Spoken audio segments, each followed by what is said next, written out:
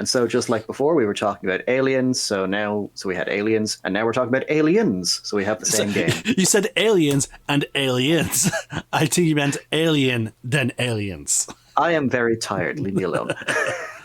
So yes, folks. Last side chat we talked about Alien for 3.5 hours. Like, oh my god, that's it was fun conversation, and oh yeah, it was. I enjoyed every second of it. Just no regrets. To those, no regrets. So, however, I will convey a deepest apology to those listening that were hoping that we would stay on topic for like 90% of it. Yeah, I don't care about that. Like, I'm happy either way. Yeah. Oh, sorry. But again, that's the whole point of this whole thing. Like, we are, like, again, that's why it's called side chat. We will try and stay on. If we go on tangents, we will try and keep the tangents to be about the topic. So, for example, like we went on a lot of tangents talking about the actors, the significance of Sigourney Weaver. Yeah, Sigourney Weaver in terms of being like one of the early female action lead characters. We went into a lot of theories about like the alien biology and just how it works within the universe, and all of it was, relatively connected loosely to like the topic at hand. And we'll probably, of course, we did kind of go off of the points. Like there was One Piece and Mass Effect and Harry Potter that came up. But that still was delightful. Yeah, but that was in the context of like movies and all that. But in all fairness, it was much looser than what we are. But again, it's like what I explained why we called this channel this segment the side chat. It's because the idea is we're on a quest to talk about the movie, but like in all open world RPGs, something shiny comes across us and we're like, ooh, side quest. Exactly. And it's hopefully you will find it, dear listeners, just as fun listening to the side quests as it will be listening to the main discussion. Yeah. So again, just as another caveat, once again, just as a disclaimer, because again, I'm probably going to be repeating this disclaimer in every fucking side chat, similar to explain like sorry about the tangents, but we are not experts in anything that we talk about.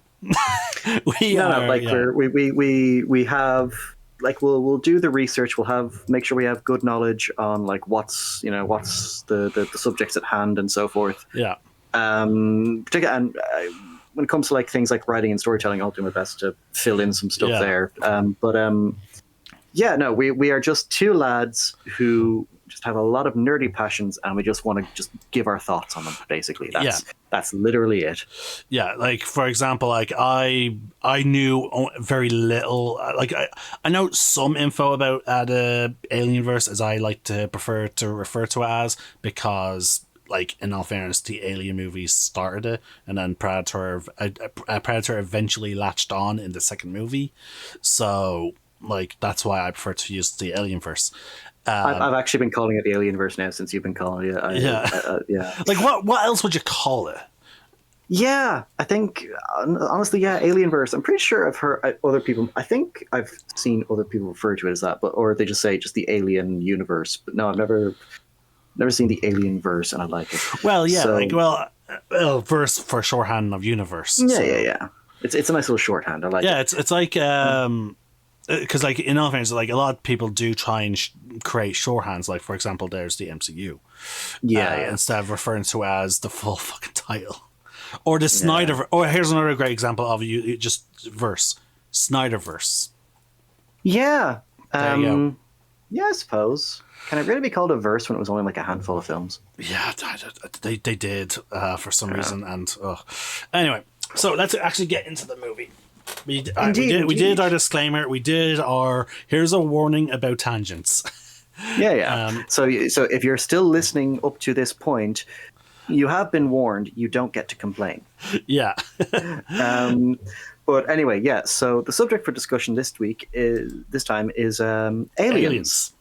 Specifically, the director's cut. We were talking about the director's cut of Alien in the first video. This time we're talking about the director's cut of Aliens. And I think even if we weren't talking about the director's cut of Alien in that last video, I think we should have done I'm glad we did the director's cut anyway, and I think we should have done it because I know your version of the DVD doesn't have it. But my version does. It's the like how Alien had the introduction from Ridley Scott talking about this is that did have it. Huh? Yeah, I watched him talk about the changes. No, I mean the James Cameron the version of Aliens. James Cameron's. Okay. Yeah. So my version of Aliens did have that, and so I thought I'll just go over some brief context of that. So James Cameron has said many times that this was the version of Aliens he wanted to release. This was, to him, this is the version that is canon. This is the version that is the complete story. But just back then, because there was kind of a rule, kind of an unwritten rule about how long a movie should be back then, Fox told him, look, cut it down a bit, remove some scenes. And so he had to do that. And I'm very surprised because the director's cut of Aliens was my introduction to Aliens. I have never to this day, or no, I have seen the theatrical release, but I didn't see the theatrical release until last year when I got the Aliens Blu-ray. Like I've never, So as far as I'm concerned, like Aliens, the director's cut is the canon version, and I believe it is the canon version most Alien fans accept. Like it's like the Lord of the Rings extended edition. They are, as far as we're concerned, they are the canon versions of the film. Yeah. Now, mind you, though, like speaking of that, like it's so amazing now that like how now that again, as you said, it was an unwritten rule that movies had to be a certain length in theaters. Like, can you imagine if they continued that rule to this day? Even just looking at the like we talked about it earlier, like imagine doing that rule with the fucking Marvel movies. Oh God. Yeah, like there'd be so much shit cut, especially now. Don't get me wrong, I do sort of see where they're coming from, like expecting moviegoers to sit in a cinema for so fucking long. Like now, in all fairness, I was never big on going to the cinema anyway to see any movie. Because I was always like, I'd rather to come from my own home where if I do need to go to the bathroom, I can just pause it and go. The only time I ever would go to the cinema is when like my mother or my not even my mother. It was when my grandmother would come to visit me from Blanchardstown. Now I just so happen now to be living in Blanchardstown, but back then, like she would take the 2 hour. Actually, no, back then it was only an hour because we had decent bus routes. But she would take the hour bus ride to come see me and my sister on our birthday, and she would bring us to the cinema. And I still remember the movies she brought us to see. For one time, for example, she brought us to see Road to El Dorado. And so like I'm not gonna get into it. wait, are we talking about the animated one? Animated one, yeah. Okay. The fact that your reaction to me saying that was that we're going to have words in the next podcast. But my point is like the idea of, so I can see why they had this unwritten rule. Yeah. But it's one of the reasons why I'm so glad that so many directors save their footage and then keep it as deleted scenes. And now, obviously, we never really had access to them until like the advent of DVDs, because you could have the menu to see deleted scenes. But then I started enjoying the fact that like they eventually abandoned the whole deleted scenes, and then they started just doing like, you know what, let's just put on the DVD, or in some cases, like you said, VHS in the last video, just the whole fucking thing. Yeah. And even then, like even back then during the VHS era, like I remember Harry Potter, for example. Like I didn't figure this out until like a friend pointed it out to me. But on I think the VHS of Philosopher's Stone, they actually had deleted scenes that played after the credits. Really? Yeah. And one of them, and a few of them were like directly from the book as well. So like you remember when in the film, there's that first interaction with Snape. Pity, clearly fame isn't everything, is it, Mr. Potter? Oh, and he does the coded phrase of the flowers. No, yeah, he does all that. What would you get if you mixed monk's wood and all that kind of stuff. And so how in the book Harry's immediate response after that is clearly Hermione knows. It wouldn't be such a pity to ask her, would it? They actually kept that in the film. They actually had filmed that in its entirety, but they cut it after the famous and everything part. In all fairness, they did cut the whole the sass that Harry had. Yeah, and so this is just one of the Harry was a lot more sassy in the books as opposed to the movies. Yeah, and I'm just gonna say this. That was one of my biggest fears of the Percy Jackson live action series. I was like, oh my god, are they gonna make him lose the sass? Because from the movie I was like, oh no, but then in this series I was like, please, because I saw the movies first, so in the movies it was very action oriented, because of course, but then I read the books and I was like, oh my god, this character is fucking hilarious. The fucking cheek of him. And so I was worried, is Disney gonna let us have a cheeky child protagonist? I know we have Deadpool and all that, but they're adults being cheeky to other adults. Are they gonna allow a kid to be overly sassy and cheeky to adults? And they did cut out some humor, but not all of it, because unfortunately a lot of the humor in Percy Jackson does come from his inner monologues. Yeah, but oh god. But no, that's again. I'm glad we Hollywood eventually got rid of this whole thing, because I spent so long trying to get my hands on the extended editions of The Lord of the Rings, and it was just a pain in the fucking ass to locate them, or they were just super fucking expensive. Now I got them on sale on the Microsoft store one Christmas. I was like, hey ma, they have the 6 movie collection extended for about €30, and she was like, grab it. She's like, here's my card, input the details, grab it. So that's what I did. I ended up buying them twice because I realized, oh shit, no, because they're on my private account and I can't play my games if you're on my brother's Xbox watching the movies. So we had to be like, okay, we'll set up a family account, but I'll pay for them this time. So technically we own 2 copies of the 6 movies across 2 different Microsoft accounts. You can never have too much Lord of the Rings. Yeah.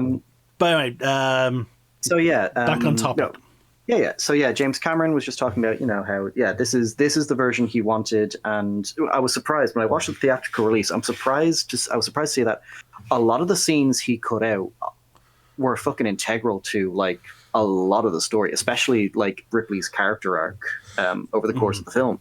It created a very notorious scene. Some of the cuts, if I recall, particularly with the turrets, because the turrets was always pointed out to be oh, this is a terrible fucking scene. It's which I don't stupid. get, because I loved the turret scene because it shows the tension of, oh my god, the aliens are wall to wall. They are fucking coming in force, and it's a great scene. No, but I believe in the theatrical version, though, if I'm recalling correctly, there was some ridiculousness of the sentries. The sentries are never actually mentioned. I don't know. No, in the theatrical release, as far as I recall, there was no tunnel scene or anything like that. They just don't really. I think there's turrets in the hallway. I think that was definitely in there, but the very first turret segment where the aliens are coming through the tunnel and they're banging on the door to get in. So I think that was cut. But that's not the only. So we'll get into it when we get there. But yeah, there's. We're going to be coming up to one of the scenes very early on when we start talking about the film in full. But yeah, so it was one of those things where the director's cut is the canon. Like officially, it is the canon version now. Like even Fox acknowledged it and stuff like that. Yeah, I think it's the one that's even on Disney Plus now. I think it is. Oh, thank God, because they only had the theatrical release the last time I checked. I would have to double check that, but I know that it's the theatrical release of Alien, however, on Disney Plus.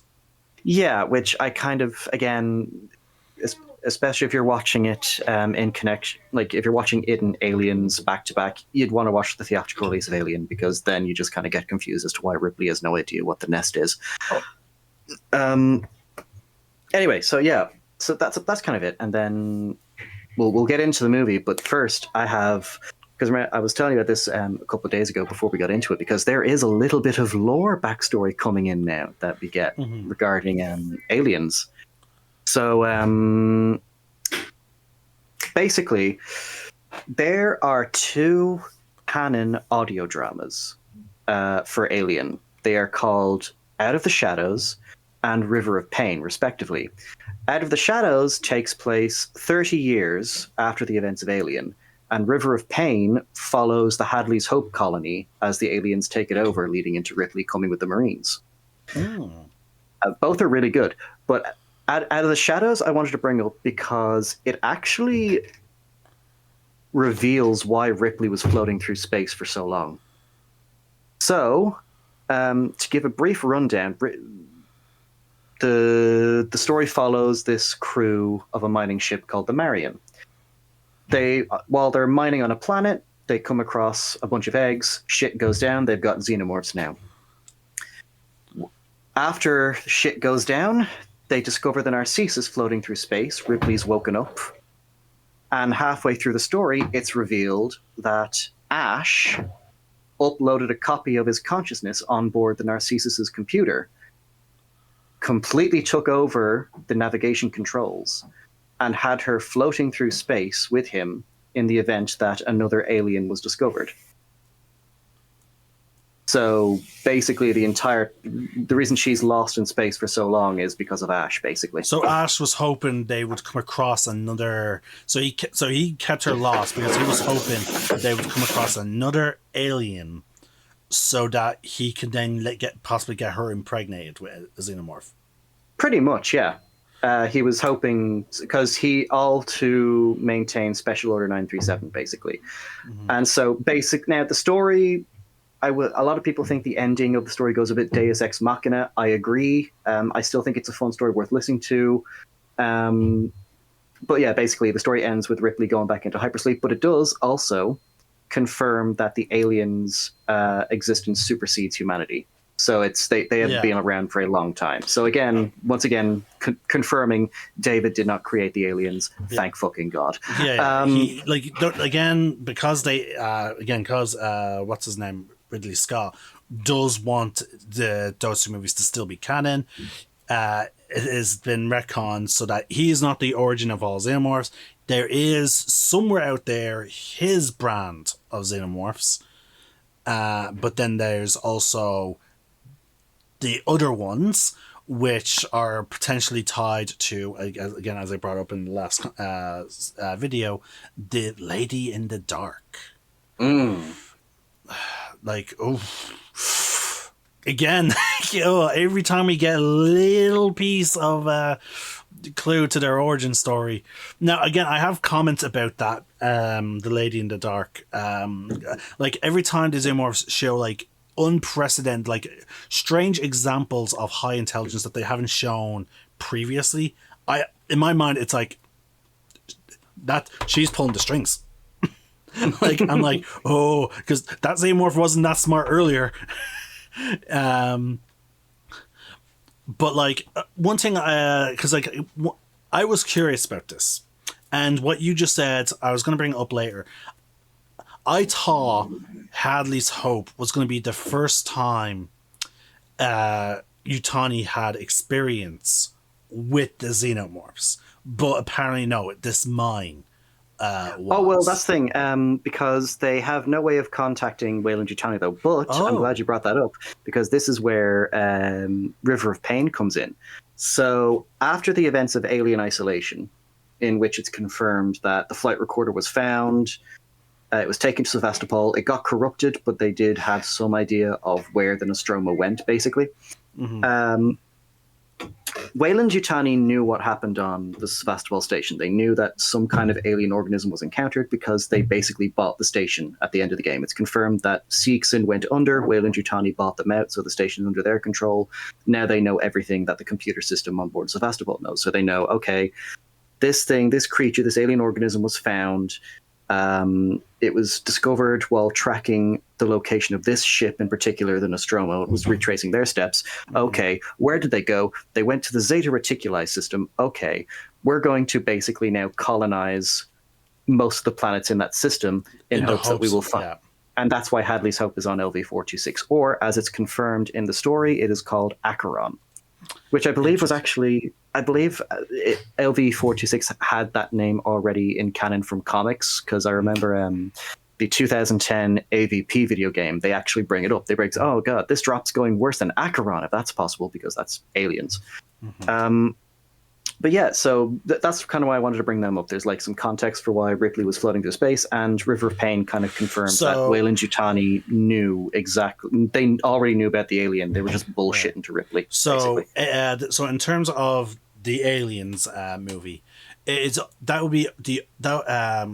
not Weyland-Yutani's first experience with them. However, it is, to my knowledge, the first time the colonial Marines are encountering them.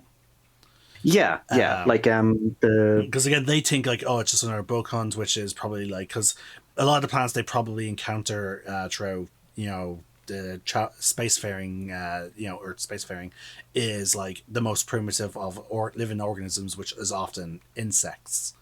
Yeah. Like I would say, when they say boat hunt, I'm assuming it's like yeah, as you say, like insects, or they're just going after like smaller kind of, not too much of a hassle kind of creatures, but they'll still make a bother to the colony, stuff like that. Yeah, I still stand by that. The fact that like Weyland-Yutani wrote the whole program into Mother for, and also made it like part of the contracts to investigate all that stuff, purely because, again, we know for a fact that Weyland-Yutani knows about predators. And they're just like, okay, so we know that there's, other life out there, Yeah. So, and where there's that life, there's money.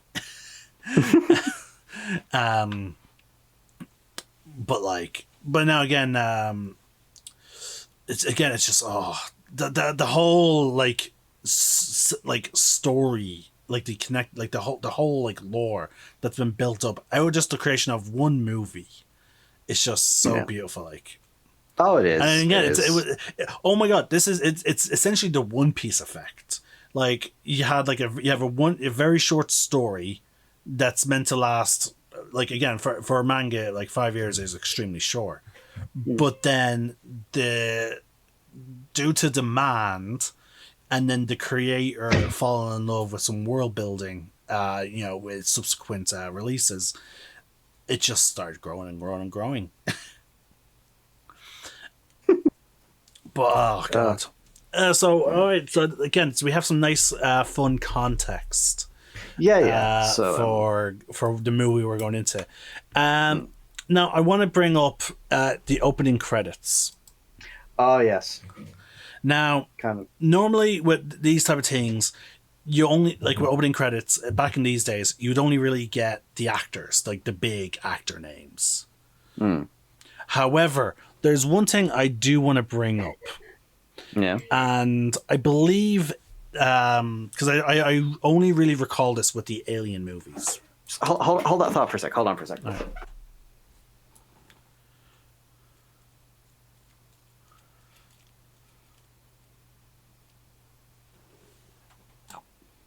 Cool. Sorry, you were saying about that. Yeah.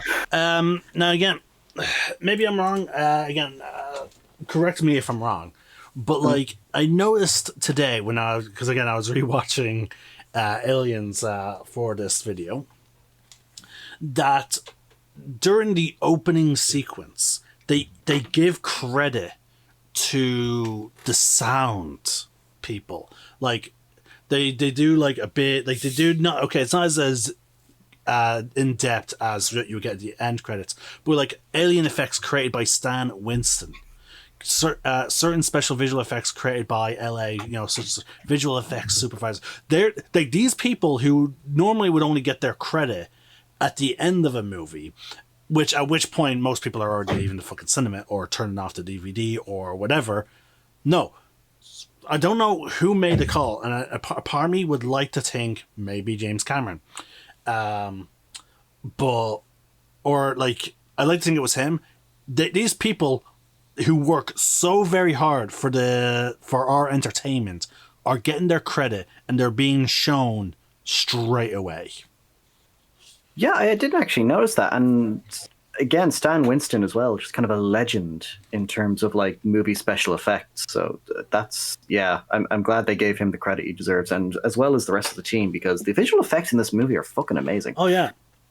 Okay, yeah. So there's some of the, like puppetry and stuff like that, but like the miniatures and whatnot are fucking like top of the line. Mm-hmm. But no, again, I just thought it was interesting, like because again, like you normally don't get opening credits like that.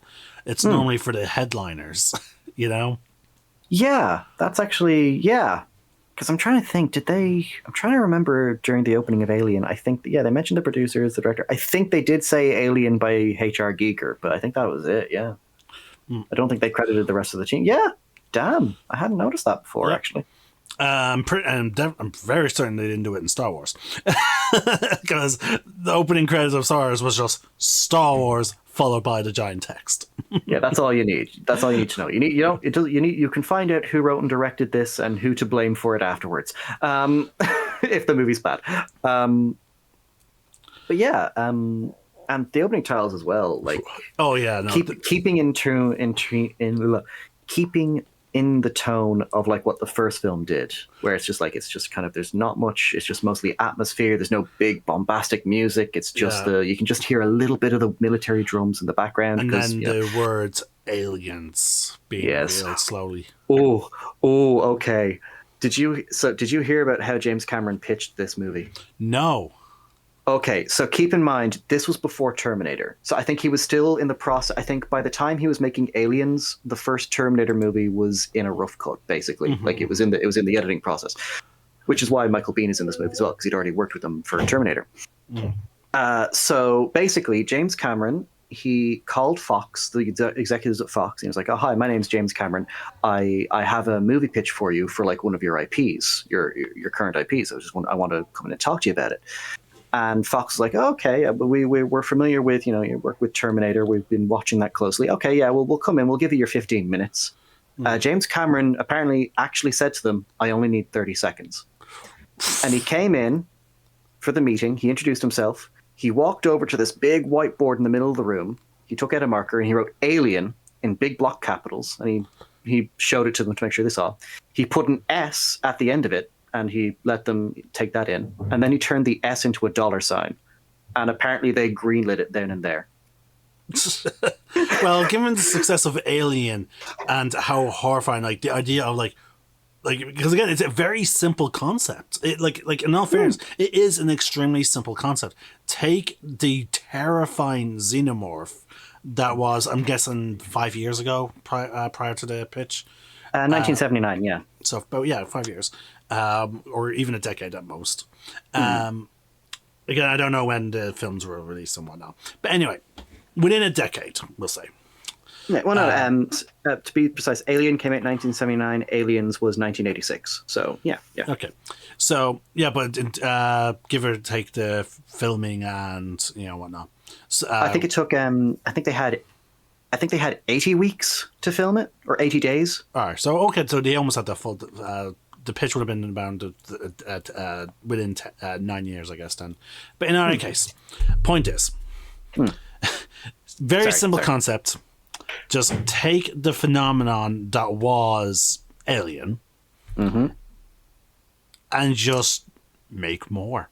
What if, instead of just dealing with one of these creatures, they dealt with loads? Yes, and I will say, and I'll say this early on because we're going to be getting into it eventually, but I have to give mad props to James Cameron because while, yes, Aliens is, by all all technicality, it is an action movie, but he still manages to hold on to a lot of the horror aspects. Like there's still a lot of tension building. We still spend a lot of time in the first like act and a half with just getting to know the characters. And the aliens come into it around. Actually, I think the aliens come into it around the same time as the alien in the first one. Yeah, like again, he understood a lot of the aspects that made the first film as good as it was. And they went with it. Because the thing is, like with the Alien movies, like even even Alien 3 and Alien Resurrection, like one thing about this whole movie cinematic universe, whatever, it's very tight grouped. It's for like. It's really it tends to be really hyper focused on a crew. Mm-hmm. Dealing with the Xenomorphs. Now, with the prison one, we do have like a bunch of numerous prisoners, but like for the most part, we're focused on Ripley and 4 other prisoners. Yeah, like, I remember. Yeah. Now, when I say 4, I mean like 4 that are like that actually have proper name and proper development, and you can tell like they're the ones that are going to be in a lot of the scenes. They're not background characters. Exactly, yeah. Whereas other action movies, it's like, okay, no, we have maybe a small group, but like we'll be introducing other characters throughout the series, like characters that they interact with and whatnot. But no, with the Alienverse, it's always these characters interacting with each other throughout the entire movie. No new character within like your first hour. Characters will be taken out, but no new characters will be introduced. Because as they're being eliminated, the cast is being basically smaller and smaller.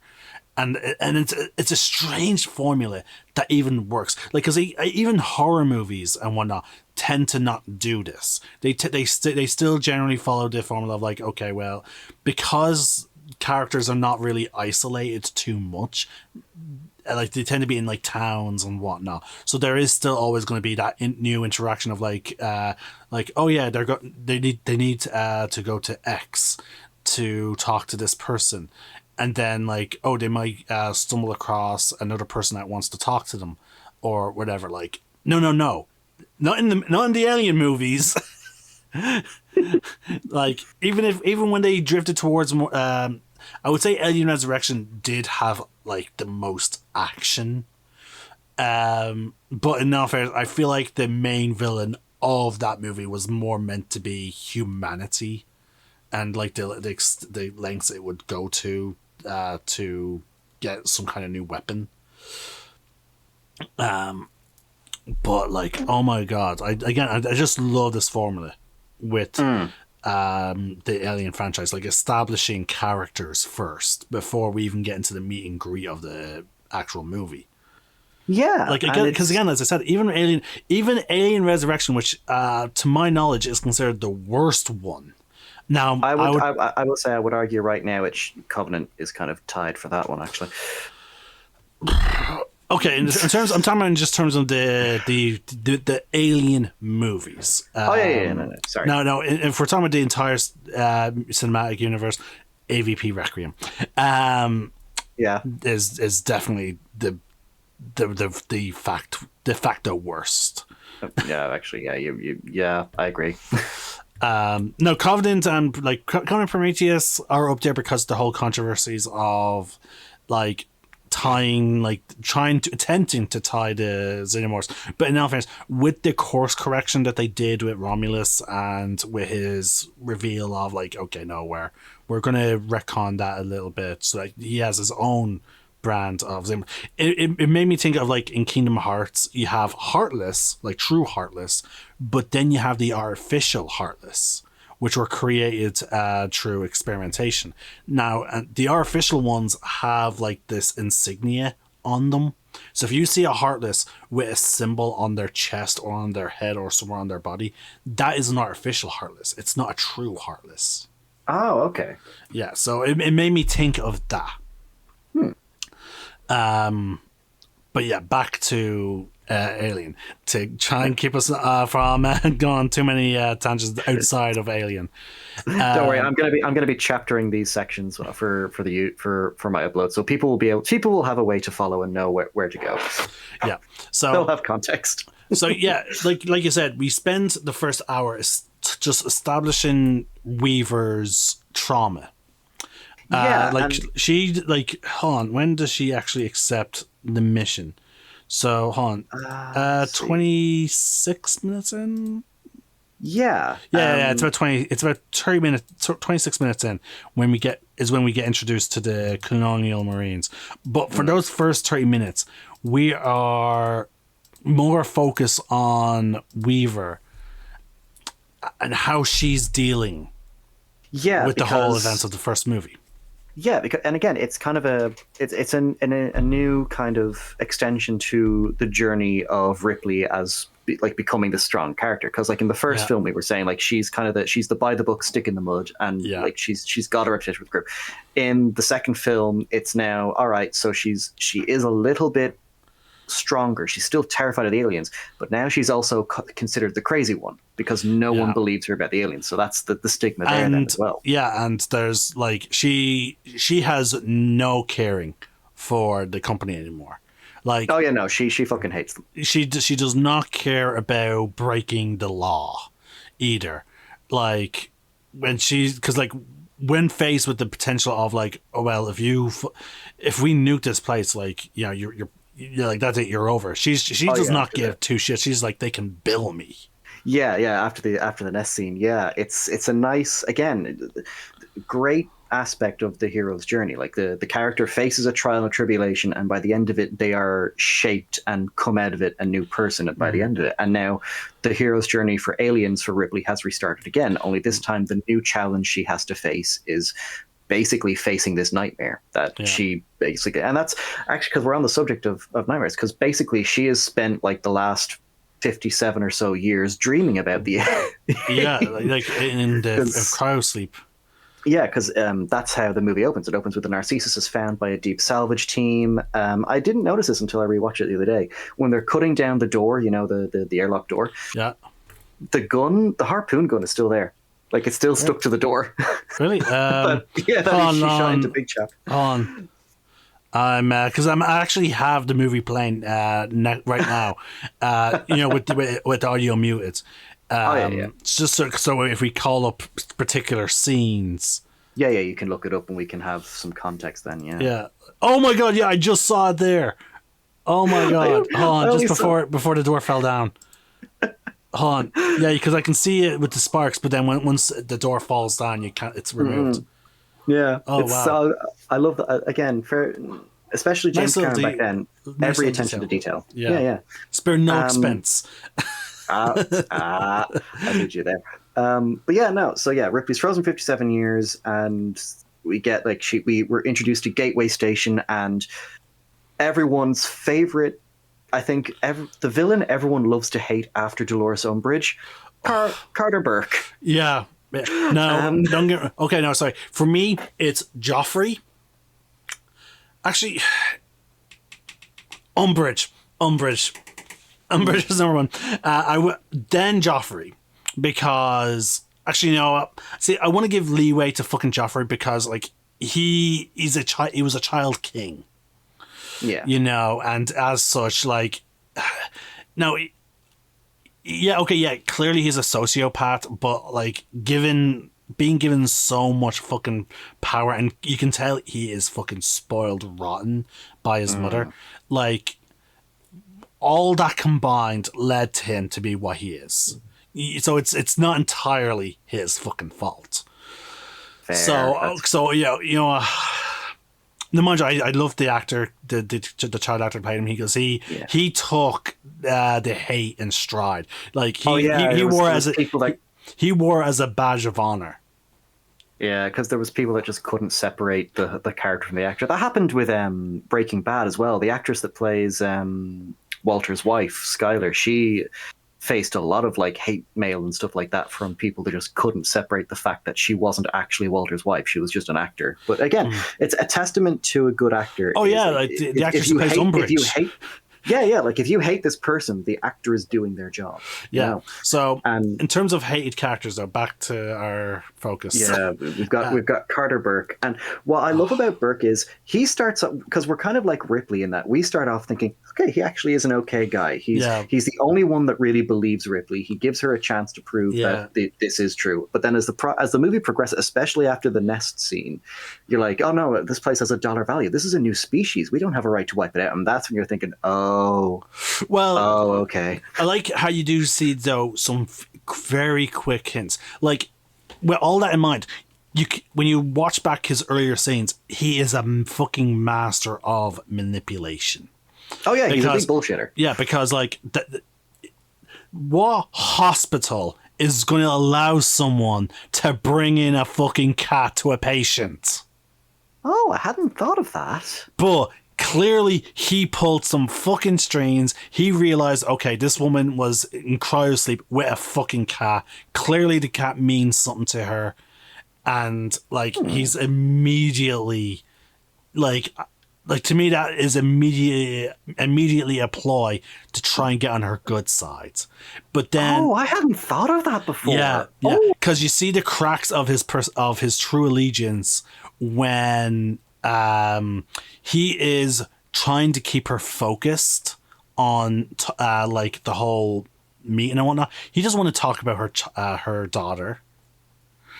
Like like she has to really push him. And then also when she then calls him, he is once again showing he's even looking around. He's like, because he has to make sure that he's not being overheard. Well, I kind of took that as he has someone. He's like someone else is there with him, probably asleep, and doesn't want to wake them because it looks like he had just woken up. Like it was like late. I would say that one looks more like, oh fuck, are you okay? What's going on here? But see, things he only does it though after she's like talking about like their purpose going to the planet.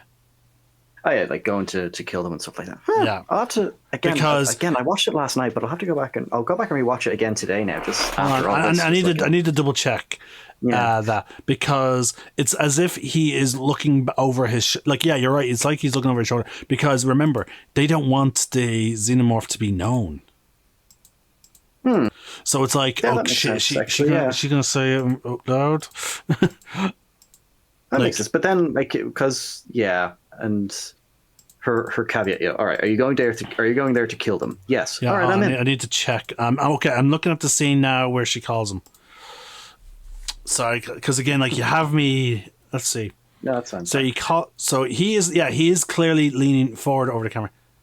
Oh right, no. He looks over, but just before he goes, "Are you okay?" Yeah. You are right. Yeah. I just thought that was just like, okay, he's clearly got someone with him or like a partner, wife, I don't know. But beyond that, though, the other stuff you've mentioned, like again, focusing more so on the meeting rather than giving her the information about her daughter, bringing the cat in. Yeah, I'm gonna have to rewatch the film again because he is a schemer. He is fucking dirty little schemer. He is, and it's not really until we get onto LV-426 and that we start to see again the mask is coming off a lot more, especially once shit hits the fan, which is great. Something I love about this. So like Paul Reiser is the one that plays Burke, and fantastic actor. Did some stand up. He was in Beverly Hills Cop and stuff like that. Really good actor. He's in Stranger Things now. Great actor. He's got a good filmography against him. But there was a story he had told during the premiere of the film, and this is a testament to just how good of an actor he was in this role, and just how well written Burke is as a slimy little weasel. So like he brought his mom to the premiere of the film, and they were watching it, and he had said in an interview he was worried that like his mom might get a bit squeamish seeing his son die towards the end of the film because he gets killed by an alien. And when that scene came on, a lot of people were cheering like, yeah. And he looked over and he saw that his mom was cheering with them. So like he played the role so well, even his own mother hated him. But yeah.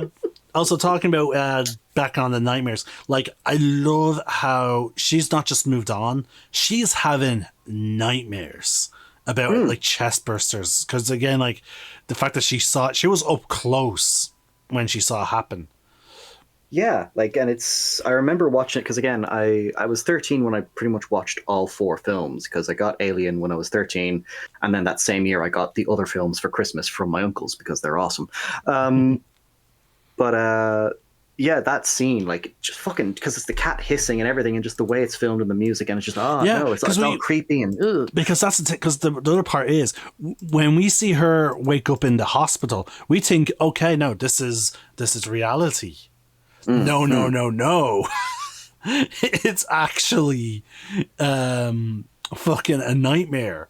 Like, we're not joining her waking up in, like, I love how they sort of like just skip over that, and they're like, oh no, we're not going to show you Ripley waking up in the hospital after being rescued by that salvage team.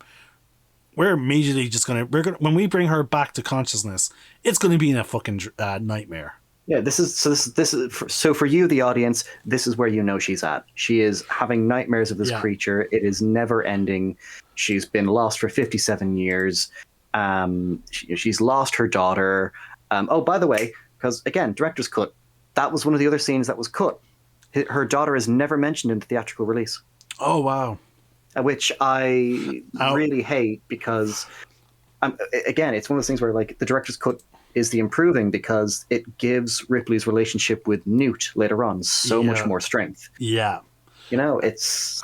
And again, like, I love how, like, now, in my replaying, because again, as I said, I have the thing, it's muted, playing as we're talking, like, and I just paused it there, because, like, the true first scene of current Ripley is her waking up from the nightmare that I just described with the chest burster.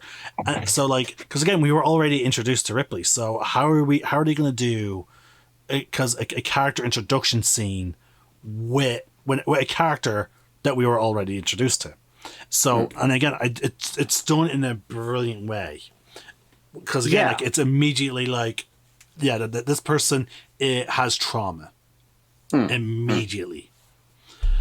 And she, like, but she still has that little bit of humor when the nurse asks, or doctor, we don't know, the position of that physician. Hold on, I have the thing here. It just says she's credited as med tech. That's all. Okay, but yeah, they're like, do you want something to help you sleep? And then Ripley's just like, I've slept enough. Yeah, no, I've slept enough. Yeah. Mind you, Ripley did that joke first before Captain America.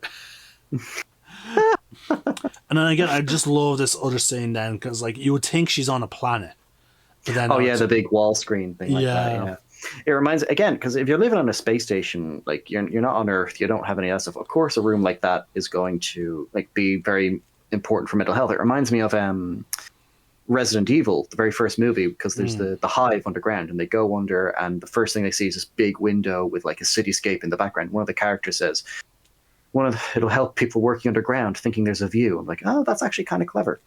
And so it's the same here with the space station. Like, it's like the holodecks in Star Trek, with, like, oh yeah, we need just a nice little escape to, like, check out for the fact that we're floating through space on this big metal thing. And it's good. I think, again, no CGI. It's just a big projector that, because of the way it was filmed, it looks like sci-fi tech. It's great. Yeah. And then here we go is when he wanted to talk about the whole board meeting. Because he's clearly representing Wey-Yu. He's like, okay, I'm imagining there's some non-Wey-Yu people there, so they're like, colonial administrators. Technically, the Marines they're not like a private branch. They're their own thing. They're government. Yeah. So, like, I imagine he's trying to play, be her friend, but, like, I can definitely tell that, like, throughout that, like, basically her interaction with anyone, like, officially from the company. And again, I love how often they just say the company, they never really, I don't think I've ever actually heard in universe, or the very least in these first 2 films, I don't think I've ever actually heard them refer to Weyland-Yutani by name. They only ever just say company. Yeah. the company, like as if like it's company, the singular one. Like, no, we know it's Wey-Yu because we do see their logo in this movie. Actually, no. In fact, they hyper focus on it. In fact, building better worlds. Because think about it again, because the Nostromo was a Wey-Yu thing, so of course that had a few secrets programmed into its systems and stuff like that even the crew weren't aware of. So if you're thinking, okay, this is another Wey-Yu thing, so maybe they have something else planned in here? In the film, no, but again, in River of Pain, we learned, the colony was planted there specifically in the event that they came across the ship the Nostromo came across. And then there's my headcanon of like, no, they programmed that fucking thing into the ship's AI, and they put it into their contracts because, again, through the Predator movies, we know, and the AVP movies, we know Wey-Yu is aware that there is life out there. Yeah. And you can tell that this meeting is completely a formality because think about it, he is I believe he's a lawyer. The sleazy weasel lawyer? Burke. I can't remember. Hold on, I'll look that up now. Because I know he's supposed to be on her side. Yeah. What was Burke's position? While you're looking that up, because he's supposedly on her side, but he special projects director. Special projects director. Okay, but yeah, he claims to be on her side, and so he's basically going into that meeting telling her okay, look, we got this, you just tell him the truth, whatever, but he is for the most part silent when she went during from what we see of the actual meeting. Now I believe he does say some things after the meeting, once she's suspended, but during the actual before that bit, he's silent. He's not speaking up for her defense when they talk about. Yeah, I think he was kind of. When you look at it as well, when she starts to go a little bit ape shit by the end, you can kind of see him. He's kind of face palming a little bit, okay, this is not this. I think in his mind, he's just like, this is not what you want to do, Ripley. This is not how you want them to see you right now. Just what are you doing? Why are you snapping at them? What are you doing? I know. I think the reason why he's silent is because he wants them to view her as crazy. Because Wey-Yu probably wants the Xenomorph to be a secret, so that they can search for it in secret and whatnot. Because again, it's like you said, they established Hadley's Hope for the purposes of trying to find the derelict and the eggs. Yeah, well, not the derelict and the eggs. Again, it was in River of Pain. They describe it as they don't know what they're looking for. They just know it has something to do with extraterrestrial life. They don't know it's the Xenomorph specifically. They don't know if it's the derelict. They just know, all right. So so after this scene happens in the book, in the drama, we cut back to Hadley's Hope. We've got a team of scientists coming in saying, "Oh, we've just got orders from Wey-Yu. Some guy called Burke. He wants us to check out this area, sector blah blah blah blah blah blah, where the derelict is." They won't say why. That comes up when the management of Hadley's Hope is the guy's they want to know if his claim will be honored. Because some guy at the company told him, and it's oh God, look, it takes 2 weeks. Yeah. I don't ask, because the answer is always don't ask. Fucking great. Also, the actor, the guy in charge of all that, he is actually the captain in Red Dwarf. Yep. I can't remember his name, but it's again when I saw that for the first time, then I saw Red Dwarf. I was like, hold on, is that the? Oh, it is. Fun fact, again, for River of Pain, they actually brought him back to play the same character as he plays here in Aliens. Nice. Couldn't really tell the difference. His voice, is it, even though he might be older now, his voice hasn't changed, so that kind of works. But so they go to that's what sends them then afterwards. They're like, okay, so why are they sending us here? Well, are you thinking what I'm thinking? Do you think we might have finally unlocked the secret of what happened to the Nostromo? Yes, I'm thinking it might be. Let's find out. And then that's it. it's kind of thing that they don't know what they're looking for in terms of like Xenomorphs. It's just like, okay, it's extraterrestrial. That's important to the company. Let's find it. But so did no one on the with because you talked about the mine, the other drama. The very first one, the mining ship. They were basically, when they first encountered the aliens, the Marion, the name of the mining ship, they had miners on a planet. They discovered eggs by digging too deep, kind of like what happened to the dwarves in Moria, basically. And while they're on their way flying back up to the Marion, the pilot gets chest bursted, and the ship crashes into like the hangar bay, but it damages a lot of the what's it called?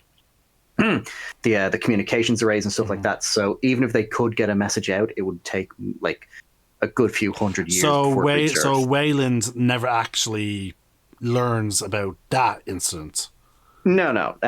They never learn about that incident. The only incident they're really aware of in terms of like an alien encounter would be Sevastopol in isolation. But again, it's they never, because again, the flight recorder is damaged in Aliens. That's what they say in during the Ripley's board meeting. Like, okay, the flight recorder corroborates some of what you're talking about. That they landed on LV-426, and then for reasons unknown, the ship was set for self-destruct by you. It's like, no, you guys told us to do this.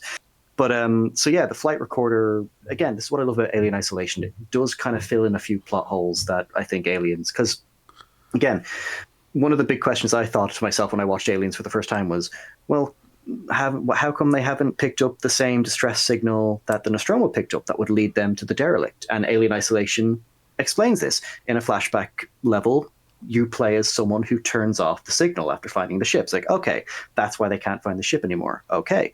But what happened to the flight recorder? Now, of course, you could argue 3 nuclear explosions are going to cause some wear and tear to a flight recorder. But no, Alien Isolation kind of explains the guy that found the flight recorder, because he found out about the aliens, he found out about the organisms.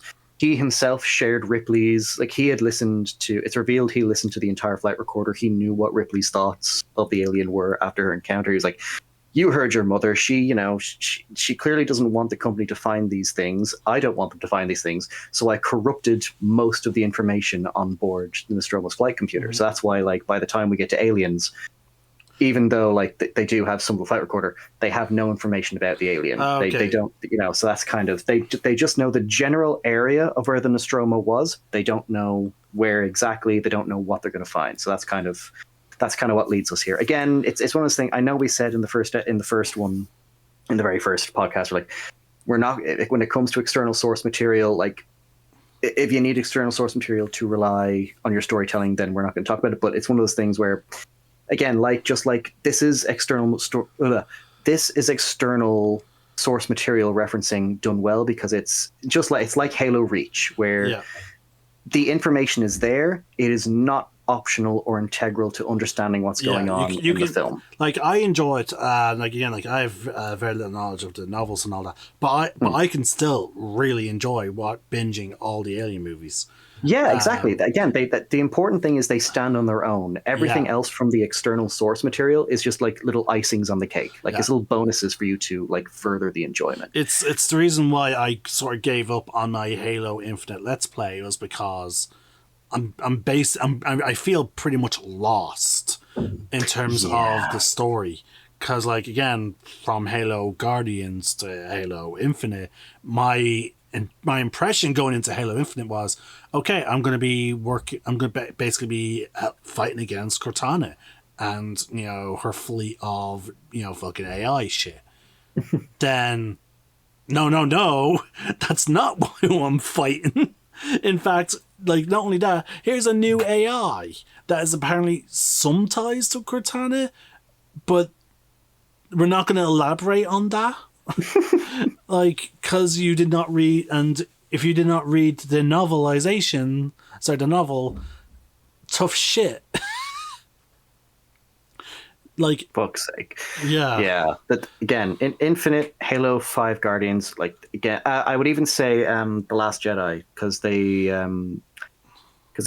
apparently they used a lot of comic books then to explain away a lot of plot holes that movie came up with. And again, it's those things where, like, if you have to rely on external third-party source material to fill in the gaps of your story, then your story was not well written. It was not well told. If you cannot enjoy, if the movie's not enjoyable or explains things to some degree by itself, like, or major elements of the story if major story elements rely on external sources, you fucked up. Exactly. Again, as we've said, it needs to stand on its own in spite of all that, Yeah. And so again, this is where so Aliens, because again, a lot of these external source materials we're referencing now were written after the fact. Aliens came out, they just had their own idea of what this was all going to be, and so the external source materials it does, like, they still managed to fit it in some way that doesn't drastically alter, like, the story, and it's grand. Like, again, like, when mentioning the black box, when they were talking about the flight recorder, I'm just like, oh, it must have gotten damaged through the nuclear explosions. Yeah, like, it stands by itself. Now, as you said, Alien Isolation goes into more detail. Like, it goes into more detail on, like, why all this, but, like, even without that information, it still works. Yeah, like, it's like, oh yeah, they again, multiple nuclear fucking explosions, radiation can fuck shit up. Exactly. And we don't know how much power that, like, for example, with the derelict beacon, for all we know, that thing was like running out of power. And by the events of Aliens, it probably could have run out of juice. Yeah. But when we see the derelict again in the Hadley's Hope section, when we're introduced to the colony, which again, another scene that was deleted from the theatrical release, we don't actually, in the theatrical release of Aliens, we don't actually see the colony until Ripley arrives with the Marines. So we're not introduced to the colony or Newt or the derelict again until the director's cut, basically. But yeah, when we see the derelict in that segment where we're introduced to Newt, we're introduced to her family, and they're the ones that discover the ship. And the derelict is like, it's broken in half now after a few decades. I'm assuming for also as a result of the terraforming process, probably. But yeah. So again, like, even with the terraforming, you're like, okay, so they may have not picked it up, but like, once they started the whole terraforming, like, the change in the atmosphere could have fucked up with the signal.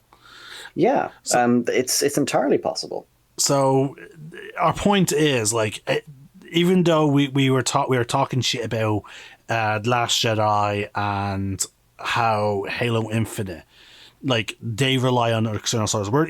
Even though we're talking about external sources here, we're just pointing out the fact that, like, how Aliens stands by itself without relying on those. Things.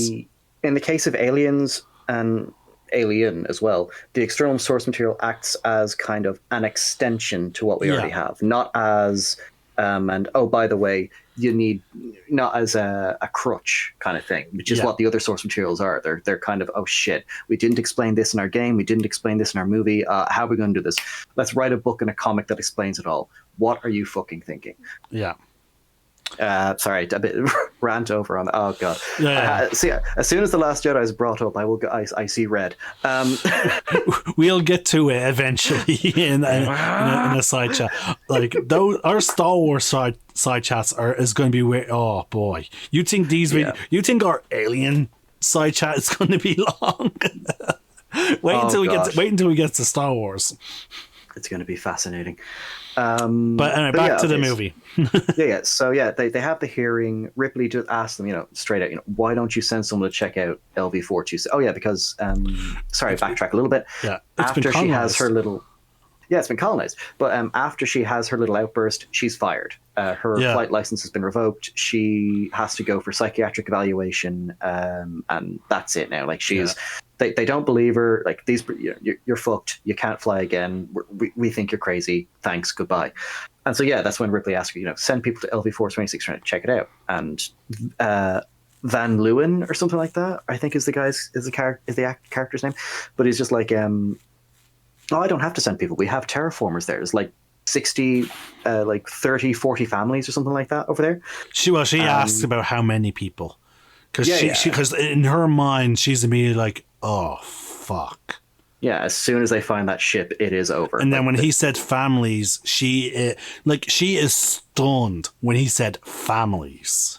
Because her immediate reaction is, Jesus. Yeah, families, because she repeats it. Because in her worst case, her immediate worst case scenario was, okay, just workers. Because in her mind, worst case scenario, they come across the eggs, or the eggs somehow maybe hatch and seek them out, and all those workers, each one will become at least one xenomorph. But then the term family, you can tell in that immediate moment. The reason why she didn't press him on that, later on, immediately, is probably because in her mind she is thinking of children being basically face hugged. Yeah, and that's even then, we never see it. I think it's not until Alien versus Predator Requiem that we actually see a child get chest burst. But even in Aliens, we never see it happen. It's just the implication that that's what happened is enough to kind of make even the audience be like, "Oh, that is fucking horrible." Yeah, and again, fear of the unknown. And again, once again, now this is why it's a shame that there was covenanting. The fact, her reaction to that is made all more understandable when we know that she's a mother. Yes. As a mother, she is now frozen by that thought, and so then the rest of the board, the people on the board or whatever, just simply walk past her.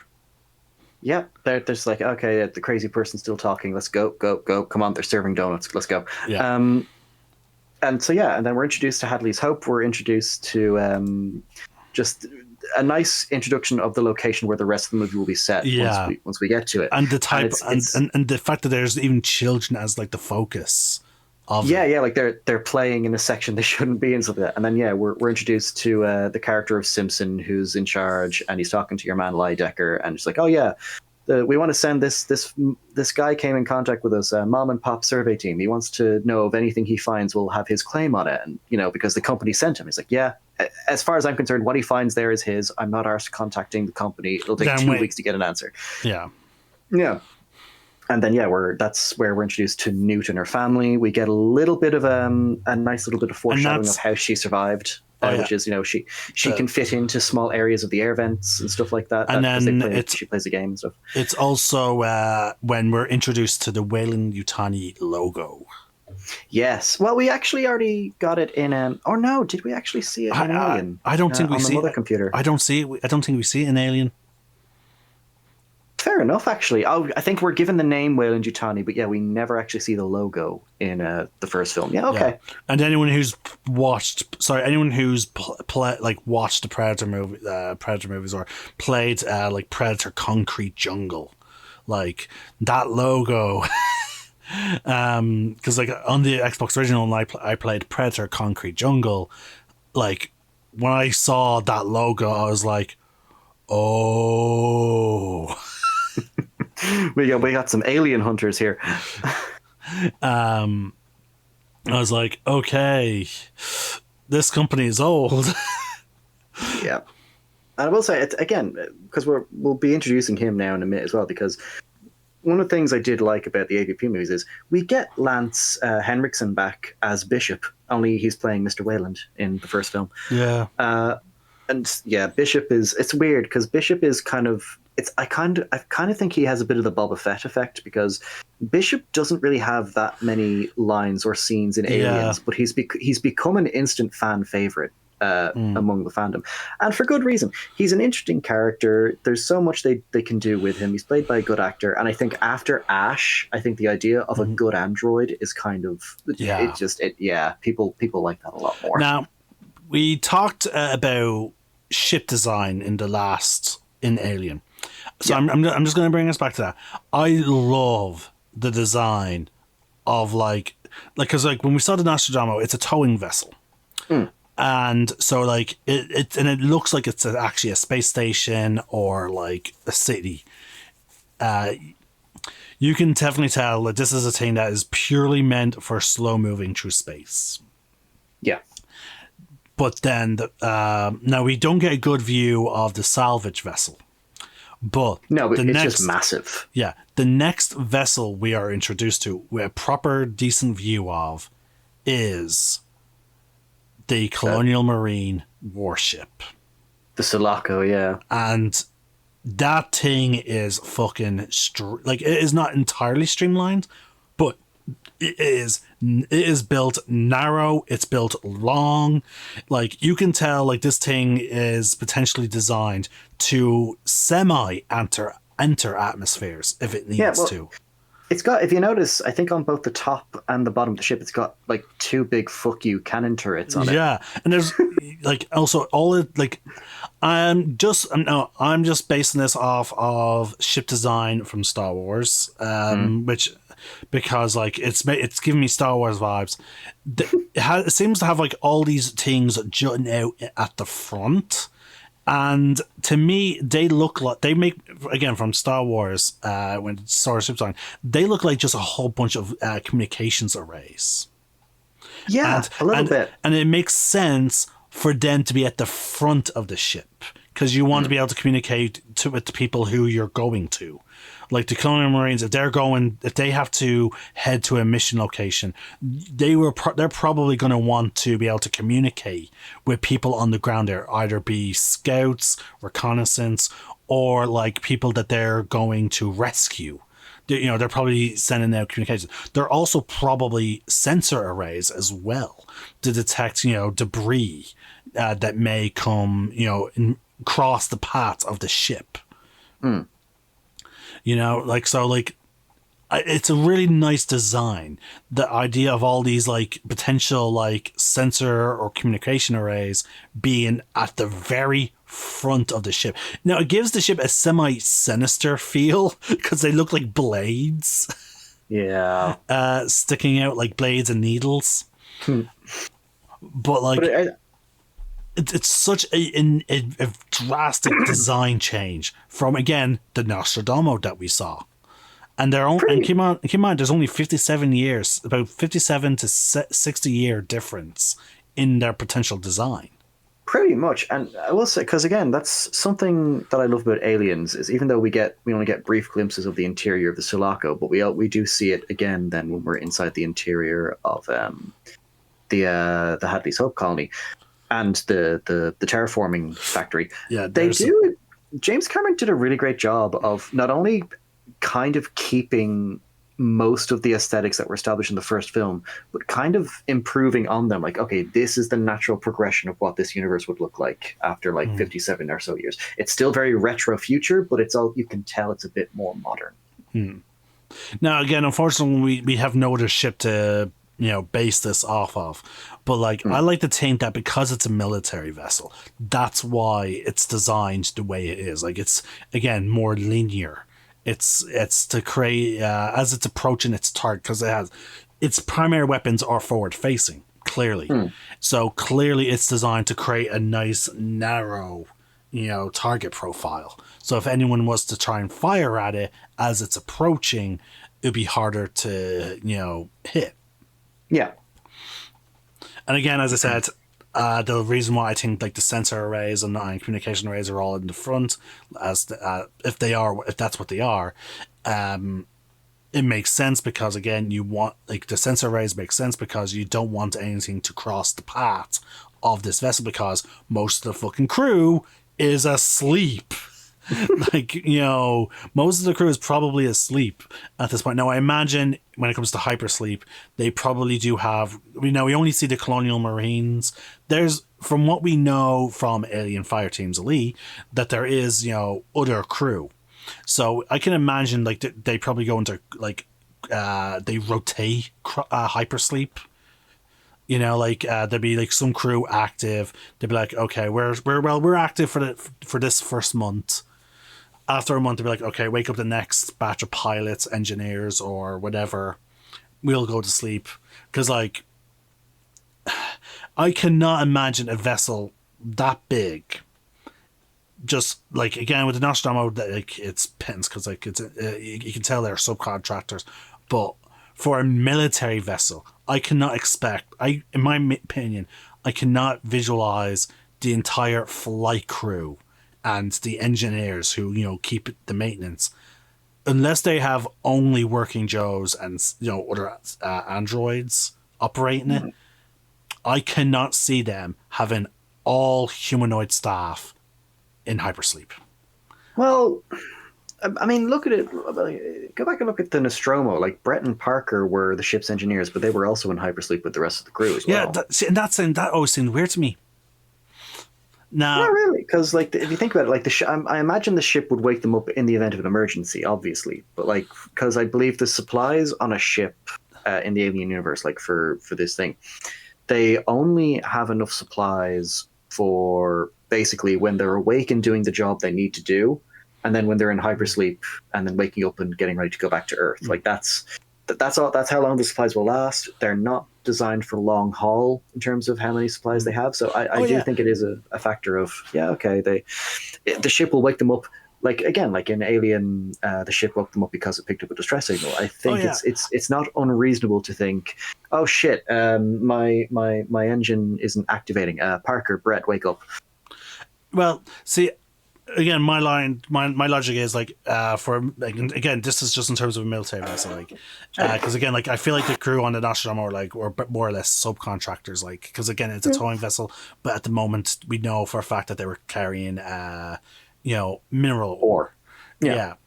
I wouldn't be surprised like if all the Marines were asleep. Because the Marines' jobs doesn't like the Marines are not to do shit until they get to their destination. that is very obvious.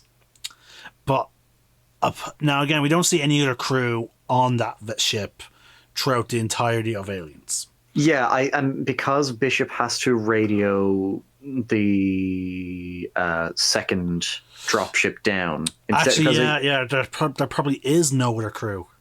I think for the film, it's just for the sake. It's these people and that's it kind of thing. Maybe because again, like as I said, like in later things, because again, Aliens ultimately came out much later than Aliens. Yeah, so it's not unreasonable to think that after the events of LV-426, they implemented new systems for Marines in case something like this happened again. Yeah.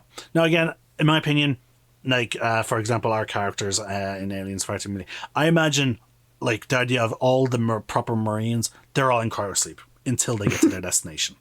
Like unless somehow someone like got a Xenomorph, like unless they came across a Xenomorph floating in space, there's no reason to wake up the Marines. But as I said, even to keep crew resource consumption to a bare minimum, like a small rotation of crew to make sure that things are running smoothly on the ship, because again, like you can't just leave everything to be completely automated, so like that's just my line of thinking, especially for a vessel again for a military vessel, like no real government body is going to leave something completely automated. I imagine there must be some level of human oversight.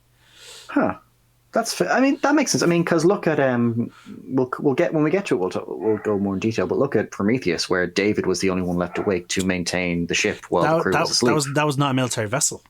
I know, but I'm just saying, like, I imagine that like even they had that, so it might be like something like that in the future. Like that would make sense.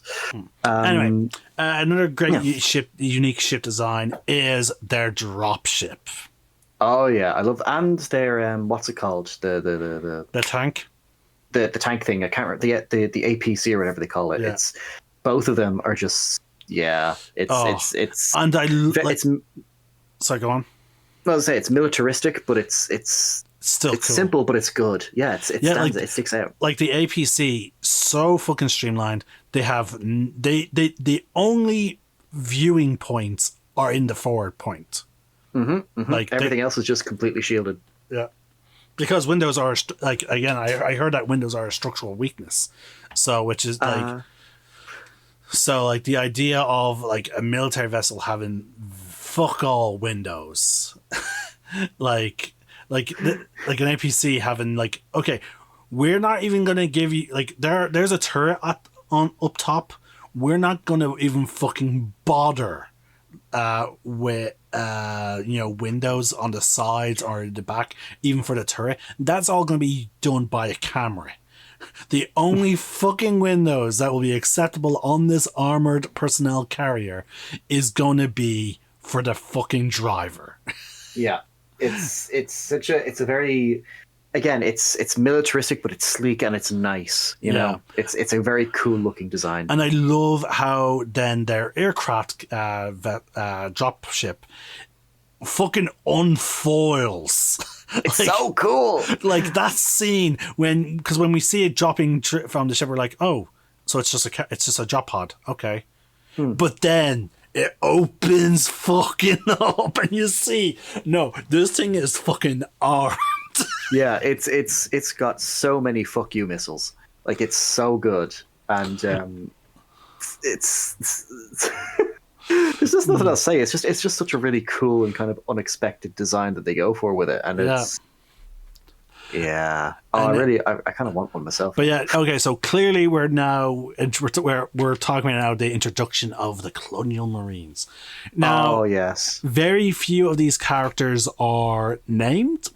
Like I said, they have. I do know they have names. It's just that a lot of them are kind of, and it is a trope that we get to with later Alien movies as well, is a lot of them are just there to die. Yeah. But the ones that are named are the ones that we need to pay more attention to. Yes, like Higgs, Hodgins, Rodriguez. Are you talking about Hicks, Hudson, and Vasquez? Yeah, Vasquez. Yeah, that's fine. Oh my god. So you're one that plays Vasquez, Jeanette Goldstein. First of all, she's supposed to be very lovely in real life. But oh yeah, I imagine so. But so there's a line in the film. It's when Ripley is giving her. You know what? I'll wait until we finish talking about the introductions, and then we'll get to her story, because there's a funny thing with Vasquez that I love when she signed up. But yeah, we got Vasquez. We got Higgins. The lieutenant. Which one? Higgins. Hudson. Oh, Hudson. Okay, I thought his name was Higgins. Higgins is Starship Troopers. Okay. The TV series anyway. But yeah, there you got Hudson, you got Vasquez, then we've got what's his name? Gorman, the lieutenant, who is introduced. Ripley is already introduced to when she's told by what's his name? Burke, that they lost contact with the aliens, with the colony. See, I'm tired. So yeah, we get introduced to a lot of these great characters. You got Hicks is played by Michael Biehn, fantastic actor. He's always great in things he's in. You've got Hudson, who is the late great Bill Paxton. He was taken away way too early. Fantastic actor. Also, he is. So you know how they have that thing like they have like a special title for when you win an Oscar, an Emmy, and a BAFTA. I can't remember what it's called. Oh yeah, he's the only actor who's been killed by a Terminator, an Alien, and a Predator. Yep, and it's so fucking cool. And then I believe Lance Henriksen, actually, no, he was never killed by an alien. So yeah, he does actually. He's only been killed by a Predator and a Terminator. But yeah, it's one of those things. Oh no, he was killed by the Alien Queen. So yeah, he also has that title then. Cool. But yeah, Bill Paxton's character of Hudson, the kind of the smart mouth, kind of fast talking, like I'm the ultimate badass motherfucker. Yeah, he's a private in this regiment, like, and he somehow he's a private, but he's 4 weeks out from leaving the military. Oh yeah, he does say that afterwards. Yeah. I didn't. Oh. Like, yes, so actually. I think maybe that, like, somehow he's a private still. So I don't know how long he signed on to serve, but like it's maybe some kind of like GI thing where for college. So maybe it's that. But the thing is, like, he is, again, we don't know how long he is. It must not be a long time if he's a fucking private, or he's just has not done anything to impress his he's never really moved up in the ranks. So either way, he's a good soldier. Oh yeah, by any means, and really good character. Basically any line that is quotable from this movie mostly comes from him. Yeah, he's the comic relief character. Pretty much, and it's not just him. It's like every one of the characters. Again, much like with the Nostromo, we're kind of given a good introduction to the characters and their interactions. Like again, Hudson's immediate first lines of dialogue to one of his fellow comrades is towards Vasquez when she's working out. She goes, "Hey Vasquez, have you ever been mistaken for a man?" And Vasquez is immediately like, "No, have you?" Well, no. His first line was actually to his boss. He's like, yes, because these floors are freezing. What do you want me to do? Fetch your slippers for you? Oh yeah, would you be so kind, sir? And he's like, then his lieutenant gives him the middle finger. He's like, look into my eye. I was always like, why say it that way? But then I realized, oh wait, no, he's giving him the middle finger. Yeah. So, again, the dialogue in this film is just really good, and it's again the characters, the actors, they do a great job. Like you can tell that they're lead. I think he's a captain or something. You can definitely tell he is all about the Marines. Like the moment he fucking wakes up, he's like, oh. And a beautiful glorious day in the Corps. Yeah, he's like, it's like being on a farm. Every meal a bang. I love how he sleeps with a fucking cigar. Because like they're all leaning forward. Hold on, I actually have the scene up right in front of me. We actually see him lying back. Right, the lights are turning on. Hold on. We see Ripley, stretching, slowly coming to consciousness. Everyone is the same way. Hold on. He leans up first, he blinks away, and immediately cigar in the mouth. First thing he does. Like, he's looking around. Like, now, mind you, it does speak to a bit to his constitution that he's able to get, like, where everyone else is sort of like, ugh. He's right into it. Like, he's like, lean forward, look around, blink, cigar, out of the bed. Yeah, because immediately, like, while all the other Marines are still, like, groaning, he's on his feet. He's like, oh, yeah, rise and shine, boys and girls. Yeah. And it's... it speaks to his character, like, his constitution of, like, just being, like, a soldier. He is used to this shit. Exactly. And it's... and then you can see some of them. Like, some of them are, like, getting psyched up from what he's saying. Like, Drake, I think, is the character. He's Vasquez's... I want to say kind of sort of partner because they seem to flirt a lot when I don't together. know. I think they're just best. I like to think that they're just best friends. You can have like even though clearly with the way they set up the squads, like they don't really be paired up because they're both heavy gunners to use alien fire team. They're both devastators to use fire team elite's class system, and it's and clearly when they split off into squads, it's one devastator per squad. Oh yeah, fair enough. It makes strategic sense. Yeah. And then of course when they're in the nest area, they're kind of like, all right, both of us are gonna.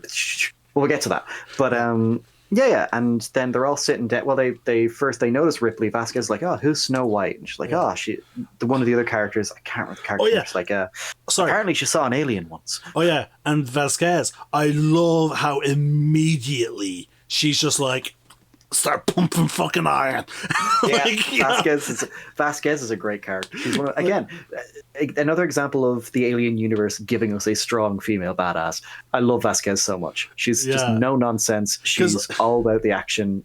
She's great. Oh yeah, she's like immediately she clearly she put on pants and a shirt, but then like she starts doing it. She gets down, asks that question, gets her answer, and then she's not even doing chin-ups. It's the one where you go where your head goes back, the bar goes behind your head. Yeah, kind of like neck ups or whatever. Yeah, whatever. And then that's when her friend joins her, to do it. And then that's when Hudson asks, like, have you ever been mistaken for a man? And I love the fucking... Yeah, exactly. And her friend's just like, yeah. You can tell that they have been serving probably in the same platoon for a while with the way they all interact with each other. No, except for maybe Hudson.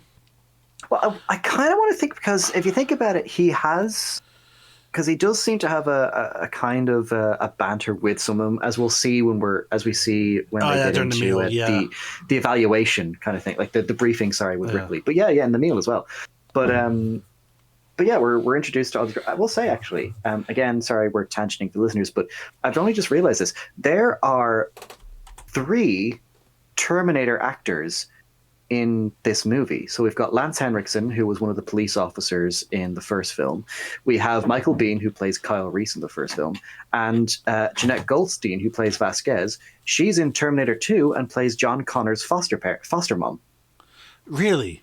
Yeah. So again, James Cameron kind of just reusing actors he knows are really good. Yeah, because which I love. Because often is the case that the directors do develop relationships, like with their actors, the staff, fucking like everyone who worked on the Lord of the Rings movies are like really close friends.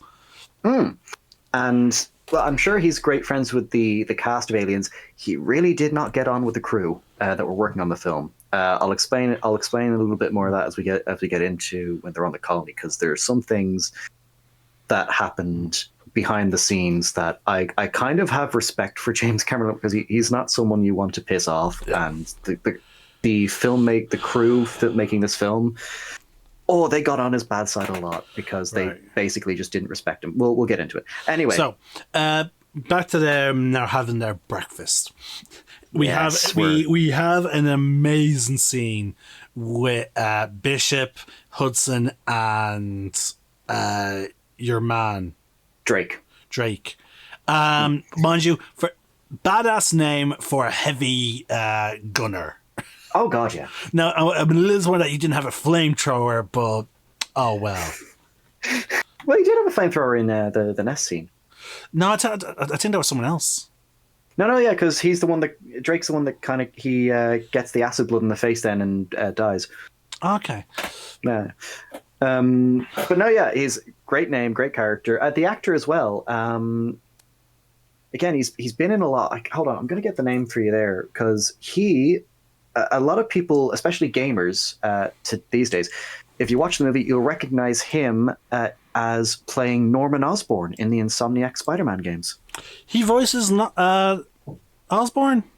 Yeah, Mark Rolston. Yeah, he voices Osborn, and he's the motion capture actor as well for Osborn in the Insomniac Spider-Man games. Well, not that he did much. No offense. Again, I still enjoy the idea of mocapping every day, just motion for video games. But Osborn in those games didn't really do much. No. But it's one of those things where it's just like you recognize him. He's been in a few other films like Rush Hour and stuff like that. He's a good character actor. Like anything he's been in, he has delivered a solid performance. But yeah, the scene that I'm talking about is obviously the knife scene. Oh, it's such a good. Not only is it it's just a nice way of introducing Bishop, it's a great way of introducing him as an android as well, because it requires very little exposition. Yeah, because the speed that he eventually moves to, you're just like, oh, okay. Yeah, and then it's how Ripley realizes, oh shit, we've got an android on board. Yeah. But I will say, so a little bit of behind the scenes thing. Bill Paxton's shocked reaction to the knife, that was genuine, because it was not scripted that Bishop was to put his hand on top of his. So Bill Paxton screaming in terror, that was actually real. Wait, so they actually did, he probably wasn't moving as fast as, they probably accelerated the footage. Yeah, they did accelerate it, but yeah, they actually did do it. yeah, they put his hand on underneath Lance Henriksen's, and he started doing the thing with the knife. So yeah, apparently this is true. Take it with a grain of salt. I've been, from what I've researched, most of the sources I've seen point to this was true. So I kind of find that funny, but yeah, it's a great way it introduces us to Bishop as an android.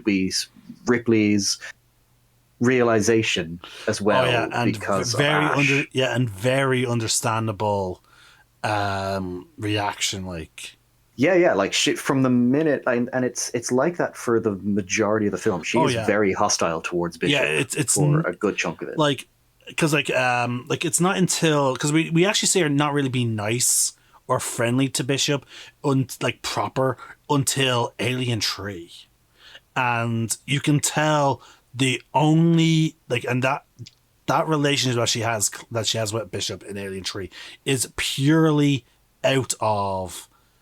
Oh, sorry, no, it's at the end because she's careful to put him into stasis. Yeah, because it's after he rescues them. Like, not just that, I think it's after he volunteers to go out and get the ship to bring back down. He's kind of like, I think he says this one line: "I may be synthetic, but I'm not stupid. I don't really want to go, but I know I have to, or else we're all going to die." And I'm paraphrasing, but it's kind of what she says. And Ripley kind of just gives him this look. There's this look on her face, and she's kind of like, "Okay, maybe I was wrong about you." And so, like, we'll get to that part. But yeah, it's this reaction, the attitude she has towards him, and then we get the Burke kind of explaining why. And there's this great line where Burke's like, "It's kind of standard issue. We always have a synthetic on board." And Bishop goes, "I prefer artificial person myself." And when Burke starts explaining it, it's this nice little thing from the actor. It's Ripley's first outing to LB46, the synth, the artificial person malfunction. He immediately corrects himself to accommodate Bishop. Like PC, like it's like considering like that's something that would happen nowadays. If you said something that rubbed someone the wrong way, you would, if you got corrected, you would probably immediately, especially if you're a company person, you would immediately be like, okay. You would use the proper terminology. Yeah, and it's such a nice little subtle. I love it. It's a nice little subtle inflection. I quite enjoyed that. And then, of course, he's explained what happened with Ash, and we learn that Bishop is basically, I have programming that says no matter what, I cannot harm or by any kind of action allow to be harmed a human being. It's just I cannot do it. But Ripley isn't buying it. She slaps him out of the way. The rest of the crew. Well, like, she doesn't slap him. She slaps the food. The food out of the way. Yeah, she offers him. He offers her cornbread. He's like, "Oh, just stay away from me, Bishop. We got that straight." And then you've got the other Marines looking at them at what's going on as well. And again, because I'm sorry for people listening, we're going to be hopping back and forth between different things. I forgot to mention when it came to the lunch scene. There's such good banter between. Oh yeah. The Marines in that scene. Like, it doesn't really hyper focus on it, but you can definitely, like, if you can overhear the constant conversation going back and forth. Yeah. It establishes their personalities. It establishes that these people they've been comrades for a long time. With one exception, their new commanding officer. Yes, the Lieutenant Gorman. Yeah, I believe Hicks is like, looks like the new lieutenant's too good to sit with the rest of us grunts. Boy's definitely got a corn cob up his ass, which is what Frost says. Yeah, and so you can so from that line alone, you can probably tell the lieutenant has not seen much action. And again, like, and this also speaks to sort of the training, like the different levels of the different types of training that exists within military for what is quote unquote grunt ranks, such as private, captain, and again in some cases lieutenant. But you do have to work really hard to get to that lieutenant position. Your training in terms of the military can lean a lot on the physical, but then you have like the officer ranks, and they do go through some level of physical training, but it is also because, like, especially with modern militaries, they tend to focus a bit more on like logistics, like command. They tend to be, behind. They tend not to be on the front lines. Is what I'm saying. Yeah. And so this guy, who's a lieutenant, clearly went to an officer academy. He didn't join the military. He went immediately to that to that career path, basically. Which then, because again, like by that simple line, it's inferring to us that he is a career military person who who focused immediately on like going to basically, as I said, like an officer academy, and got that training. He probably skipped, quote unquote, the grunt work. Whereas we have the others who, based on their banter and camaraderie, have been seen action. Yeah. And to build upon what you were saying about Gorman as well, because it's pretty much just confirmed, like, he's never seen combat. Like, when they're doing the actual drop, It is confirmed later down the line, Yeah, like, they ask him, Ripley's like, how many drops is this for you, Lieutenant? And he's like, what was it, like 20 simulated. And then Vasquez is like, how many combat drops? Two, including this one. And all of them, including Ripley and Burke, are just like, okay, maybe we chose the wrong person for this. I don't know what the hell's going on here. And it's shown later on that he is the wrong man for the job. He's clearly in over his head. Yeah, he does have a good redemption arc, I will say.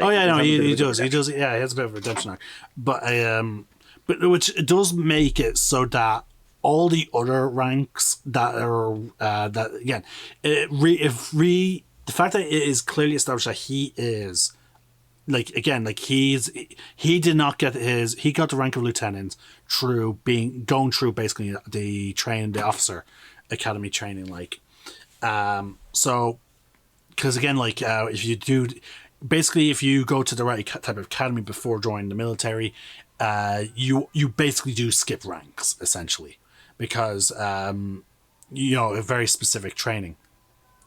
So the fact that he essentially skipped all, like, private, all that other shit. But now, technically, they don't skip it. They do have the rank of private while in the academy. It's just that it's purely on test scores. Do they get their promotions?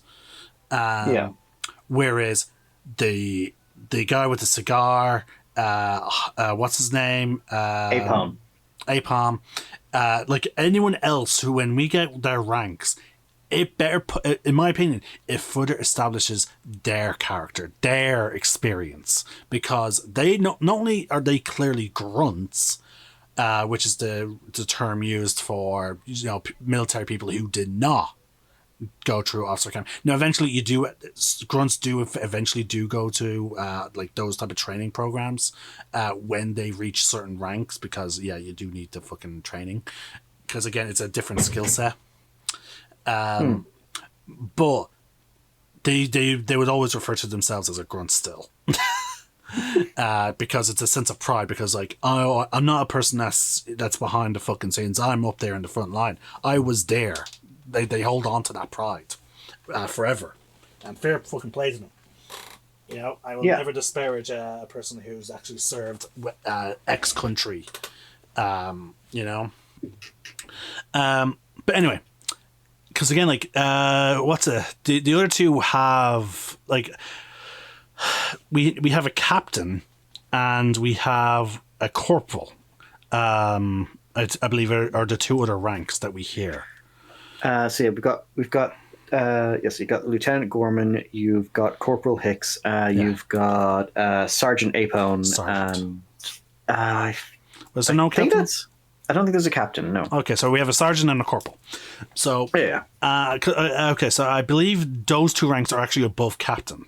So, like, again, like, if I'm remembering correctly, like, that they're above, that speaks to their characters, like the shit that they must have been through. And the performance they must have done, because the only way they would gain rank, because it's not like, oh, do X amount of missions, you get this rank. No. It's perform, like, go above and beyond service, and you get promoted. Survive shit, you get promoted. Like, when I say shit, I mean, like, serious shit. You'll probably get a promotion. So, like, again, it speaks to those two characters. Very much so, and when you actually see them in action, like Hicks and Apone, like they even when the aliens arrive and they're kind of all in over their heads, they do still, like, show, all right, we're, like, because Hicks has to take charge. They keep Apone keeps his cool, and he tries to keep his men coordinated. And also, he immediately is telling his men, like, he I believe even before he gets I believe he actually is like, okay, we need to get out of here. If I remember correctly, Apom was like, okay, we need to get out of here, but before he gets taken. They're like, Gorman is like, I want you to lay down suppressing fire with the incinerators and move back to what's it called? To the evac point. And yeah, Oipon's like, yeah, okay, Marines, we're leaving. But before it can happen, then he gets taken by one of the Xenos. Then when they're in the what's it called again? The processing building. Yeah. See, and again, this is again, as I said, it's a different skill set, which is why you do need a high ranking grunt to actually lead your men. When in the field, because like Gomer, yeah, he's a lieutenant, but you can clearly tell. Like again, he's because he's reading out of the fucking, like you can tell he's trying to just read basically out of the fucking military playbook. Oh, absolutely! Like he's oh, sorry, hold on. Like he's very clearly in over his head because like when they're at the processor and the aliens have shown up and everything's going down the way it's going down, like he freezes up. Like it's Ripley's the one that kind of has to take charge then and get the other Marines out of there. Mm-hmm. Because in the playbook it would be like, okay, I'm not to move.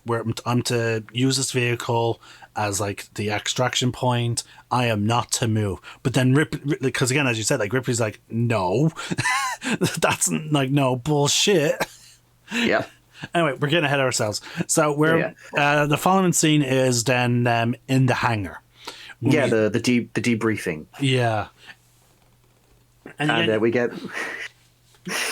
We get that scene, like Gorman's about to give his speech or his information or whatever. It's about to begin, and then Hudson raises his hand, and fucking Gorman immediately, again showing that he's doesn't really know them that well. He says, "What is it, Hicks?" And Hudson, sir, he's Hicks.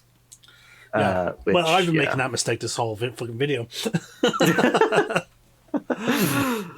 You have an excuse. He's military. He has no excuse.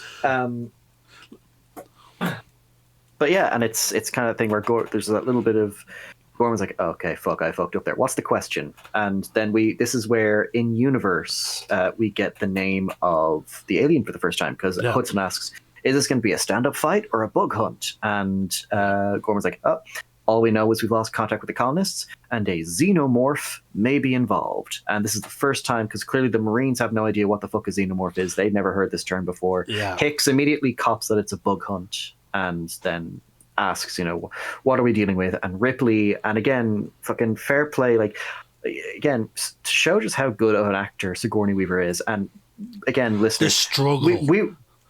She is clearly trying to fight back an anxiety attack, reliving these memories. Yeah, she's trying to give she's like, these guys need this information.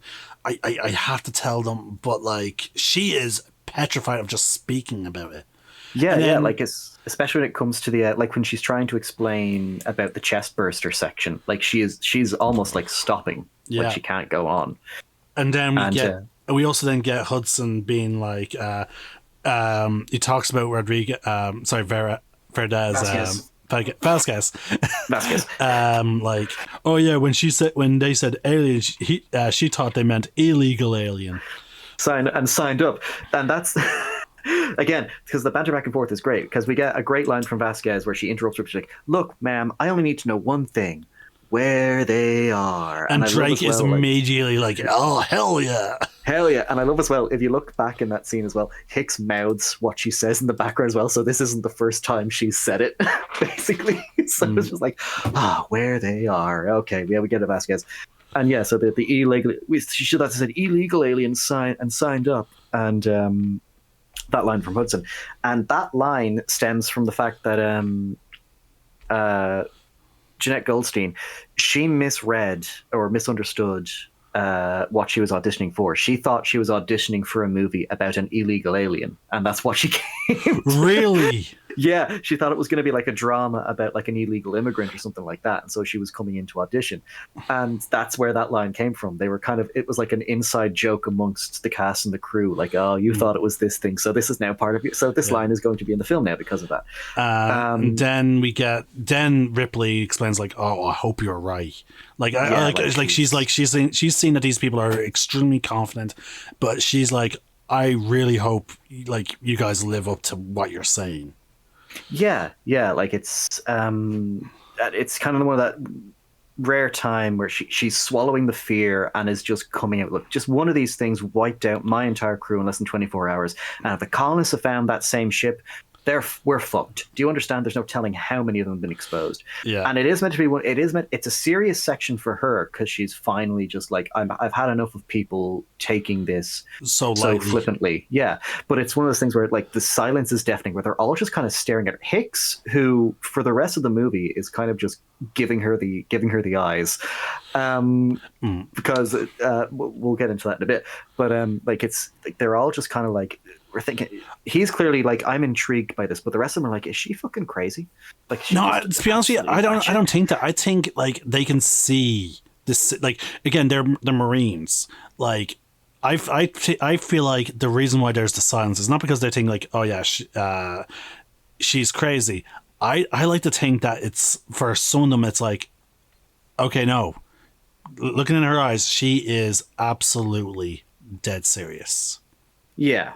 Like, yeah, actually, the more I think about it, because I'm just thinking back to Apone's reaction as well. He kind of just avoids eye contact with it, then kind of just looking down like, okay, I don't know how to respond to this.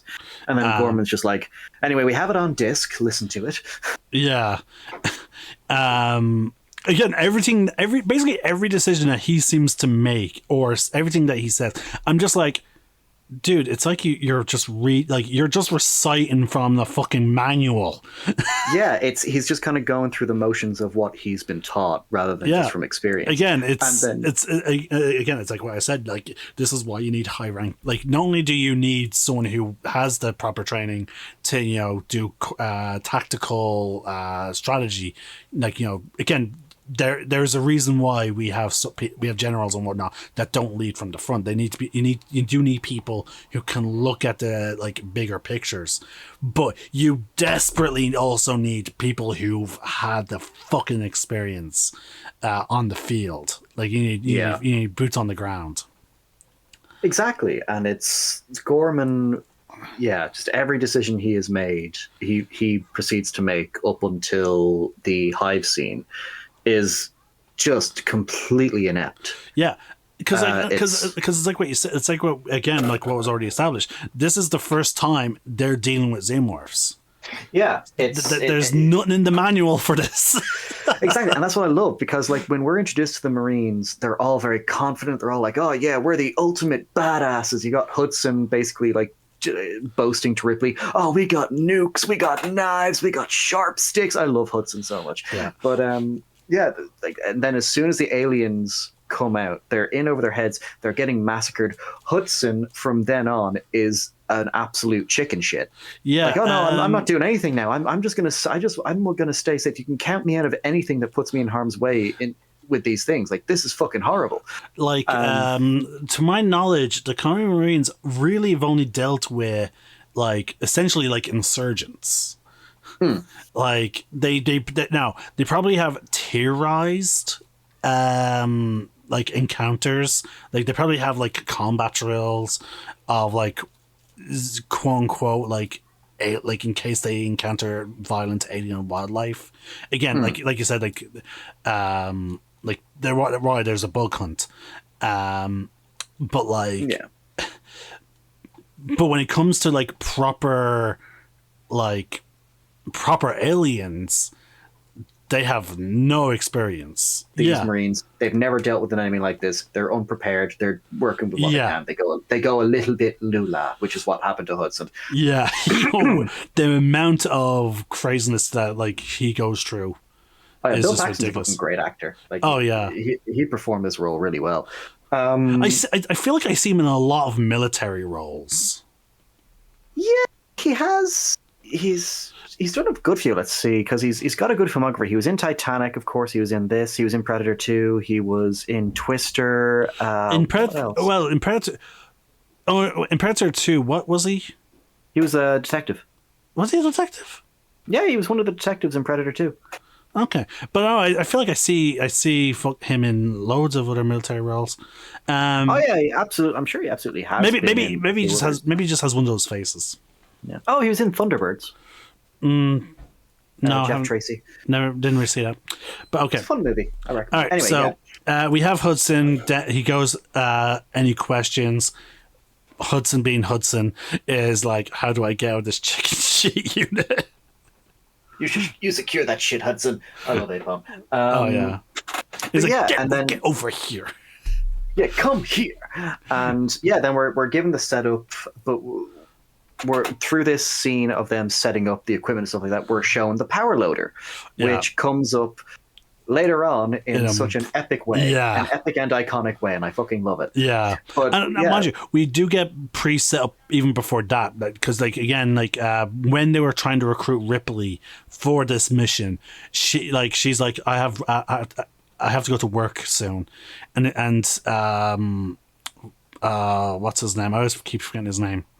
Burke is just like, oh yeah, you're a loader and all that. Like, clearly he knows Ripley loves exploration. He knows that she would rather be on some kind of spacecraft, even if it means going to hyper fucking sleep, being out there. Well, no, his main thing is I hear you. I want you to come back because these people need your help. If you're here as a consultant, if this is what this is, I think it is, I want you here. Yeah, but like, he also plays. If you do this. Yeah, but he really plays into like getting her back her license. Oh yeah. He's like, come on, that's a second chance, kiddo. No one ever gets that. I do love that. Like, technically, she is older than him. He calls her kiddo. He's just a prick. Is there any scene where Apom does not have a fucking cigar in his hand or in his fucking mouth? Sorry for interrupting, but I'm just at the scene now where she's she's strapping into the power loader, and I'm just seeing him chewing on the fucking cigar. Yeah, I think the nest scene maybe, but yeah, I'm struggling to think, because I think he does. No, he does have it when they're dropping. Fuck's sake. I think the man is. I think Hudson even brings it up. You'll get lip cancer or something. Yeah, he does during the scene. Yeah. Oh my god. But yeah, we're given the power loader. The power loader is fantastic. Oh yeah. And it's again a great practical effect. Yeah. I do think there is someone controlling it, like puppeteer kind of thing. But yeah, it's just Ripley's way of helping them out because she feels useless being in Thing Marines. Apone and Hicks are clearly like amused by her doing this in a good way. Like they think, okay, I like her. She's got a sense of humor. She's got a good attitude. Yeah, please come on and help us with all of this. Now, and then we get to the drop scene. Yeah. Now again, I'm just saying, this is one of the what we saw there is a great little introduction. Like, it's a great setup for the badass thing she does later on. Oh yeah, it establishes that this isn't just something she pulled out of her arse. She has been taught how to use this thing. Because again, just to bring it back to the whole lead female role in an action thing. Like for example,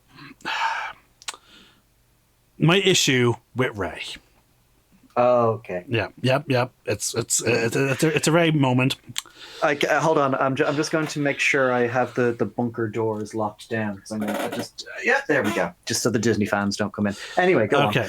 So it is only mentioned in passing, like as a passing notion, that Rey flew around the atmosphere of the planet that she is on, Jakku. You know? Yeah. It is. Well, no, isn't it said like she said she's never piloted before or something like that, or something like that? I'm trying to remember. I think it was. She was mentioned to fly a little bit. Now. Oh yeah. It is said in passing, and it is then also. It's also again vaguely referenced that actually no, she's a salvager, so her job is to take things apart. Yeah. So and again, so there's the whole salvager thing, and and we see that she is pretty good with the metal staff that she basically made for her own self-defense. Yeah, for her own self-defense. Okay. All this makes sense. Yeah. But here's where it doesn't make sense. Okay? Then, throughout that first movie, I'm going to try and stick to the first movie. Yeah. Oh, yeah. But we have to hold back a lot. Go on. we then see her pilot the Falcon better than fucking Han did. She is able to expertly fly the Falcon in such a way that it allows for Finn to line up a triple shot. Yeah. On TIE fighters. With the exception of the TIE Interceptor and the A-Wing are supposed to be like one of the fastest and most nimble vessel, like fighters in the Star Wars galaxy. Yeah, and that's the thing, because like she was able to pilot. I think it's the thing the TIE fighters blow up is like a skimmer. I think it's like an in-atmosphere ship that she was going to go into before the Falcon. I can't remember what it was, but it's like she's clearly been able to pilot that, but like. It's one of those things where, okay, that's in atmosphere. You've clearly got no experience piloting a ship on the same size as the Falcon. Oh, by the way, I wasn't done. Oh, okay. That's just Exhibit A. Oh, dear God. Exhibit B. We then have the Force Persuasion scene. Oh, no, yeah, that was fucking stupid. Which is supposed to be an advanced Jedi technique, but okay. Then... she fixes the fucking Falcon when I believe just by pulling some random shit out of it. Whereas I believe Han was struggling. Like no one knows that ship better than fucking Han or Chewie. Yeah. Bull fucking shit. Like, yeah, like you can tell they wanted to have it in there for a bit of a humor thing. Like, what did you? I bypassed the compressor, she says, holding up a piece she just ripped out, which it was.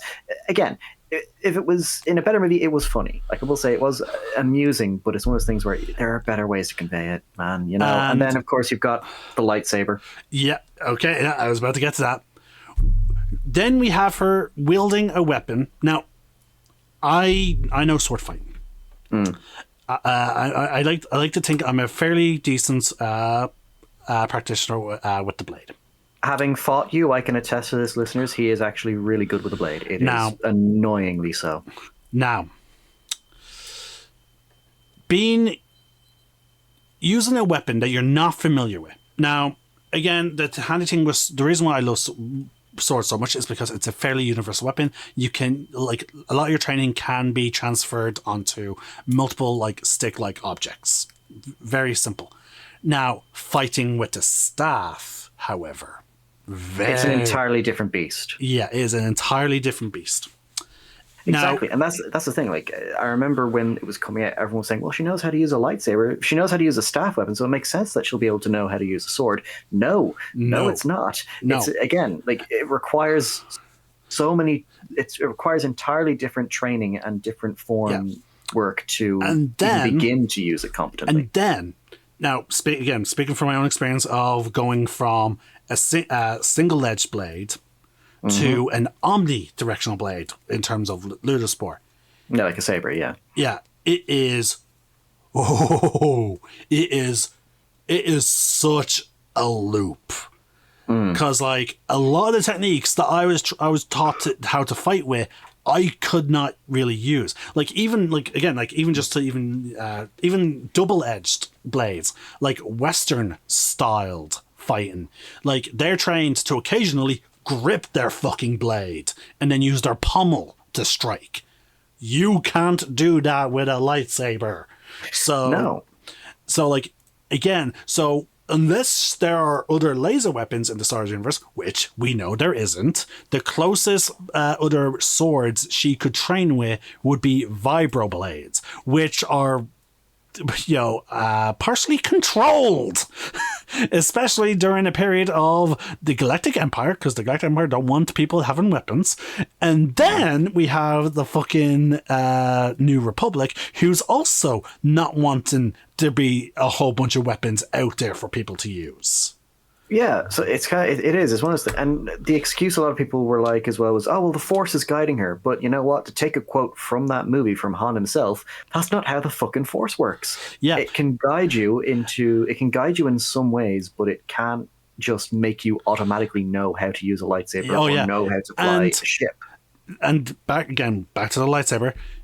She is fighting a dark Jedi. Now, again, I prefer using the term dark Jedi now because of the expanded lore with when there's just the reveal that there was an actual species as opposed to just Force users.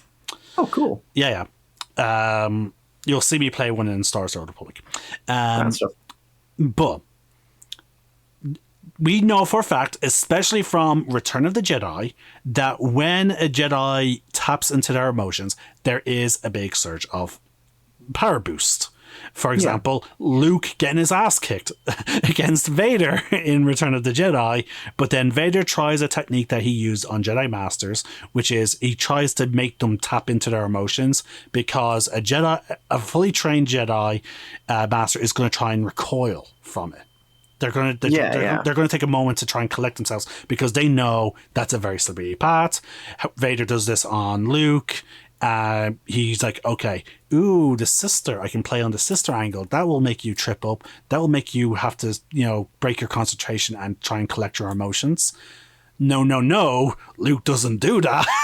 Luke, who was not exactly trained by Jedi, for the most, relatively, he is self-taught after years. Just to give an example, years, because there are time skips between the movies. He fully taps into that anger, and because he's just like Darth, and he then starts curb stomping Vader. It's that thing of adrenaline's a hell of a drug, but it's also kind of Force energy. Yeah. So, and that's why you see Sith surviving the fatal injuries that normally kill Jedi, is because they're tapping into that anger and the drive to be like, oh, I'm gonna get you fucking back for this. They're literally being too angry to die. Yeah. But anyway, my point is, there's a big surge of power boost from Luke when he taps into his emotions. She is fighting Kylo Ren, a dark Jedi, who just got shot in the shoulder by a bowcaster. And he's continuously punching it as well to ensure that the pain fuels his anger as well. Oh, yeah. There's that as well. And also, he just killed his father. The amount of emotions that is flowing through this dark Jedi. And yet, you're telling me, just because she is strong in the Force, with no training, is able to fight on par with him. Yeah, it's with a weapon she is not trained to use. Yeah, because keep in mind, Luke and Anakin were both strong in the Force, but they still needed to go through all that. Luke, especially, he was strong with the Force. He had the Force, but he still needed to learn how to fight from both Obi-Wan and Yoda. Yeah, and then a lot of it was also just through practical experience, because of in the comics he got attacked by Mara Jade, and again with the time skips, it's still established that Luke's always active in terms of helping out the rebellion. Yeah. He didn't sit around do nothing when, between the events of New Hope and Empire Strikes Back. He wasn't sitting around doing nothing during Empire Strikes Back and Return of the Jedi. It is always alluded to that, okay, years have gone by. In between these things. So, he's not sitting around doing nothing. So again, it's why I say he got more practical experience using the Force. And yeah. Because he didn't always go back to Yoda for training, because you can tell that by the time. Return of the Jedi. Yeah, the way Yoda and him interact. Yeah, and you're right, because sorry, hold on, I'm stretching. But that is it. The issue then when it comes down to Rey is basically we're never.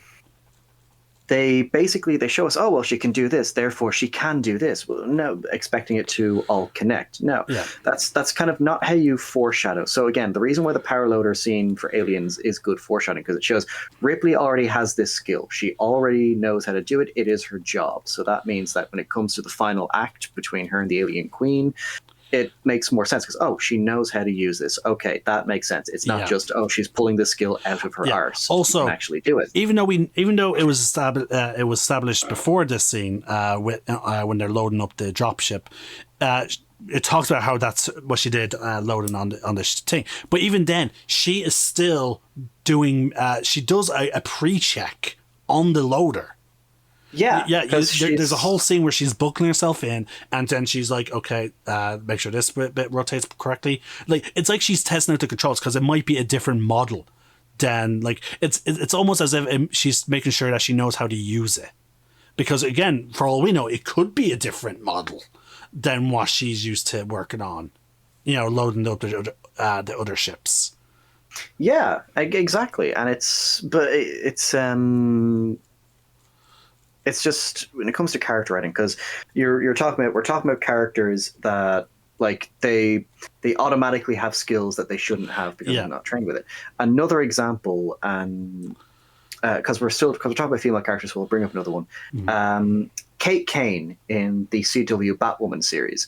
So basically, to sum up what happens, she just randomly finds the Batcave in the show.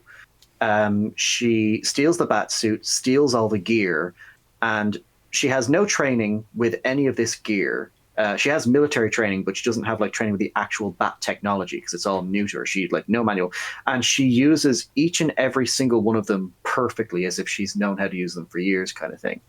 And it's the kind of thing of like you're starting your character at the end when they should be at the bottom. Like Ripley, the reason what makes Ripley a good character, again, it's the hero's journey. She starts at this very bottom point, and through a lot of trial and tribulation, through a lot of training, through a lot of like work that has to be done throughout the course of her story, she gets to this top pedestal point. Characters like Ray, characters like Kate Kane, stuff like that, they are characters that from the word go are written to be strong. They aren't gaining strength through adversity. They are just, all right, here's the character. They are already like this. And as a result, you lose that connection. Like, how am I can't really follow this character's story if they're already at their end goal point. Like, they're already perfect in all of this stuff. Why am I going to want to follow this person if they're not going to actually go on the journey, Oh, yeah. And that's the point with Ripley. So yeah, and again, I understand.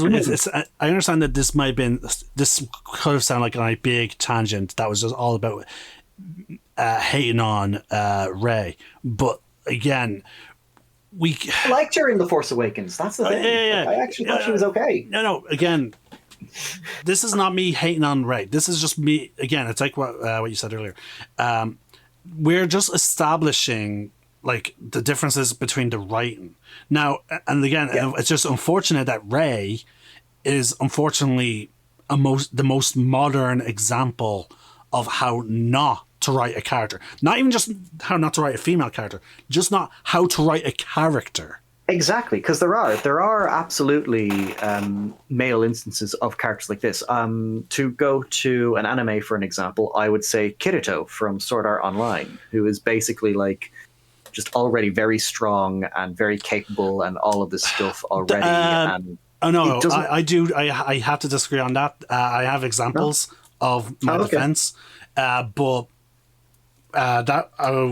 we'll say that for a different time. But like, the thing is with Sword Art Online is they do a lot of time skip. I actually have heard that. Okay, yeah. So there is reason for it, and again, if you're interested, I'll lay them out after this video for you privately. That sounds good. Yeah, that sounds good. But I will say as well, because even though like Ray is a character who's strong from the word go and doesn't really get a chance to grow as a character from there, there are ways you can have a character that is already strong, but they still have to go on a journey and grow as a character. And because we're already talking about anime, I'll bring it up briefly here. Free Ren Beyond Journey's End. Now, for those of you that don't know... looks like we may have lost him. Yeah, okay. All right, sorry, folks. It sounds like he's back. Okay. To you folks, you haven't missed much. Sorry. But yeah, there you go. It happened again. Yeah. Go on. Okay, so I didn't know. So where did I leave off? Some about an anime. Free Ren. Free Okay. Ren. So yeah, for those of you that know, Free Ren is basically a very high fantasy shonen, although it doesn't follow the rules of a shonen. It's more so very character focused. The action is there, but it's not there. It's not center focus. It's more so just the character happens to be in a position where they have to be all actiony. Okay. But the main focus of the show is this character, Freerin, who is this very high, like this masterclass mage, basically. Basically, the whole point is her and the heroes party have defeated the Demon King. And so now it's basically, well, what comes next? What happens now after all is said and done? And it follows Freerin as after her heroes party is long dead, she's going on a journey to try and better understand them and herself, basically. And so while, yes, in terms of strength, Freerin is a strong character, like she can actually kick ass and go toe-to-toe with even some of the most powerful demons.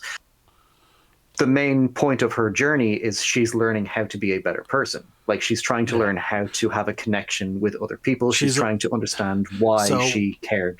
So rather as of watching her develop as a combat-oriented character, we're now watching her personality develop. Yeah, like we're seeing her basically again grow into this kind of, like, she doesn't still fully understand a lot about like why people would care about certain things, because she's an elf, she's long lived, she doesn't really see the point of it. But it's kind of like the Doctor Who thing. She's starting to see things through the eyes of the people she travels with, so she's starting to get a bit more of an appreciation for not only it but for them, kind of thing. But yeah, and then she's slow. Yeah. Either way, the main point is, like, I'm pretty sure in that anime they quickly establish, like, this person is very fucking old. They've actually already done their big massive feat. Like, whereas unfortunately, with this, with the whole race situation, it's very clear we're starting at the start of her journey.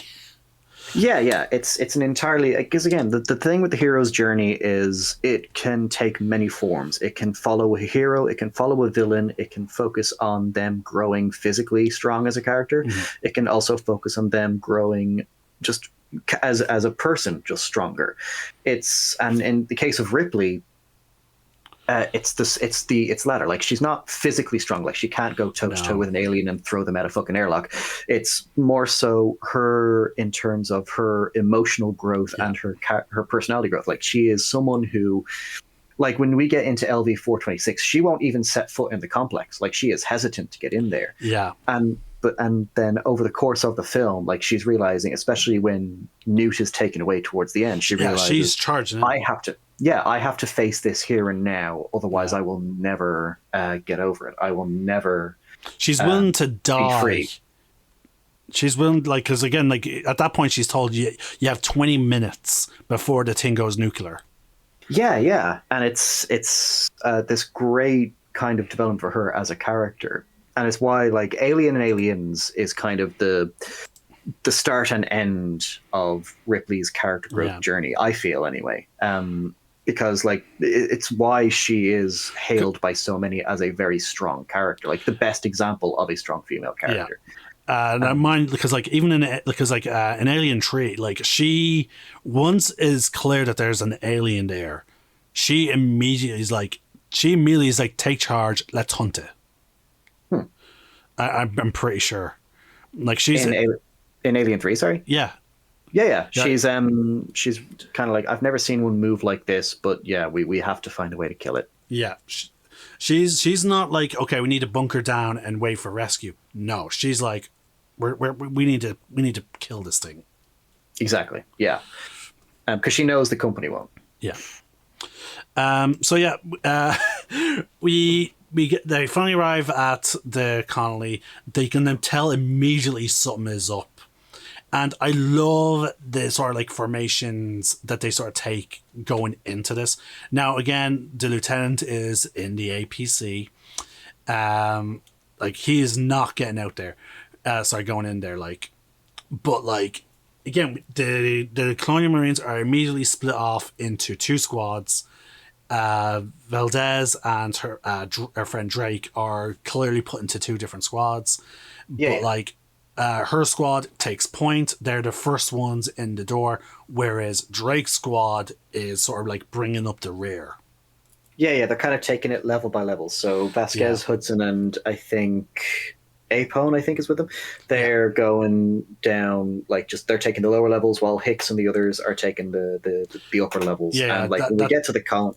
That doesn't get mentioned. Well, it's actually right there now. It's not long until they're actually in the building. Do they get to the stairway? And then Apomp calls back, like, okay, when you guys follow, take the stairs. Yeah. And it's just when we get into the colony, it's just again, it's why I love the director's cut, because it's a nice stark contrast between we saw what the colony was like when it was full of life. It was like it was there was people there, it was kids playing and stuff like that, and then we're finally here, and like the roof is hanging off. There's rain coming in from the storm outside. It's empty hallways. Like there's blood. There's like bloody handprints on some of the doors and stuff like that. It's just there's a quietness to it. Yeah, it's just an eerie kind of, this is a ghost town, basically. Like, death has been here and he was busy, basically. And so, yeah, they do a bit of a search. We get introduced to the very iconic aliens tracking device. The which the whistle thing. And it's like, what's the word? Establishing that the atmosphere, like, it's very quiet, very eerie, an alien could pop up at any moment, kind of thing. Because again, for people who are watching this movie, you've watched Alien, so you know that they tend to come out of nowhere. Like they try and camouflage. So like as the audience, we're all just watching, waiting for the alien or aliens, because we know the title of the movie, to strike, because we know that the guy with the facehugger was on his face was most likely brought back here. So like we're all just like, oh, when's it going to happen? And again, just like with the first film, even though the aliens don't have much in the way of screen time, you still feel their presence, like the foreboding nature of their existence, the fact that you could feel like they could pop out from the ceiling at any point or from a grate and just get one of the characters. It's something that most, even some of the not so great alien movies, I think, have managed to keep in terms of like tone. Like even Covenant introduced some xenomorphs. Because they're not all xenomorphs. Alien-esque. Yeah. Like we even though we get a fair number of them in Covenant, like, but the creep factor there is for one, there's the tall grass, there's the jungle, so it's like, oh shit, that's even more dangerous to fucking lose sight of it in a jungle. So many hiding places. But we're also met with a fair amount of variation of them. That's true. So it's like, oh shit, is this like, which one are we going to see this time? like was it? There was I think we see like 3 different variations throughout that entire movie. Let's see. We've got the neomorph, the protomorph. And then there's one at the end that's on top, like that's actually on top of the ship, like. No, yeah, that's the protomorph. Yeah, I think we get 2 neomorphs and then the protomorph. Yeah. But like, it's just like, oof. Yeah, and again, I will say, for all the faults of that film, you did feel like that the aliens could pop up at any point. Yeah, I will say. in various different forms, considering the guy confirmed that he's been experimenting. Yeah. Anyway, so yeah, we're back to the film. The Marines are checking out the colony. They find grates melted from acid for blood, and that's kind of that confirms for Ripley everything she needs to know. Like they have been here. Even Burke is like, oh fuck, acid for blood. Okay. But the one question keeps lingering: where's the bodies? Yeah, like it's for a place that looks like it has been absolutely massacred. There is no one's here. It is a ghost town. So like they're like Gorman's like, okay, the place is clear. Everyone get inside now. Ripley's like, no, it's not. Why are we going in? Yeah, but, like she's ignored, and they go in anyway. Also, her fucking like, I love how quickly, like, the promise that was made to her is broken.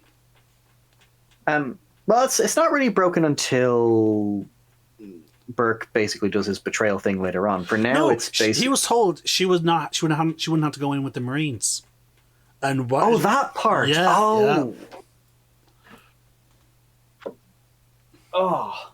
Yeah, there you go. Like, again, it's like just like a peek behind, like, you know, it's like a part of the mask that is him, like, you know, falling off. Like. I didn't actually think of it that way. Okay, that's an interesting... Okay. Yeah. Fuck yeah. So she has to go in. She's hesitant. Hicks kind of gives her some encouragement to come in. Yeah.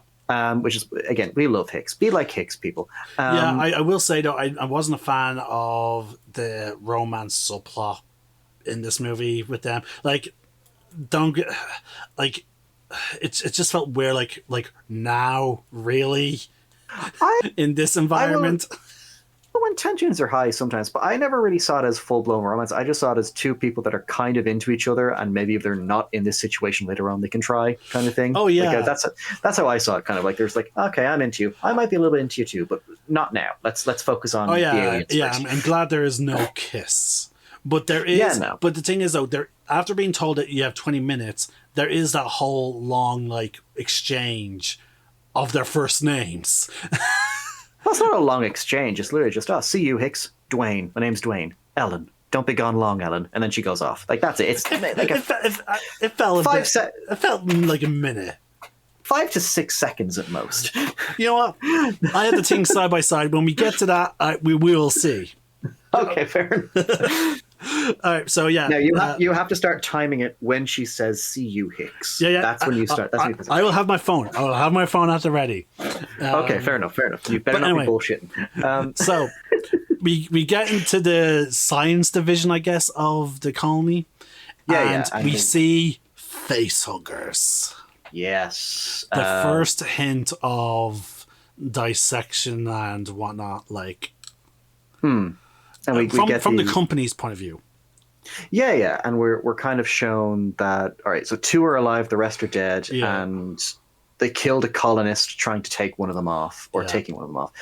And then, because it shows as well, again, some good visual storytelling where it's like, okay, Newt's dad was the one that got facehugged first. They brought him back. Clearly, they sent more people to the ship to investigate. They got facehugged and brought back. So it's a nice way of showing, okay, so this is kind of how a series of events unfolded. And yeah, we're kind of given this like, just Burke is getting way too close to it. The facehugger tries to jump scare him. Yeah, just Hicks. Looks like love at first sight to me. And again, it's also one of the first indication that, like, because again, I know Alien Romulus is set before this, and we, like, because again, it's actually in that movie that we get a bit more of an explanation on how potentially Xenomorphs and Facehuggers hunt, to use a lack of a better term. The whole heat and sound. Well, yeah, that's how the Facehuggers hunt anyway. Yeah, because they're blind, so they have to rely on. So, like, sound, so by being in that glass, like, they're only, like, and again, floating there, because, like, that's the only. How else did it know he was getting awfully close? Yeah. Now, I think it is established that Xenomorphs do have eyes, but it's just that you can't see them. Yeah, no, they're blocked by the dome thing. Yeah, yeah, it's like a one-way glass type thing. Man, mind you, we've seen a couple after shooting in Alien Fireteam Elite, shooting off some of the heads with my shotgun. yeah, I think we passed that scene ages ago. I restarted it a while ago because it ran out of time. But yeah, it's the Facehuggers. They clearly have like some kind of sensory thing going on with them, and when they're going over, so Bishop kind of gives them the autopsy report. Oh yeah, 2 are alive, the rest are dead. They killed a guy trying to take one off. we don't really know what else happened here other than like they found facehuggers. And then this is when, you know, we're introduced to Newt, because they get a ping on the radar. The ultimate fucking survivor.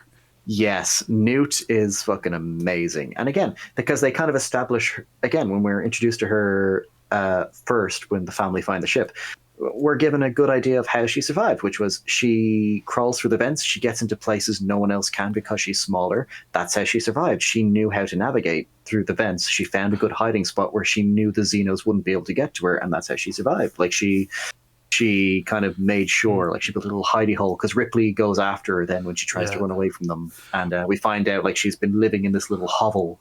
Now, in all fairness, though, where her hovel is, actually, the thing is, I imagine she doesn't go to her hovel when the Xenomorphs are there, because like if Ripley can get into the hovel, so could the Xenomorphs.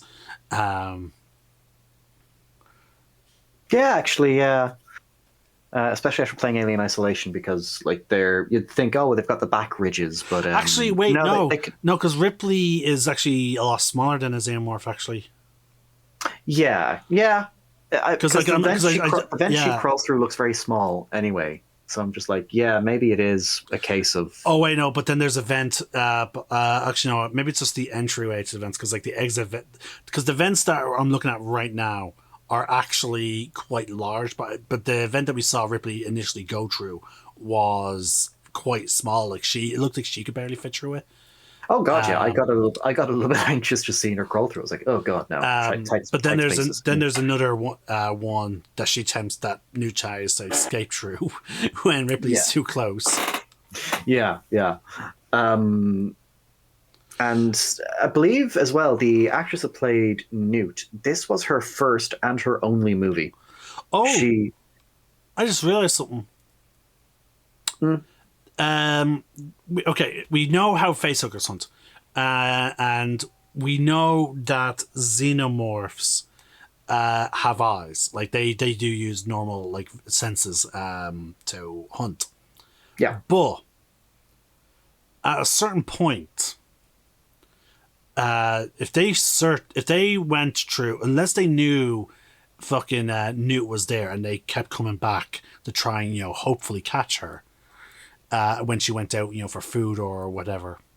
The Xenomorphs at some point will have no reason to go to the colony. Yeah, they'd probably just go back into hibernation again. Yeah, because they're like, okay, well, we've already captured all these people here at that place, brought them here. They're now... So if the Marines never went to that fucking nest... And they were just told by Newt. Now, mind you, it's actually no. Newt doesn't actually tell them. Well, Newt has no idea where any of the people were taken. Yeah. So but if Newt told them like they were taken, like just they were taken. Well, because she doesn't believe they were taken. She just thinks they were all dead. Yeah. So okay, If either way, regardless, if they just simply left straight away, like, oh, they're all dead, okay, but then again, they get their biometric tags located. Yeah. Because the whole point to begin with was we're going to find survivors if we can. Yeah. It's just very. Because I'm curious, like, because those biometrics I don't think they tell whether or not they're alive or dead. No, they're literally just tracker chips. That's it. Yeah. So if they're like, okay, some could argue this is just me having hindsight, but if I go to a situation like that, a whole place is just abandoned. I know for a fact that there's these killer things. Like, again, just me from a point of view of me being a Marine, being told, like, by someone like Ripley, like, that there's these monsters, blah, blah, blah, blah, blah. And I see the facehuggers, I see the acid holes because of the blood, and I see that there's no one there, and we rescue a little girl, like, I would be, and the little girl says, they're dead. And then even if I saw then the biometric things being picked up, I'm going to be like, okay, maybe the Xenomorphs took them all there to gather them all up as food, like some kind of hive. True, so but again, let's leave. Well, again, as you say, that I suppose there is a bit of hindsight in there. But again, as Marines, like, it is their job to carry out their order, even if they think it's already a hopeless cause. Like, their orders are, okay, establish a base on the colony, find survivors if we can, and that's it. Even if the colonists are all dead, they have a good idea of where they might be, or at the very least where their bodies are. So they have to go and check anyway, just in the off chance that they do have survivors. So it comes at the end of the day, it just kind of comes down to, even if they know it might be a lost cause, they are duty bound to see this through to the end, regardless. Well, at least at the very least, like, the idea of, actually no, we know for a fact that the Xenomorphs must have some kind of, it's going to sound strange, they must have some kind of scout at the colony because of what happens to their dropship. Yeah, it's possible that they did just have like a Xeno wandering about that just didn't reveal itself until the opportune moment. This was the opportune moment. Yeah, because, like, why else would that Xenomorph be there? Mm. So, again, knowing from what we know about in terms of the comics and whatnot, maybe the Lady in Dark is like, that is clearly a colony of, like, sentient species. They're going to send someone there to investigate. Keep one there, keep the rest back at the hive. Maybe, but again, yeah. Again, this is adding on to what we know from, again, the lore that was expanded on after the movie came out.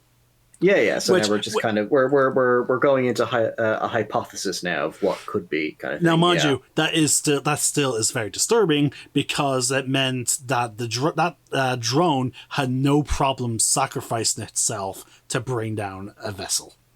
And again, it also shows a level of intelligence of being like, okay, having something there to keep an eye on the colony, like, even though that if they were just wild beasts, there would be no reason for that Xenomorph to be there to keep it, like, because, like, again, from a wild animal standpoint, there's no food there. You know, there's no, or in this case, there's no incubators there. To use a different term, considering what Xenomorphs do with the colonists.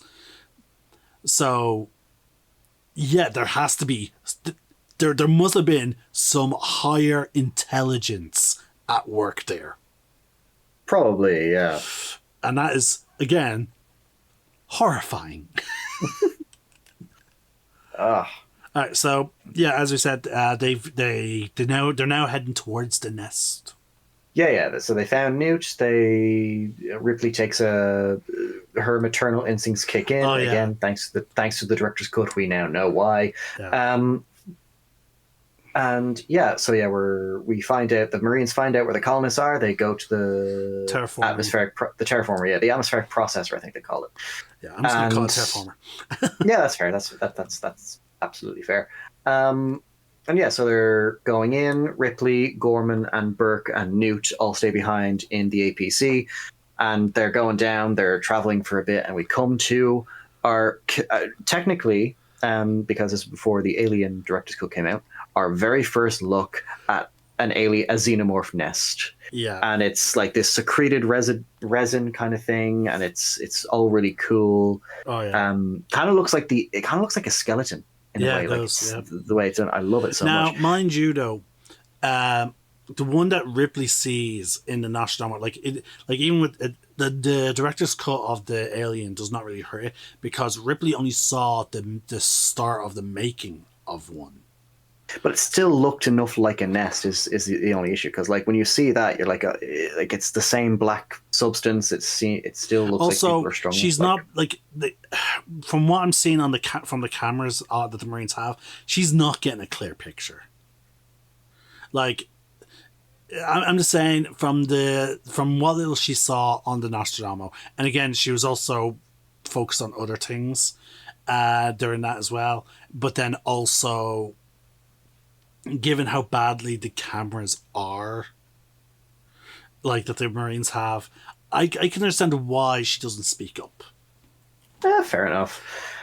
And actually, no. I'm even looking at her facial expression, and there is some hint of like some level of like, oh, I've seen this shit before. Like, but like again, they're getting closer and closer, and then that's when Ripley asks, like, "Oh, what do those guns fire?" Yes, because she realizes that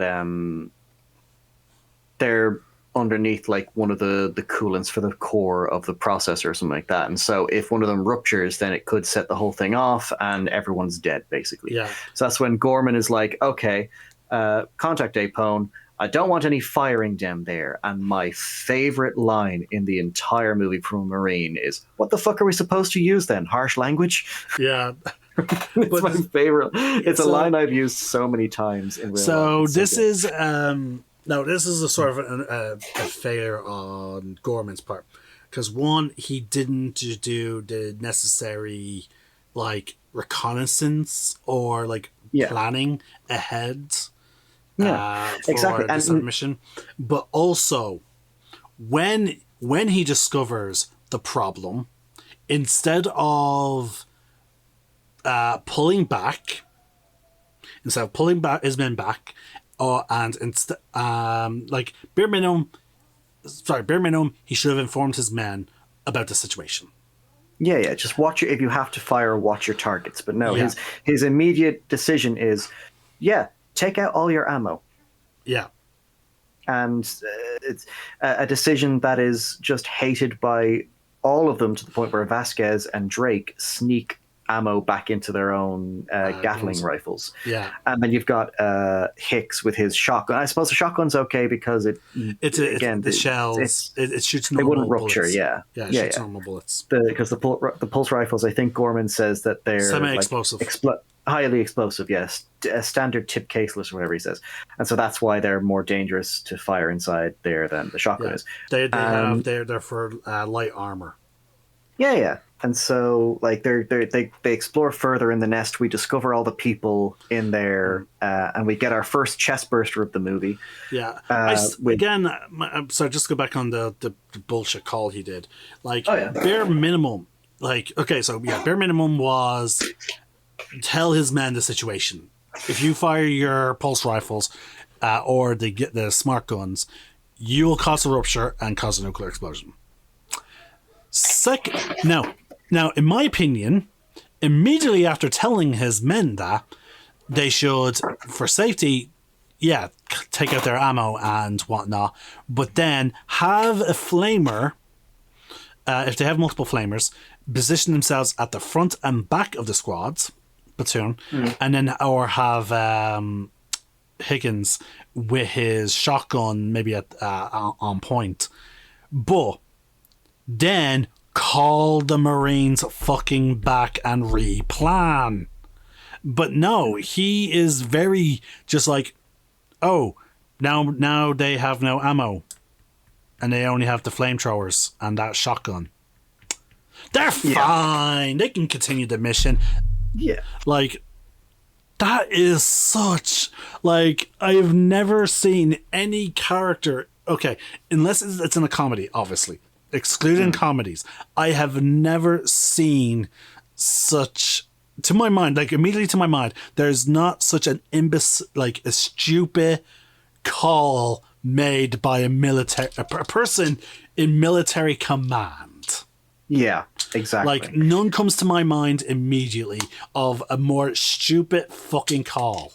Like, it is okay to recall your troops to make a new fucking plan. If your primary weapon cannot be used. Exactly. And it's, pardon me. Again, it's just more of a testament to just like how out of his depth Gorman is in this position. Oh yeah, like, but again, it's just it's one of the in my opinion, it's one of the only big things that hurt this movie is that call to keep going on with the mission. Well, again, remember that it's it doesn't really hurt me because remember it's Gorman's ineptitude. That's why he keeps going. Like it's I'm sure if the others wanted, like the other Marines clearly wanted to not go on if they didn't have their ammo, but the fact that Gorman is just being like they have to respect the chain of command, even if they don't agree with it, they have to, which is the sad fact of it. But again, as I said, it's just the only weak point in my opinion of the whole movie. Is for the lieutenant to like to not call back his Marines and replan. Yeah, and it's to me it's common sense. If something like that happens, replan. It's like with Lewisburg. Like we tell everyone like you can plan 3 moves ahead, but like be prepared to to readjust. Yeah, for it to not go as you expected. Yeah. Yeah. And it's one of those. Gorman is just again solidly written character when it comes to the stupid the mistakes and stuff like that, and he gets his redemption later on. But, it's just it's just this one call that I cannot forgive. Yeah, I get you. But yeah, so they continue. What's the word? Yeah. They are going through the hive. They find more people strung up, and they've got the chest. We get the first chest burster scene of the film, and the woman is asking her. She's asking, "Oh, please kill me!" And Ripley already knows what's coming, and she can barely she's just clutching her chest as she watches this thing come out of this poor colonist. Because again, it's like she once again the nightmare has begun again. She's back to being in this nightmare with the Xenos. And I'm going to say as well, because with this nest scene. So again, remember I told you how James Cameron had issues with the crew. Yeah. So again, because this was before Terminator came out, so he didn't really have much of a staple to his name yet in terms of he didn't have the reputation. Pretty much, yeah. Thank you, the reputation. And so the crew, who I think were an all British crew, because I think they did film some of this in the UK. So the crew, the director of photography, and the secondary director, the assistant director, whatever, none of them actually gave him any kind of respect. They constantly kind of just made the filming process very difficult for him, to the point like the assistant director was even making decisions behind his back and telling the other people, okay, don't listen to him, listen to me, here's what we're going to do. When James Cameron found out about that, he had the assistant director fired, and he handled the directing of the movie from then on his own. But when it came to this scene with the nest, with the director of photography, so think about the scene in the nest, and especially for those of you at home that have watched the film, how the scene is lit. Like it's mostly just lit. Like James Cameron wanted it lit with just the torches of the Marines, and it is. Like for the most part, it is just the torchlight on the Marines' shoulders that is lighting the scene to kind of give it this atmospheric, very eerie feel. And it sets the tone really well. It puts the audience on edge. It puts us in the position of the Marines. We're in this dark place. We can't really make out much of what's going on. Yeah, it's horrifying. Yeah, we also get a lot of footage of just only from the perspective of even their cameras as well. Yeah, exactly. And it's all very much kind of very low lit. It sets the scene. It gives us an idea of the atmosphere. The director of photography wanted to light up the scene with floodlights,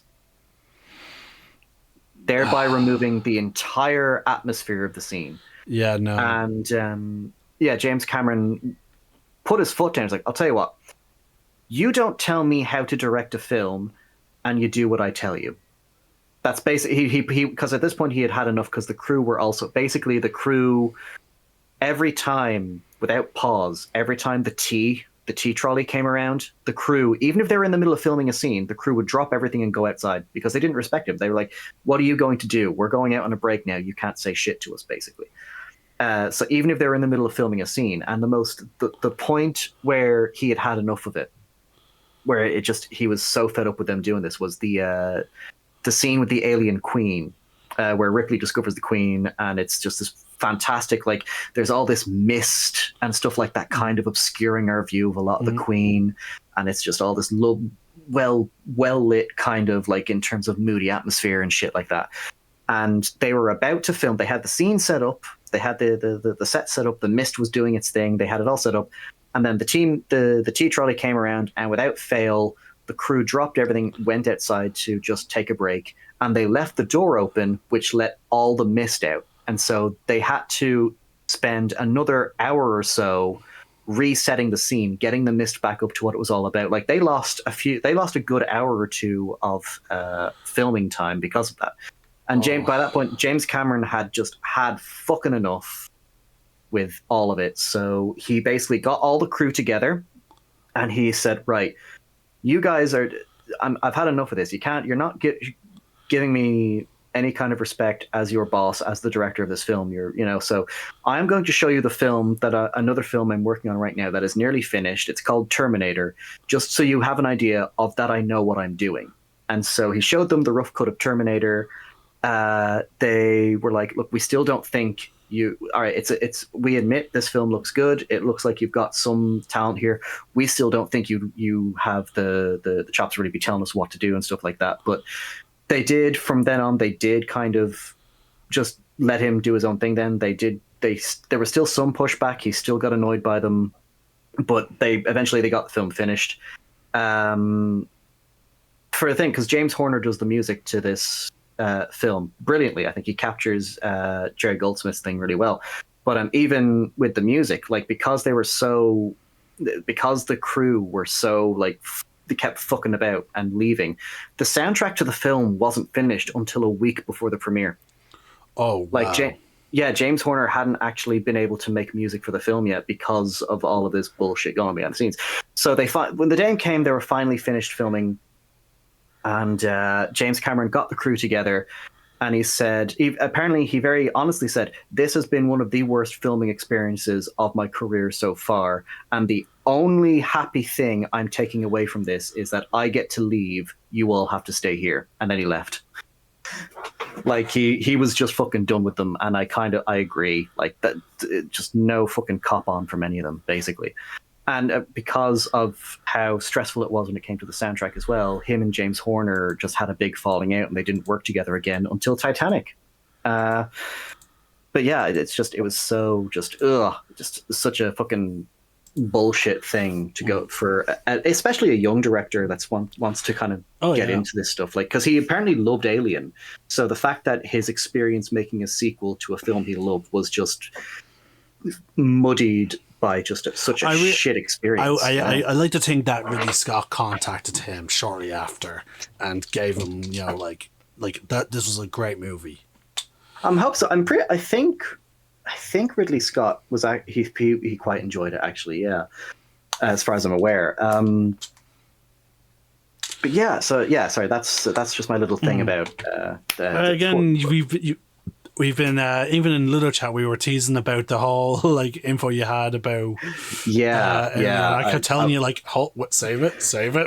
Sorry, yeah, I've been very excited to divulge this because it's, again, when it comes to filmmaking, mostly I do love the writing process and stuff like that because it's just more fun for me to. But I also do love just the behind the scenes stuff, the little extra snippets of information I'm like, yeah. And this, particularly with Aliens, there is so much.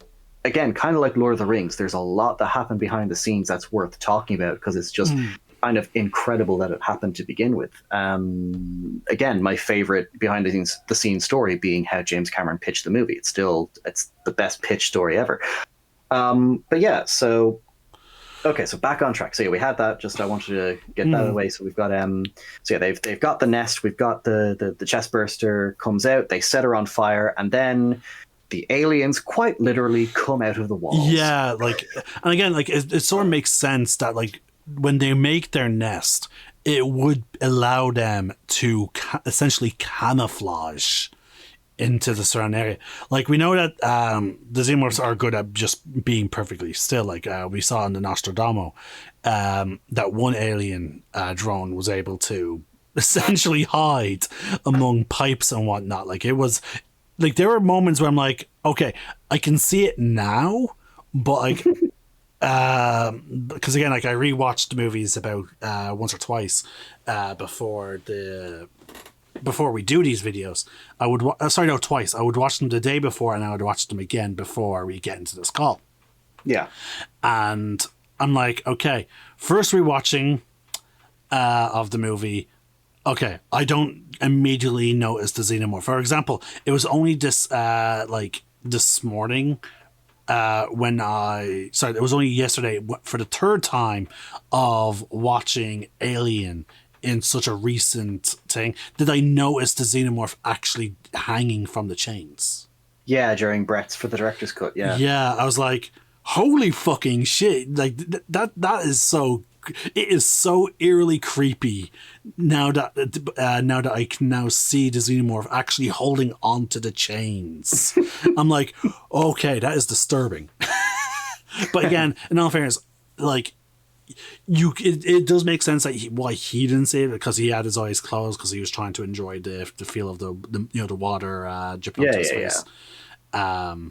Then he felt drool dripping onto his face, and then that wasn't so nice. I'm hoping it was mostly water that was dripping onto him. I don't want. No, that's nasty. I'm thinking it's drinking water, and then drool dripped onto his face, and that's when he opened his eyes and then saw the fucking Xenomorph coming down. But again, the point is, like, I love the hiding of Xenomorphs in plain sight. Like, upon your first watching, you won't notice them. But then on your second watching, you will then notice them on the wall, like camouflaged amongst pipes and whatnot. Like, it is just absolutely brilliant. Now, mind you, the first Xenomorph that we see move after this whole incident is actually in a pose that is so fucking iconic. It's in the fetal position, quite akin to the legendary drawing that inspired the design of the Xenomorphs. Because again, like, Ridley Scott wasn't the one that designed it. He literally just saw a fucking, what was it, a painting. H.R. Giger, yeah. Yeah, he saw a painting of this, like, thing in fetal position, and he's like, I want to buy this artwork and use its design to make a monster for a movie. Yeah, and that's the thing. Like, I think from then on, I think H.R. Giger, was brought on for a few science fiction stuff to actually do the concept. Like, back in the 80s or 90s, they were going to make a Dune movie. I can't remember the name of the director, but H.R. Giger was brought on as the artist for designing, like, all the environments, stuff like that. And he actually did. He released a book of all of his designs for that film, and it's just so amazing. Like, the man had a talent for, like, just such unique yet disturbing designs. And it's I believe he had said, like, I think a lot of them were inspired by his own nightmares and stuff like that. So it's the alien design in particular is not only his most famous, it is the most iconic, like, in terms of a creature design. Like, it's this biomechanical, just lanky mass with a domed head. Just describing it, you think, okay, that doesn't sound too bad. Then you see the creature in action, like, this is genuinely disturbing. And again, like, I still like how we still get that. Like, again, like, if you look back in our previous video, there's the lady in the dark that we see. Like, she's much more humanoid than obviously a Xenomorph, but like, there's still, like, just looking at her, there's still, like, this whole, something's not right. That's not right. Yeah, it's the kind of uncanny valley kind of thing. Yeah, it's like, now mind you, like, the way she was also drawn, like, the way they did the eyes. Oh, like, those eyes. Like, it's like they're just staring, like obviously, I think the intent, because it's a flashback that the guy was having. The idea was she's looking at him through, like, whatever kind of, like, hive mind that he's tapping into. Like, she was looking at him, but because we're looking at the flashback from his point of view, it's like she's looking at the reader. Like, like, it's, again, whoever designed like whoever did the artwork for that comic did an amazing job. Yeah. Now, whoever came up with the idea of the Lady in the Dark, like, oh boy, again, like they did a good job in tapping into the whole like eldritch sort of like horror motif that the Xenomorphs have. Absolutely, like it is a, how do I put it? Because we've already, as we've established before, yeah, the whole thing with the Xenos is the best part about them is the fear of the unknown. You don't know anything about them, so yeah, that is true eldritch. Basically, it's this cosmic horror of a being, basically. Yeah. Again, I if we ever do get like a live action Lady in the Dark, like obviously you would have to get like the top of the top costume and makeup artists to do it. But like in terms of now we talk, I think we talked about this. Like if we were to give her like even a single line for like the ending of a movie, like who would you get to do the voice? Helen Mirren. I'm not. I don't think I'm familiar with her. She's a very, very good, very established. Like she's just a very good British actress. What would you have seen her in? Oh God, I can't remember some of her film. You've seen Hobbs and Shaw, right? Yeah. She's Shaw's mom. Oh, her. Okay, yeah. She doesn't actually have a Cockney accent. She puts it on for the film. Yeah. Yeah, because like I like in my mind, it would be a voice that definitely resonates power, but also like nobility. Like if when she speaks, it's as if you are a lesser being than her. Yeah, that's how I envision the Lady in the Dark speaking. But oh God. That the implications of that one comic is just because again, as I said, folks, in the comic she says no lines. There's no dialogue from her. It's just an image of her surrounded by xenomorphs, facehuggers, and what are the snake ones called? Oh, I never looked it up. Sorry. Anyway, the thing from Prometheus. Yeah. Like she's just surrounded by them. It's a great image. Yeah.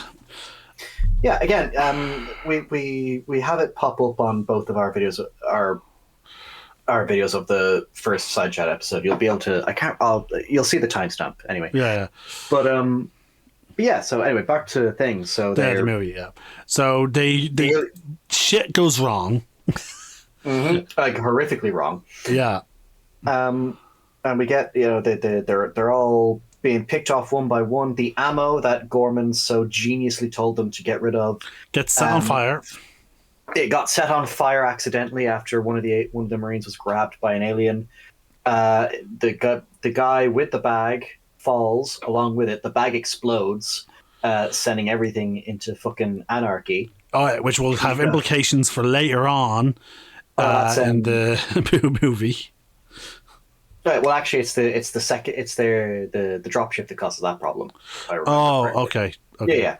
But yeah, no. So they're the aliens basically. The Marines have their shit handed to them basically. Like they're being picked off. By the end of it, it is. But by the time. Only three of them survive. Yeah. Like, and then Ripley, like as Ripley, Burke, and Gorman are watching this massacre take place, Gorman is just he's frozen. He doesn't know what to do. So Ripley takes over. She takes charge. She grabs hold of the steering wheel of the APC, and she starts driving it. She's fucking flooring it down the walls. Gorman tries to stop her, and Burke just like, you had your chance, fuck off. And we get this great little because again from his playbook, he's like, oh no, they need to come to us and rendezvous. For extraction, whereas she's like, no. Fuck that. They will not get out in time. We are going to them.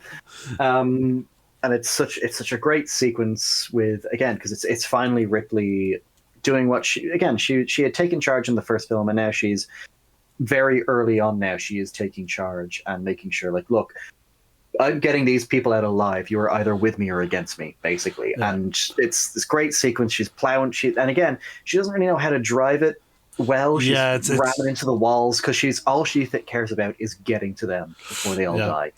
And it's so good. And then by the time she gets to them, it's Hicks, Hudson, Vasquez, and Drake. They're all left.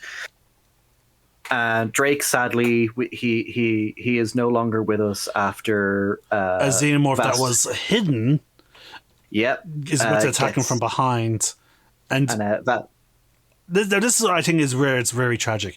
Vasquez, eager to save her friend, shoots the fucking xenomorph and the xenomorph explodes, and the acid blood, like you said earlier, hits Drake right in the face. It's such a painful way to go. Like it's one of, like, it reminds me of the only cool scene from Alien versus Predator Requiem is they're in a gun shop and they see an alien. They all the characters, they all shoot the alien, but unfortunately it dies while it's on top of someone, and the acid blood falls all over their face, and it's just this really gruesome, brutal death. And that's what it reminded me of. It reminded me of Drake's death. It's just no, and so like he's, of course, because he's half his face is melting. Yeah, you see it. Pulls the trigger on the flamethrower and accidentally sets the UPC on fire, the APC on fire.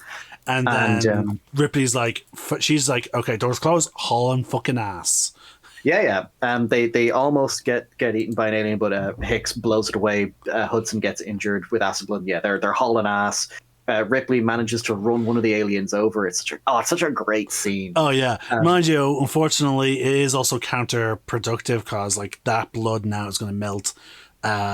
Basically, the wheels and the other stuff underneath the ship, the vehicle. Which I think that is what happened. Like after she rams out of the door, I think it sounds like some of the bottom has been damaged now. Like she's grinding metal. That's what Hicks says. She's grinding. You're grinding metal at this point. So come on, pull over. Yeah. That entire nest scene as well is just amazing. Because again, it establishes there's more than one alien. They are vicious, and the Marines, who were so overconfident and cocky, is now down to just 3. Yeah, they're all fucked. Oh yeah, during the chase, Gorman gets knocked out. Like some stuff falls from one of the overhead compartments and wallops him on the head. Yeah, and it's just all of them now. They're completely demoralized. Like they don't know what the fuck to do. So they're trying to decide. Hudson notices that some of the life signs from their friends are still there. They might be alive. Ripley immediately just says, "You can't. Right now they're being cocooned like the others. There is no chance in hell we can get them out." And then comes up to the discussion like, okay, what should we do? And Ripley has the first common sense line: nuke them from fucking orbit. The only way to be sure. And it's pull a fucking Warhammer 40k. Yeah, like she just, again, pulls no punches. She Exterminatus. She was the sister of silence, or no, the sister of sister of battle. Sister of battle, yeah.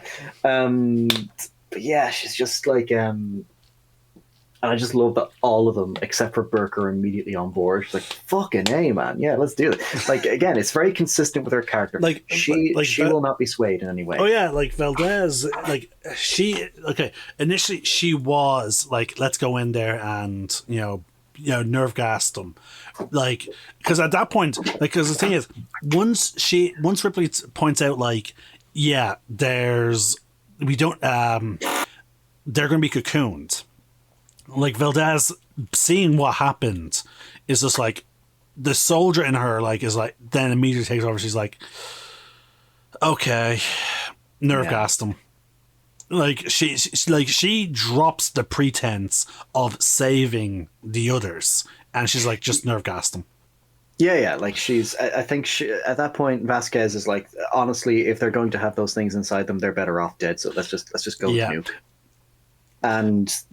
And then, of course, this is where, as he was saying earlier, Burke's mask just slips completely. He's like, "No, we can't." Not completely, Not completely. Well, yeah, he's still trying to be like, oh yeah, no, but we can, we're this and that, and he tries to take the moral high ground as well. He does. Like we can't. It's just like, go on, finish the line. No, this is a new species. I don't think you or I have any right to arbitrarily wipe them off out of existence. And Ripley's just like, watch us. Well, Vasquez says watch us, but Ripley's like, yeah, no, we can. Absolutely.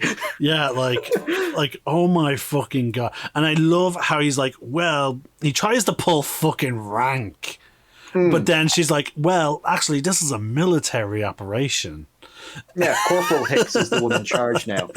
And Hicks very begrudgingly agrees, like, yeah, that's true. And then he's like, the corporal? Oh, fuck yeah, she's right. And then he's like, Ripley, he can't make a decision like that. He's just a grunt. And I notice when he says that, if you look at both Vasquez and Hudson, they actually just start glaring daggers at him. Oh, yeah. When he says that, like, it's such a nice little chit. Like, they're like, he just insulted our friend and our new commanding officer. What the... Can we kill him? And then, she was about to kill Gorman, when she was unconscious. Okay, now here's the scene that I say is again, okay, the Lady in the Dark was not created around the time of this movie was filmed, but I'm just going to say this scene supports the evidence of her from the comic. And again, this is why I say, like, we talked about, like, things like extra reading, being beneficial. Like, that reading that comic with all the other movies in mind, like, not only helps make things, like reading the comic after these movies and then rewatching the movies. Oh my fucking God. It's kind of like a new kind of, okay, so this is kind of context for this, but yeah, but it does also up the fear factor. yeah, because, like, again, this dropship is at the Connolly. I keep, and I know for a fact I'm mispronouncing it, but fuck it. So it takes off. One of the co-pilot runs in, sees something slimy on the rail guard, and he then, because again, we know that they are a fair distance away from it, because, like, even though that ship is flying, it's still a fair bit out. Yeah. And the co-pilot doesn't show up. The pilot's like, okay, hey, where are you? She hears the door open and is like, oh, finally. She looks over, sees a drone, and then the drone kills her. Like, eats her face. Yeah. Why the fuck? Like, if there's not a greater intelligence playing a fucking RTS right now with these colonial marines. Oh, it is though, because because that is the type of tactic that, like, anyone who's played, like, some decent RTS games would realize. Keep one drone keep something nearby. Again, like, the Xenomorphs, because, like, unlike the Clone Marines that have to, use walkie-talkies and whatnot, is the Xenomorphs seem to react as if instantaneous. Like, if one of them sees something, the whole fucking group sees them. They seem to always react in that type of fashion. That is a very classic RTS strategy, where you would have, like, a weak, useless unit up near where the enemy roughly is, so that way the fog of war is revealed for you. Like, I did this shit in Dawn of War. I would have a unit of chaos cultists up near the enemy camp, just far enough so that the fog of war reveals what they are, but so that I can be like, okay, so they're building this, this, this, and this. Okay, I now need to build this, this, and this. Or okay, I see them now exiting the fog of war in this direction. That means they're taking this path. You would keep a unit there, so, like, essentially acting like a hive mind, because as soon as I can see them move on the fog of war, I can then immediately issue commands to my army. The Xenomorph, because of their very evident hive mind, by having one Xenomorph there, so as soon as shit went down, the hive, and then that Xenomorph sees that thing, about to, hears it or whatever, warming up to take off, it immediately fucking boards it, takes out the co-pilot, then takes out the pilot. Yeah, that shit has to be planned. That shit is planned. Just saying. There's a greater fucking intelligence. And again, the comic establishes that this hive mind spans systems. We don't know how far, but it clearly spans across space. Yeah. Okay.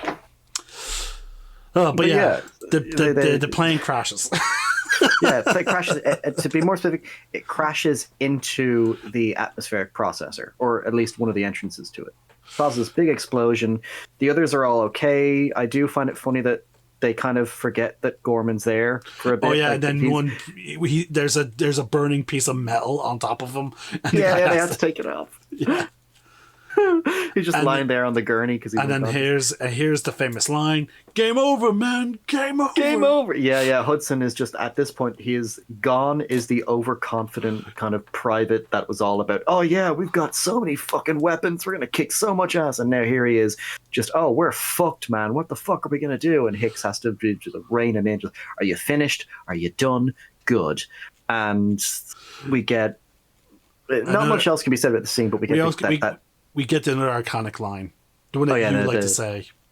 Oh yeah, it's Newt, where Ripley's just like, oh, I'm sorry we couldn't get you out, and Newt is just thinking, look, we have to get inside. It'll be dark soon, and they mostly come at night.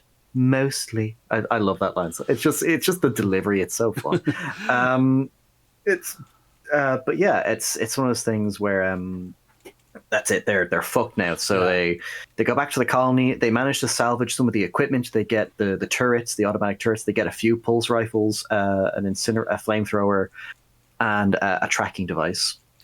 Yeah. And they basically, Hicks has basically just summed it up as we don't have a lot of good stuff. The only good news is we have the turrets. Everything else is kind of there, but our situation could be better. Yeah, then Ripley asks, like, how long till they send rescue? It's like 17 days or something like that. Yeah. Well, actually, so that is 17 days where if they don't report back.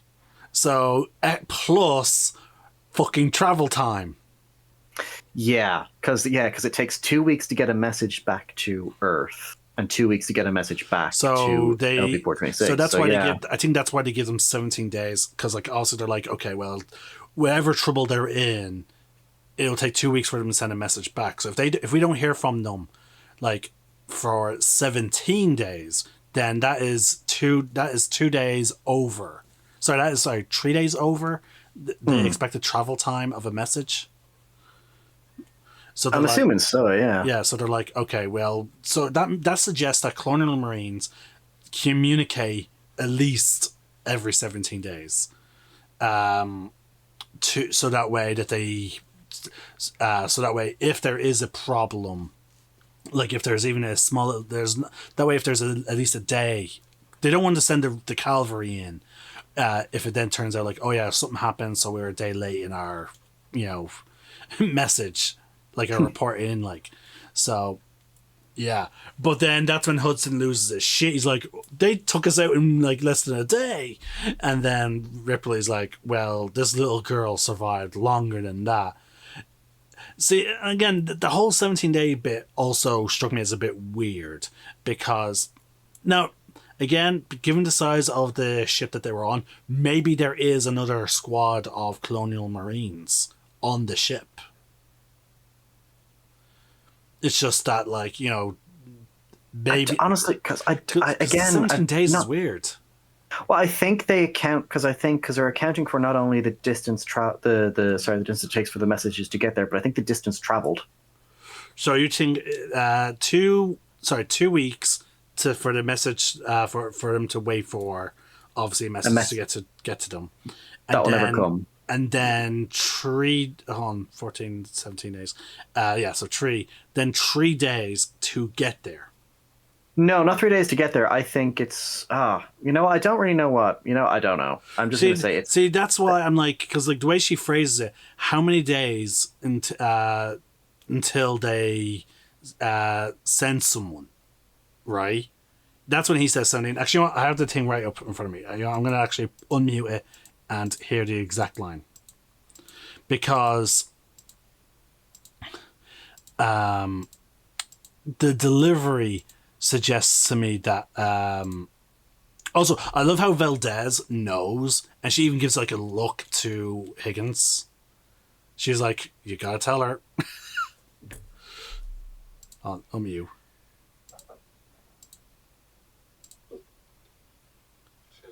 So hold on, let me see the exact line. How long after we're declared overdue can we expect a rescue?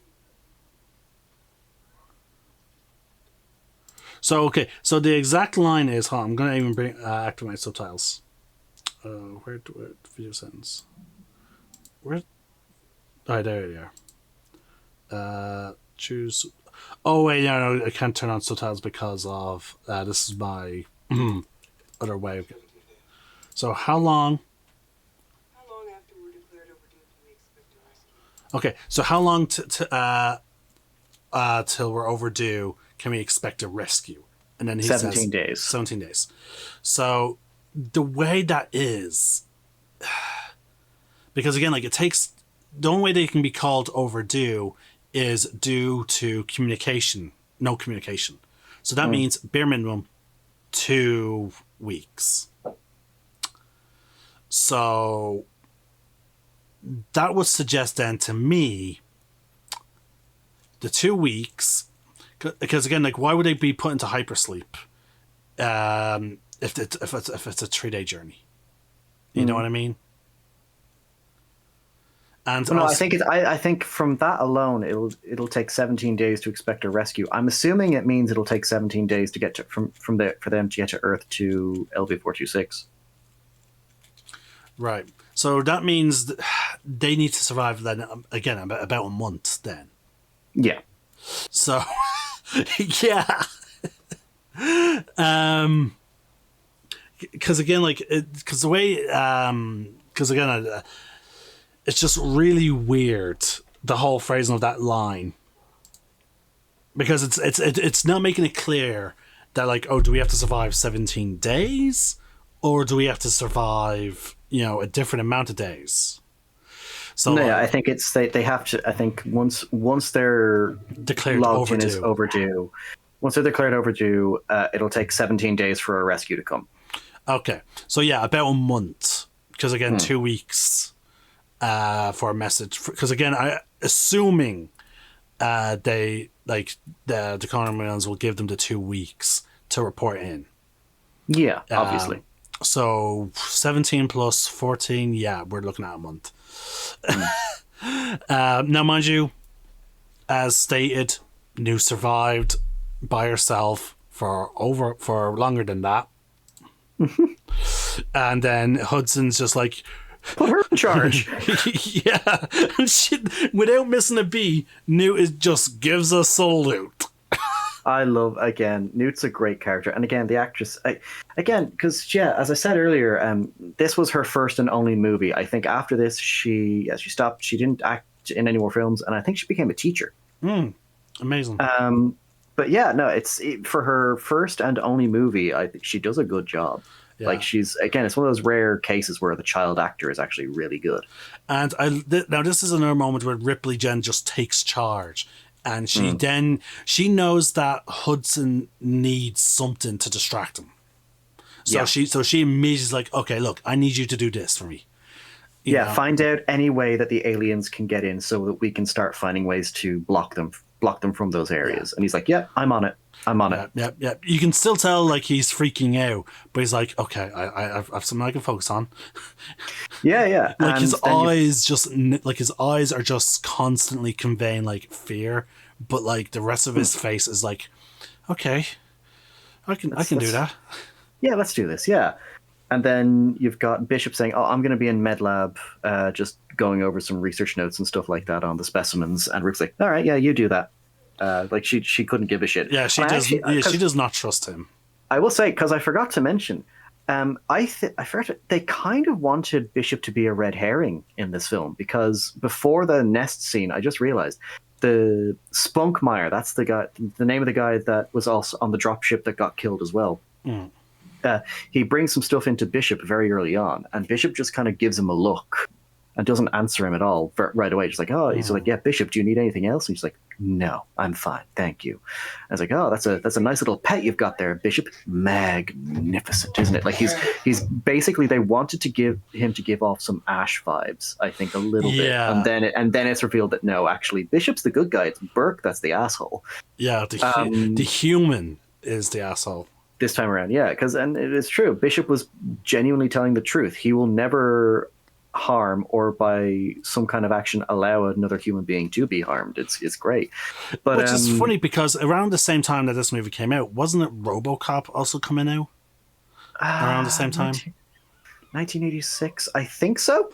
Yeah, but see, because like you would think Wey-Yu, a company that makes no, they didn't make the androids, didn't they? Not that's the company Seegson. No. Wey-Yu made the Bishop, Ash, Andy, and David Andrews. Seegson only made the working Joes. Okay. So you would think that then Wey-Yu would have had some kind of code programmed into then someone like Bishop, so that way by saying this command code, it can override his command of like not allowing harm to a human. Like, prioritize the company type thing. Because, like, that's what happens in RoboCop. Like, they have that whole secret order, like, oh, yeah, like... that the bad guy put into him, yeah. Yeah. Like, you'll think, like, Wey-Yu, a company that's all about, like, their own self-interests, would be like, okay, yeah, we can't risk our androids, countermining what we want. So... Let's program this little hidden directive. Now, I think we sort of see that. Actually, sorry, let's rewind. We actually sort of see that in Romulus. Yeah, as soon as Andy gets the other chip inside him. Yeah. So, it's just with the Bishop model specifically. His programming doesn't allow it specifically. Yeah. But because in all fairness, like if I suppose like with any military company, if you were to accept an android onto your ship, you would check its programming. Because again, that's the thing. Again, the colonial Marines aren't a part of Wey-Yu. They're not a private military. They're actually a government. So they would probably, as I said, like they would check the programming on anything that, like any android that they do take on to their like. For military purposes. It has to. Like basically, Wey-Yu would have no jurisdiction over what the androids for the military can do. Yeah. So no, what I mean is they would any kind of like tech expert within the Colonial Marine system would be like, okay, oh yeah, we just got a new android for this mission. They'd be like, okay, let me run a diagnostic just to make sure. There's this file here that says kill everyone if you find ET. What the hell is that? Yeah. So Wey-Yu being clever would be like, okay, yeah, we can't really for anything that's going to the military, they won't be able to sneak in any kind of programming. They'd have to be very careful. Yeah. So, but it's good because when I watched the film for the first time, I genuinely thought Bishop was going to be another Ash, and I was so glad he wasn't because I love Bishop. But yeah, so. He's gone back into MedLab. Ripley once again giving him the cold shoulder because she just does not give a shit about him. I think they set up their defenses next time, like a good old tower defense game. Yeah. They're setting up the turrets in the tunnel and stuff like that, testing them out, and it's really kick ass. Yeah. They seal the door shut, and then we get Ripley and Newt. A nice moment. Yeah, well, because first of all, they're setting up the barricades, making sure they're fortified, and then Gorman's awake again. He tries to apologize to Ripley, and Ripley's like, "It's fine. I'm just gonna, if you'll excuse me, I'm gonna go and bring, what's her name into bed now." Oh no, no, you're right. Sorry, no, Gorman doesn't wake up until not until after that. Yeah, no, sorry, my apologies. Again, I'm sorry. It's actually there is a scene between Hodgins, Higgins, and Hicks. God damn it, Hicks and Ripley, where he gives her the tracker, but then she immediately then gives the tracker then to Newt. Yeah, which I like. I'm okay with that because and then honestly, you'd want to keep Newt safe more than anything. Yeah, and I love how she's having this very like obviously motherly instinct of like talking about Newt's little doll head as if it's alive. But then Newt is the one that's like, she doesn't have nightmares, she's just a piece of plastic. I love it. It's such a nice little scene between the two of them, and it's because Ripley is having to. Once again, she's finding herself in the role of a mother again, long after her daughter is gone, and they have that nice little moment. Like, did you have a daughter? Yes, I had a little girl. And Newt's like, oh, what happened to her? She's no longer here. Oh, she died. I'm sorry. Like, it's so sweet. Like Newt, Newt has been out by herself for over a month, and so like she's matured fast. Yeah, like mentally, she's just she died. And then they have a nice little hug, and then Newt does something a bit playful by poking Ripley on the forehead, like. So just like the major look thing. Yeah, it's and did you know Sigourney Weaver was actually nominated for an Oscar for this film? Oh, good. I can't remember. She didn't win it. I can't remember what she lost to, but I think it was one of the first times that like for a film like this that someone was nominated for an Oscar to begin with, I think. So now we have Ripley talking to the team about the Facehuggers. Yeah, and that they wants them destroyed, and that absolutely no way are they coming back with us. And Bishop is immediately, Mr. Burke said that I'm to put them on ice and they're to be brought back with us. He was very persistent and specific about it. And then that's where we finally see Burke for who he is. He's just constantly making excuses. He's like, they're going to be worth so much to the bioweapons division. We're going to make so much money off of this. And then that's when Ripley reveals, I just looked up the colony's records. Sorry, even before that, this is also the scene where we get the Queen mentioned for the first time. Oh yes, they're trying to figure out where the exit came from. Because that's Ripley's bringing that up, and then we have Hudson. Blanking on people's names. I'm second guessing their names now. He's like, an ants. The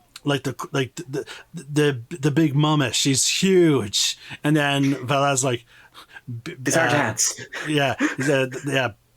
Ants don't have hives. He's like, you know what I mean. It's like the big mama that runs the whole show, and Bishop's me like, yes, the Queen. And it's kind of the first time that they're hypothesizing, okay, what is it that is fueling these things? Where are these things coming from? What is probably controlling them? And it's all just theory at this point. Like, they don't confirm. It's just basically foreshadowing. There is a Queen. And then Ripley's just like, no, destroy the eggs. I want these facehuggers destroyed. And then that's where we get the whole thing with with Burke. Yeah. And he's just like, they're great to the bioweapons division. We'll make a lot of money out of it. And then Ripley's just like, you won't be able to get something like that through quarantine. He's like, how are they going to know about it? You know? Oh yeah. That whole, how are they going to know about it? Like, the fact that like that is very clearly hinting that like they weren't going to wake up on the journey back. Yeah. He had a plan, and it was Ripley being like, I'm going to tell them everything. I've read the reports. You sent them to that ship. This whole thing happened because you sent them out there. And he is trying to make excuses like, what if it turns out you were crazy and I was wrong and I took a gamble? It was a bad call, I admit, and that's what sets Ripley off. Like, it was a bad call. People are dead, and it's your fault. You're going to be nailed to the wall for this one. You're not going to be able to sleep your way out of it, And that's it. Burke is just like, okay, I think no more Mr. Nice Guy. I'm going to do whatever I can to get what I want, basically. Yeah. Which we see what he does later on. Oh, yeah. He's a bastard. Oh, yeah. The immediate follow-up scene then is the turrets doing their job. Yeah, the aliens in the tunnel, yeah. And it's we get. I think what I love about the scene is it does establish just how many of them there are, because I think these turrets have like 500 rounds each between them. Yeah. Like the aliens, like even then, they run out of ammo immediately after killing who knows how many of them, and it's just such a nice. It's a great tense scene because the counter's going down. You're hearing the aliens screeching as they're in the tunnel. We don't really see them. We just get an idea that there's a lot of them, which I found out. I think when it came to the alien puppets and the costumes, I think altogether they had maybe like 5 or 6 costumes altogether. So fair play to them. They utilized them really well. Oh, yeah. By making it seem like there was more than just a small amount of aliens. And then they had the puppetry as well, which was on point for this film as well. But then after the scene, we then have the whole... now they can't wait for rescue scene. Yeah, because a big rotten cherry on this bullshit cake. Oh, the drop ship caused so much damage to the the terraformer, the terraformer, that it basically, I think Bishop says it like ruptured some of the cooling units or something like that. And it's caused the whole thing to go into an overload. So what I love about this scene as well is all Bishop says is we have another problem on our hands. And it just cuts to them at the window. Ripley's like, it's very beautiful. Out the window, you see the terraformer. You see it's like this beautiful blue backlight that's going on with it. And she's like, oh, what are we looking for, Bishop? It's beautiful, but what are we looking for? And then you just see this vent go up. And again, a testament to like no exposition to explain to the audience what it is. All we see is, okay, look, Bishop just says, there, it's the emergency venting. Hudson's just like, oh, that's fucking great. That's just he immediately brilliant. Like it sort of speaks to it speaks to like their like, even though he's a private, like he is not an idiot. But that's what I mean. Like they convey everything the audience needs to know without going into exposition. It's just Hudson's reaction and then Hicks just going, how long till it blows?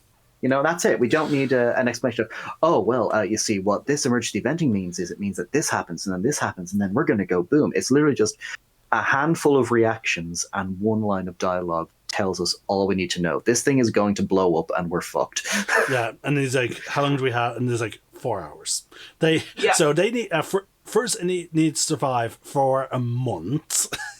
Now they need to find a way to get off the planet before they all go kaboom. In 4 hours. Oh my god. And then, that's... Again, Hudson has another fucking hysteria moment where Ripley's just like, well, we have to get the other ship from the Sulaco. Someone has to go out to the satellites and connect to the Sulaco, pilot it remotely. And Hudson's like, oh yeah, with those things running around, you can count me out. And he's like, yeah, I guess we'll just count you out of everything, won't we? And then it's a fucking great little bit of line dialogue. But this is where I think Ripley's opinion of Bishop immediately changes, because Bishop's like, I'll go. I'm the only one qualified to do it. Hudson basically just like, being a cowardly dick. He's like, Bishop should do it. Because in his mind, send the non-living person.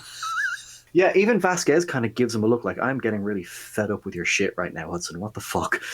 And then, we get that nice little line from Bishop, I'd rather not. Because the whole artificial person comment, it does suggest that like the AI for these androids is advanced enough that there is some level of like, try and be nice to them, don't just view them as like tools. They're clearly meant to be like a kind of, it's like a semi workforce, but they clearly do have sentience. They have their own emotions and feelings on a matter, and clearly fear, because with the way he's like, I don't want to go out there. I may be synthetic, but I'm not stupid. And again, like there in the comics, there's actually even like a whole like little underground railroad thing going on with synths. Oh, really? Yeah, there is for example, in the comic that I was telling you about with that introduced to Lady in the Dark, there's even a whole situation where he's confronted with basically a resistance, a synth that is basically trying to resist against the company. They're trying to. Like, again, it's a whole thing, like, and I'm like, wow. Again, like the comics are well worth the read. Clearly, I just need to not, get the fucking money so I can start buying them and reading them. Get the omnibuses and stuff like that. But yeah, like it's just this whole thing. I wasn't aware of that, actually. That's kind of cool. Then we get obviously the same way the second turret scene. Yes, we're getting into what's the word? Oh no! No, not yet.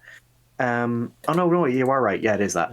Sorry, I'm getting my things mixed up. It's what time is it? It's fucking 7 o'clock. Holy shit! Yeah, we're hitting 4 hours. Yeah, we're almost there again. But yeah, so the turret scene, as you said, it's going down. But then this it stops. Time, yeah, just before the last turret runs out of ammo. Yeah. And Hicks is just like, oh, next time they'll just walk up and knock, and we're thinking, oh, they don't know that, and because they think they're safe, they think they've managed to lock down everything. Yeah, and again, just like with the tunnel scene, it's just such a great tense scene because all you can see is just the smoke from the gun barrels, the screeching of the aliens. Again, utilizing what little they have to make it seem like there's more aliens than they actually had in terms of props. Like when you watch this movie, like you feel like there is an army of Xenos coming for them. Mm-hmm. Like it's so well done. It's so well acted. Like, hold on, just to try and remind myself, the population was 158. So they're fighting against 158 Xenos. That was the population listed on Hadley's Hope. Oh, okay. Yeah, because we actually do get the population listed. Like they have one of those American sign things. Oh yeah. So it was it was 158. Oh, I didn't notice that part. Okay, cool. Okay, so yeah, roughly 158 minus Xenos. X. Minus the amount they already killed, yeah. So yeah, it's just a handful of Marines, a child, and a disgraced warrant officer going up against an army of aliens. It's great. So yeah, we have that scene. Not really much to say beyond. It's just a nice deleted scene they added back in for the theatrical release, for the director's cut. Sorry. And so for after that, then is the Gorman scene. wakes up. Oh no! Wait. Yeah, it's the tension. It's the scene where Ripley's learning how to use the gun. No, sorry, I just remembered because we forgot Bishop going into the pipe. Well, yeah, but like I don't know. Fair enough. Yeah, it's after that scene. It's literally him just crawling through. Like I'm looking at it now. We see him crawling, stopping for a moment as if to catch his breath, and then crawling on. No, I mean when he's actually when they're setting it up and cutting it out for him, he's going over how long it'll take for them to go. Basically, they'll be cutting it close. Basically, by the time he's done, they'll but I do love there's a part in that scene where he's getting into the pipe. Vasquez hands him a pistol and he just looks like, ugh, and he hands it over to Ripley. Apparently, Anton Erickson, he ad-libbed that. He just thought Bishop won't like guns. Why the hell would he need one? So he just gave it back. Like the look of confusion on Ripley's face was apparent is genuine. She's like, oh, okay, you don't want this. Okay.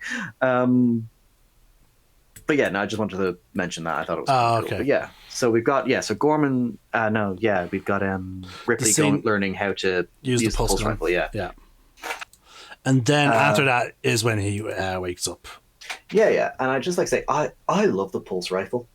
I think mind you, you do have a specific complaint when it comes to video games and the pulse rifle. Yeah, I do. Okay, so and it's in. I've noticed the only games where they get it right is the Aliens versus Predator games. So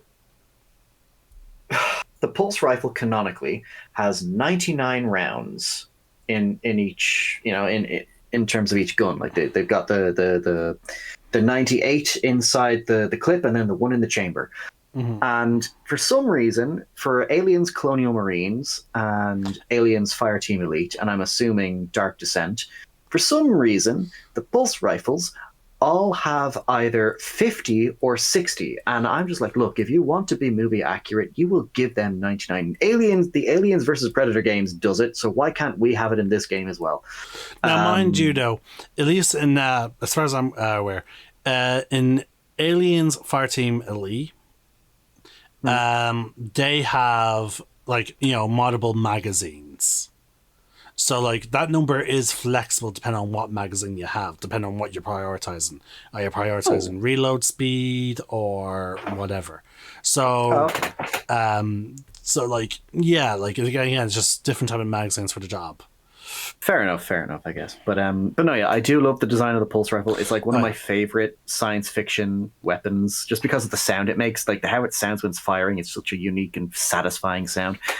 But also because it's a working prop, it actually fired blanks. It was really cool. Just basically a combination of a shotgun and a machine gun. Just had a baby and then put a grenade inside it. It's beautiful. Right.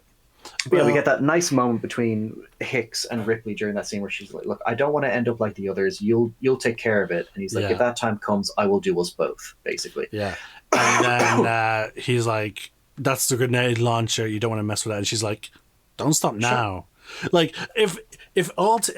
be honest with you, if they were to end the franchise, the Alien franchise, just after Aliens, and then move on to comics, sort of like the Buffy type thing, I wouldn't be surprised if then Ripley actually then joined the Colonial Marines as a Xeno, leading a Xeno task force. I wish they had gone that route. Or they could have done that with New. Yes, because I think that's what Neil Blomkamp wanted to do with his Alien 5 script, because it was his Alien 5 was going to ignore 3 and Resurrection and just pick up directly from Aliens.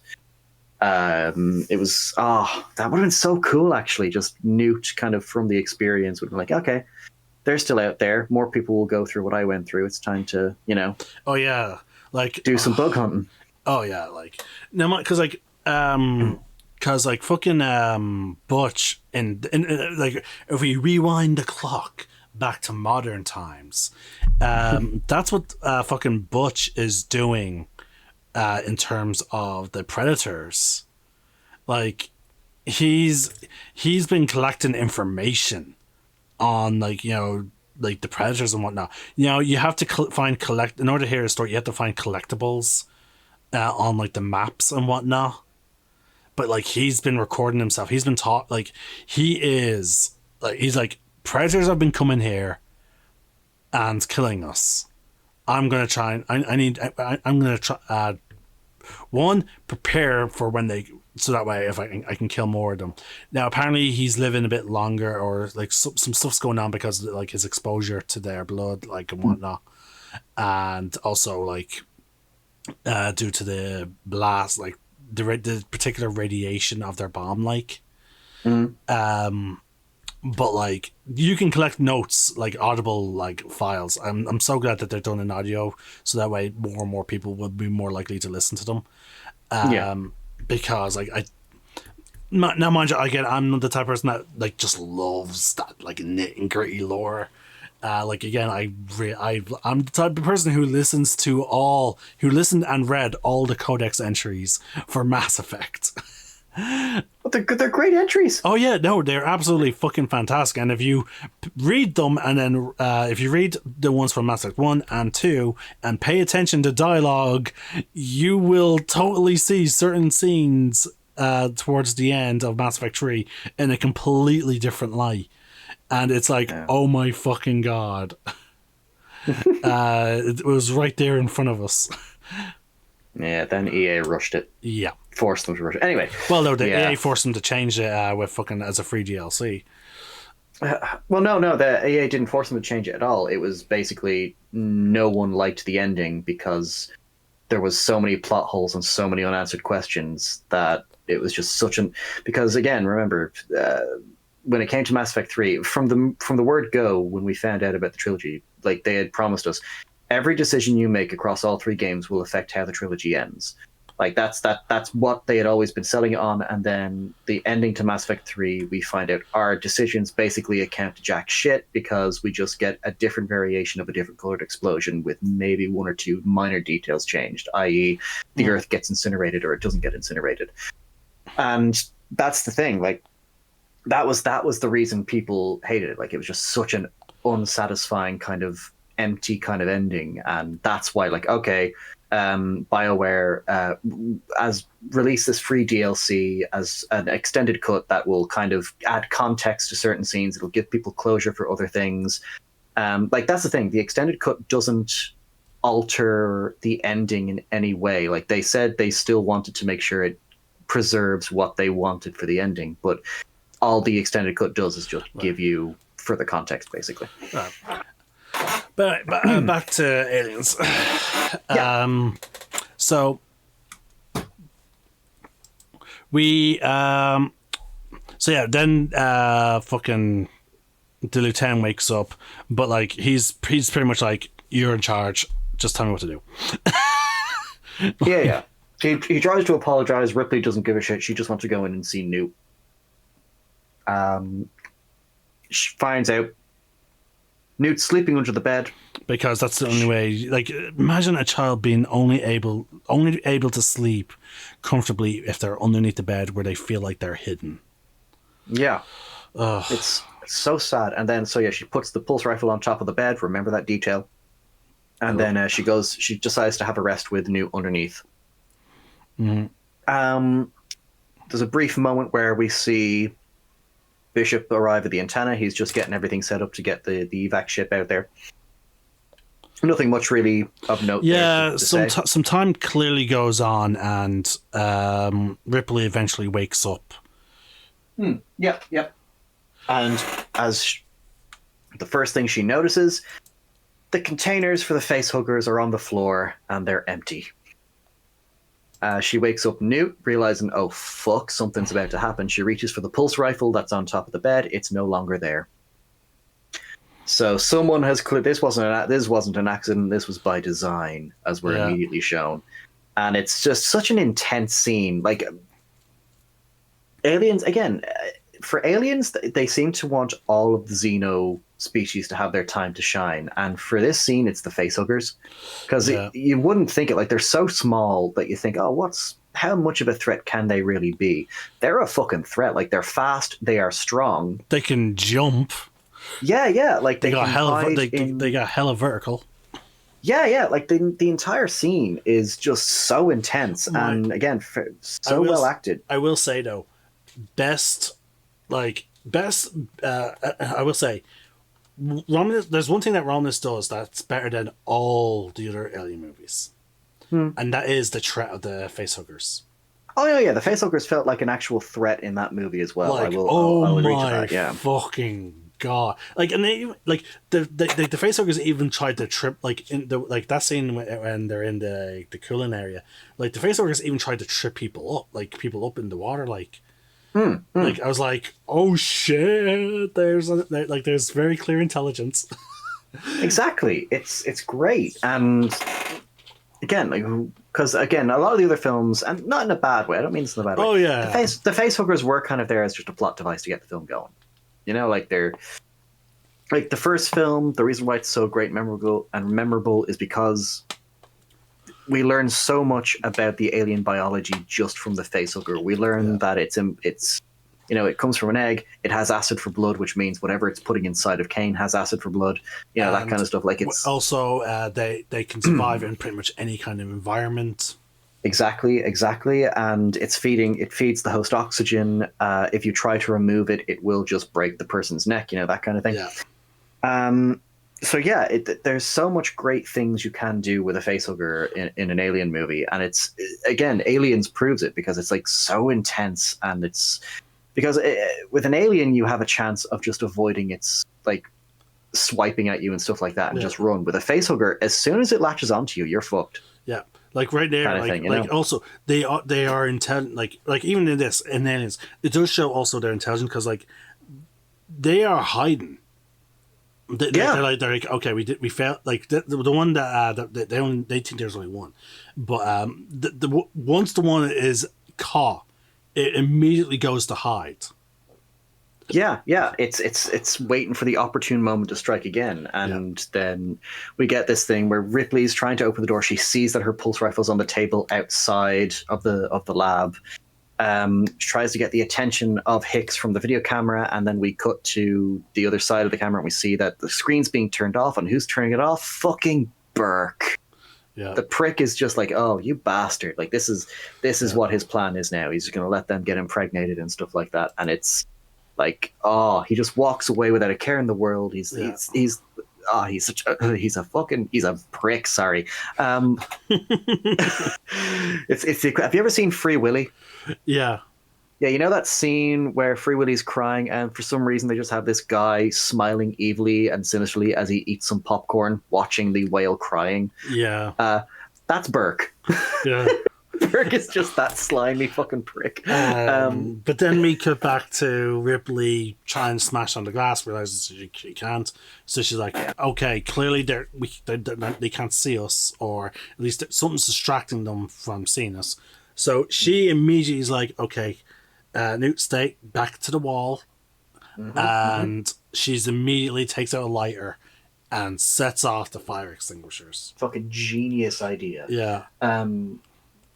Immediately just utilizing the environment, and it's so good. And immediately that alerts everyone else. They go in. Ripley almost gets face hooked. The thing is like strangling the shit out of her. I think at that point, the face was like, oh shit. That whatever this entity is clearly doing something that's alerting others. Yeah. So it's immediately just like, okay, I'm a face hug you now. I'm a impregnate you, and I don't know why it sounds like that. Fuck it. Then we get the reveal of a second one behind Newt, and Newt is like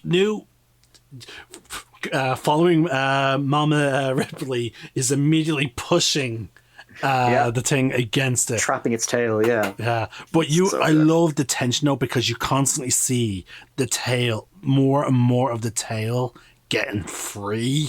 It looks like it's either ripping off or it's basically slowly but surely coming out, because it's strong despite its small size. It is fucking strong. And then the others arrive. They save the day. Ripley informs them that it was Burke. Yeah. And then we get Ripley basically. Mind you, I like there is a red herring moment I want to bring up, because you think the lieutenant is going to side with. There's a moment where you might think that the lieutenant and Burke are going to be on the same side, because before Ripley goes into New, the lieutenant is coming out and Burke is behind him, leaning against the door frame. So I think that scene there is supposed to make him a red herring, but then you see him side by side with the rest of the Marines with his pistol drawn, ready to get in. But then obviously Higgins tells Hudson to use the pulse rifle to weaken the glass so that he can jump through it. And then the lieutenant's immediately he does quickly move in. With his pistol, springing into action, and he's trying to help get it off Ripley. And I do like Gorman. We shot on Gorman for a lot of this, but again, as we said, towards the end of the film, he does get a small little redemption arc. I like it. Again, he was just his big problem was he was a bit too by the book. With his use of tactics, and that one very questionable call that was so stupid, it was clearly done for for the plot. I still just cannot forgive not pulling your men back to reorganize. See about if you can get different fucking weapons or different ammunition. Sorry, it's just it was such a bad call to just try and push forward. Yeah, well, that's Gorman for you. But but anyway, the day is saved, and then we get we get fucking like Hudson with his pulse rifle, Yeah, right up in Burke's face, like, let me pull the trigger. Yeah, he's itching to, like, because this man is just, he's dangerous. Like, I say we grease this rat fuck son of a bitch right now. Keep in mind, these guns shoot explosive bullets. Like, he's risking, like, damaging his gun or himself. But it's as if the idea of, shooting you in the head with this gun that will explode.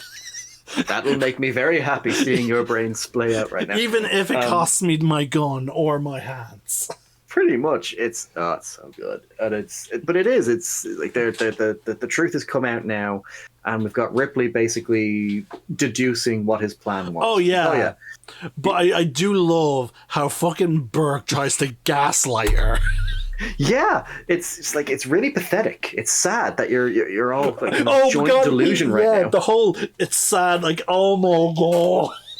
Like, he's just, Burke, your grave has already been dug. There's an alien waiting down there for you. What the fuck? Sorry. Oh my god. You know the whole it's sad thing? Who else do we know in modern time that uses it's sad while trying to gaslight people? Almost any CEO. I'm thinking of one CEO in particular, but we'll move on. Yeah. I'll just say this: Cheeto dust, and see if you figure it out.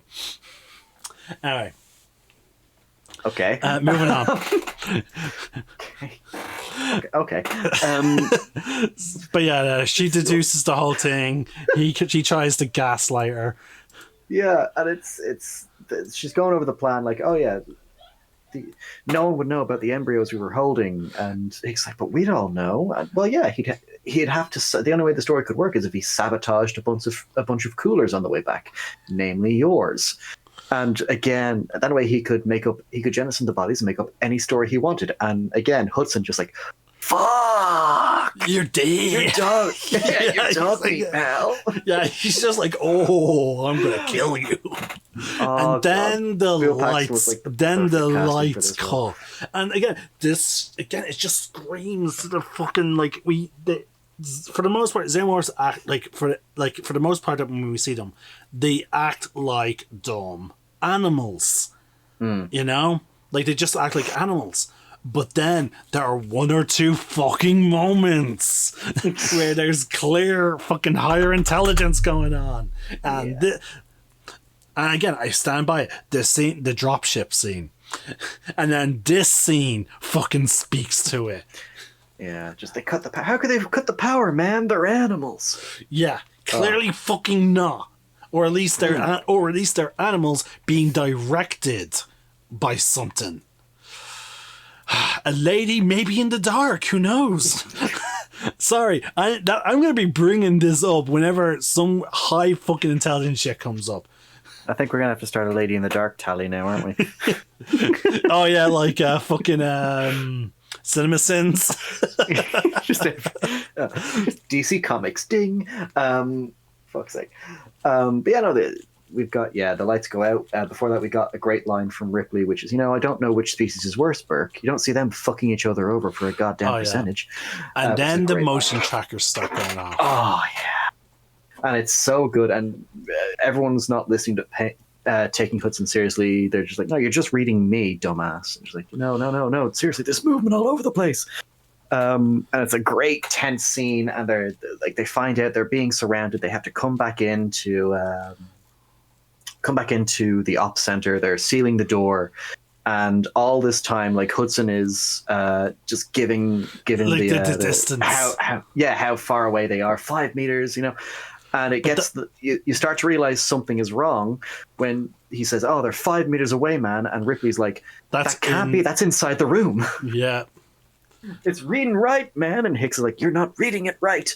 Like, they're just so tense, and like, you've got the light and it's just the beeping going on. And Ripley is trying to figure it out. Like, oh, we missed something. We missed something. They must have found a way in. We didn't catch.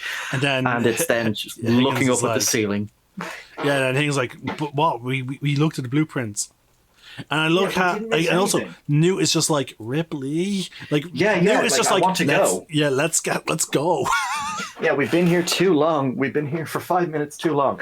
But and then Ripley realizes, oh shit, they might be up in the ceiling, and we've again just that great thing. It's just Hicks. It's the torchlight is lighting up. You've got no music. You've just got the beeping of the and he goes the tracker. Up, and he's like he goes up to peak. Yeah, and it's just a few seconds of just a bunch of aliens crawling through the fucking ceiling, and it's just the action begins. Then it's just it's just the Marines versus the aliens, and it's just this fantastic scene. Like they're just blowing shit up. The aliens are jumping out of everywhere. They're coming out of the ceiling. They're coming out of the floor. It's just this fantastic thing. Burke immediately just fucking chicken shits out of there and locks them in. Yeah. And again, if you didn't hate Burke before, you better hate him now. Even his own mother cheered. But yeah, see, and I will say, what I am curious about is how the fuck did they miss that? Like the ceilings. I maybe it was because Ripley does say something that in the blueprints that wasn't in the blueprints, maybe because it's very clear that they were basing a lot of their information on the blue because they clearly didn't know all the details about the Hadley sub colony. They just knew what they had from the blueprints. So, and that's all they went by. So I'm assuming that's kind of the case here. Like they probably didn't realize that there was a crawl space in the ceiling. Crawl spaces, yeah. Like they knew about the vents, obviously, but it's kind of one of those things where like we've sealed off everything we can. Like I'm surprised that they found a way in. But it's one of those things where it's just something they missed. Like in the heat of the moment, it's just a detail they missed.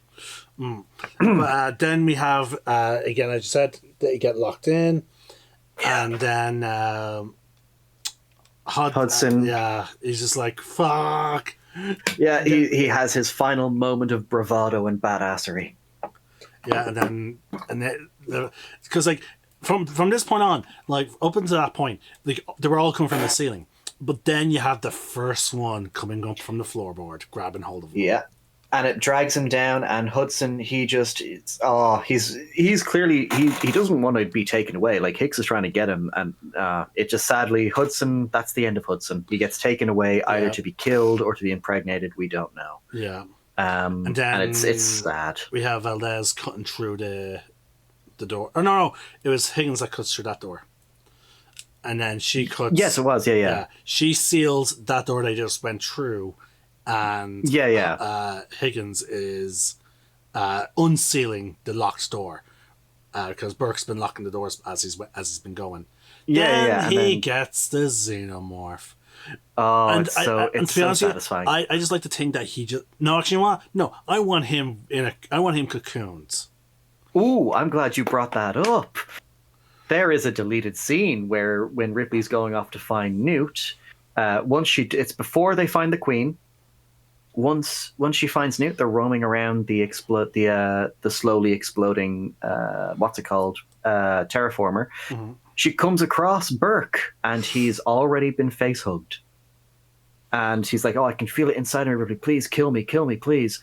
And she gives him a grenade to kill himself, basically. And then that's it. That's the last we see of Burke. Burke kills himself after being cocooned, basically. In terms of the deleted scenes. Okay. Because I want him to suffer. Oh yeah, no doubt he did. Because I think by the time Ripley found him, I think it was ready to come out. So it was eating his insides before he blew himself up. But I think that scene was cool. I think not Ridley Scott, fucking James Cameron. I think he said. Yeah. I think James Cameron had said he just wanted. I think they wanted to leave the fate of Burke more so up to the audience's imagination because they'll probably come up with a far worse fate for him than we could. We have the now escaping through the vents. Yes, the vent scene. Which again, this is where Newt comes in handy because she knows the vents like the back of her hand. Again, it's been established that she's like her and the kids before the aliens came and used them to play games and stuff like that. Yeah. And she was the best at it. She knew all the nooks and crannies, so she was helping lead them as a way to escape. All the while, the fucking aliens are, again, they're just coming, and Vasquez is taking point. She's behind them, shooting everything. Point is front.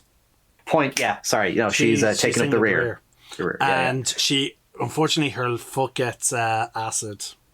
Yeah, it gets acid melted. Oh, I love Vasquez. Vasquez is another badass. And she ran out of bullets. Yeah, she was. This is the redeeming moment of the lieutenant. He goes back for her. Yep. And then he sees that, like, a Xenomorph came upon me. Now, the lieutenant looks like he can't shoot for shit because he's shot multiple bullets and none of them seem to hit the Xenomorph. Yeah, I think he tried.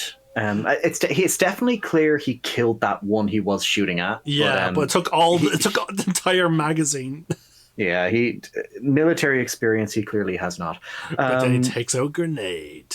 Yes, and we get a nice little redeeming moment. We got Vasquez saying, "You always were an asshole, Gorman," and as soon as she sees the grenade, that both of them, like, he pushes it down. She grabs hold. She takes his hand. They're kind of basically almost kind of hugging each other in their final moments, kind of thing. Like, we're not dying alone. We have each other here, kind of thing. And it is a nice little moment, and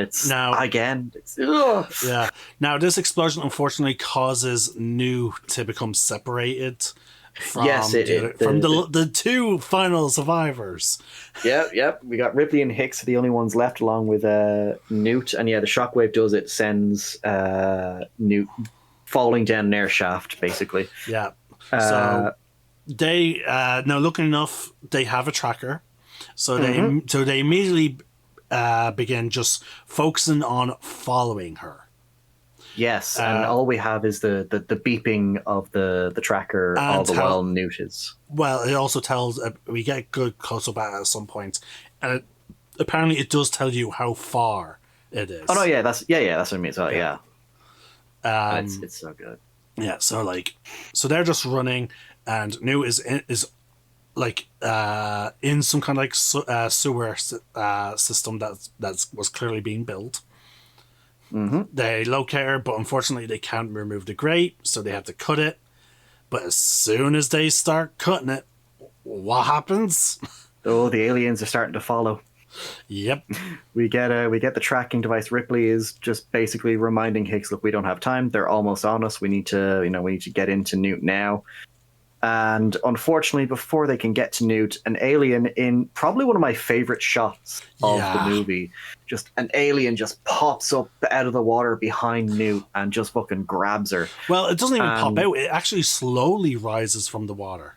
So that's what I mean. Yeah. It's just, it's clearly puppetry mixed with maybe a bit of maybe a suit, I think, but it's just the way it moves as it's rising out of the water is so fucking good. It's just so smooth. I love it. It's just such a creepy shot. And yeah, so the aliens now have Newt. Ripley is, I would say, a little distraught. Yeah, maybe just a little. She's goddamn hysterical. Oh yeah, and again, like, it's clear that the Xenomorphs are, like, these drones, again, there's a reason why they're called fucking drones, are clearly prioritizing, like, orders that they got from their queen. And so, like, they're not out to kill when they can help it. No, they're clearly, the priority for them is clearly build the hive. Yeah. So Higgins is pretty much like, we gotta go. Yeah. Okay, I believe you. She's alive. We will get her, but we have to leave. Yeah. Now, a part of me feels like he's just telling her what she needs to hear to keep her moving. Yeah.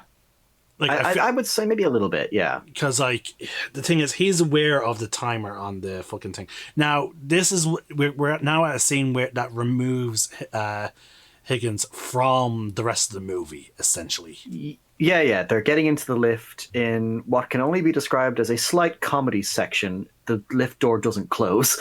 Yeah. Like, I know it's supposed to be a tense scene, but it kind of reminded me of, like, a comedy where, like, they press the button, nothing happens. Like, okay, press it again, and then it closes. as the door closes, a Xeno pops out. In the panic, Hicks pulls the trigger to shoot at it, and the acid sprays all over him, or at the very least, partially on him. Yeah, through his armor. Yeah, but luckily enough, we did get a line from Bishop that the acid, when exposed to oxygen, rapidly basically starts losing its acidic ability. So, like, luckily enough, his armor exposed it to enough air, just enough, so that, like, it does give him severe burns on his flesh, but it keeps him alive. He's alive, but he is pretty much out for the remainder of the movie. Yeah, he can, because it's clear that the damage may have fucked up his nerves a little bit, because he's limping and stuff like that by as Ripley's dragging him out. And I do love Bishop's like reaction when she asks him, how much time have we got? Plenty, 20 minutes. And she's like, we're not leaving. He's just like, we're not? Yeah, he's so confused. And then we have an amazing jury rigging scene. Yes, like Ripley just... Like, she is jury rigging a fucking new weapon. And we see Higgins giving himself, some painkillers via injection. Yeah, like he's mending himself. He's keep an eye on Ripley. Yeah, because the thing is, ready. They never gave him his we know he's the third highest rank in the platoon, but like as far as I'm aware, we weren't really given his position in the platoon. But I do believe it is established through a few scenes that he is clearly the platoon's medic.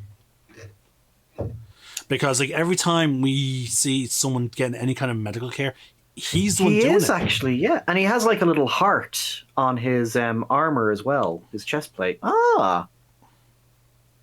Oh, wait, hold on. We're at the scene. We're at the scene. Okay, hold on. So, hold on. Where's my phone? I need my timer. Okay. Yep, we're gonna find out how long does the little moment between the two of them. Yeah, hold on. Go on. I need to unmute it so I can know exactly when it starts. Because unfortunately, as this is playing, folks, I'm mostly reading lips. Fair. Yeah. I'm on timer. Okay. So yeah, how long? How long? No. It should be stopwatch. There we go. Okay. So remember, when she says "See you, Hicks," that's when you press it. Right. So 19 minutes. What? I'm curious now. People listening at home, I want to know when this stops now. I can hear a little bit of it. Don't be gone long, Ellen. Okay, 14 seconds. That is absolutely fucking nothing. with 19 minutes to get out because of a fucking nuclear explosion. They can have a moment where doing a round trip. Yeah, that should have been fine. Good luck. It might be the last moments. And like, no, win or lose, this is it. No, just simply good luck. Again, 19 fucking minutes. And again, keep in mind, she has to go down there, find Newt, and get fucking back within 19 minutes. Okay, I think I'm starting to see the things that say. Well, so we've got people calling a double blade saber staff, people going after people in movies saving their pets, and now people saying goodbye.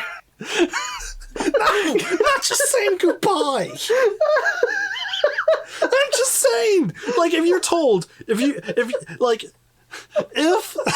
you're going to save someone and you're told, oh yeah, in 19 minutes there's a nuclear. Oh, sorry. Let's also not forget.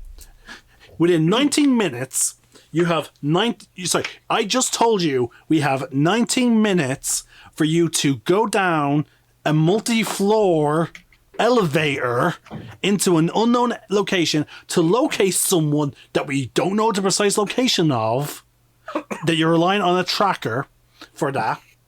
Then you have to get that person free, then back up the elevator shaft onto this vehicle.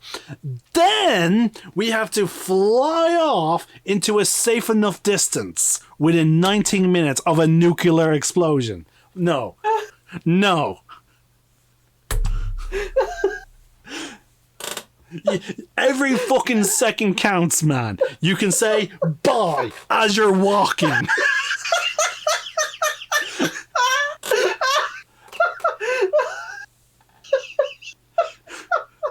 I'm just saying, bye and go. Or good luck and go.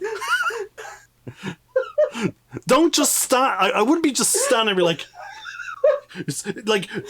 why now of the fucking exchange of names? You have 90 minutes to do all the shit I just said, and it's like, oh yeah, my first name's this, by the way. No! No! You say, good luck, or see ya. Like, see in a bit. Like, you try and say something encouraging, but not have a moment where you're looking at each other. Oh, okay. Just no.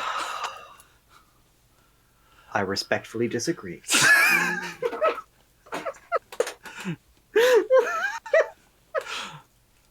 Oh my god. Oh. Okay. Oh god, my glasses. So she goes into the elevator. Yeah. Oh, hold on. Now, I will say this. Good on the movie, because at the moment she's in the elevator, there's 23 minutes left of the movie. So unlike in other moments where they forget about the fucking time limit, whoever was filming this, they clearly kept a running clock. I will say that's always a nice level of detail when filmmakers do that. All right. Okay, so yeah, she's getting down. She has her jury-rigged flamethrower and pulse rifle taped together. She's getting everything else ready. Yeah, she's loading up the grenade launcher as well now. Yeah. It's a great scene. The music's fantastic. You've got the alarms blaring, and the warning lights as well. Yeah, and so the elevator doors open, and Ripley once again finds herself in a very familiar environment of a place that's about to explode, a flamethrower, and aliens. Okay, sorry. I just want to point out, there are at least 10 fucking floors. Yeah. Okay. God damn. Yeah, you know what? You're right. 10 floors in 19 seconds. Oh, they should have been, they should have been here. They should have been like Hiroshima. Dear God. Oh my God. That was like double blade levels of like. All right. So yeah, she ignites the flamethrower. I mean, that's true. Yeah. Yeah. She's traveling through the place. She's setting off flares so she won't forget her location, which is really good, clever move to have a character do. She eventually finds that the tracker eventually leads her to the watch. She thinks that's it. She thinks it's over. Newt's gone. Because all she finds is the watch. It's no longer attached to Newt. And then thankfully we find that Newt has been cocooned and she's not been facehugged yet. Oh yeah. Now again, I like the level of paranoia Ripley has. She is randomly letting that flamethrower go. Yeah. She's not taking any chances. She's just firing it down every hallway she turns into.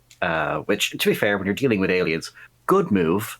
Oh yeah, like look at how often we get fucking jumped on by like Xenomorph prowlers. Yeah, like that's why we always throw the grenades in the game. Or I want to play my fucking recon class. Oh god, it's such a good class.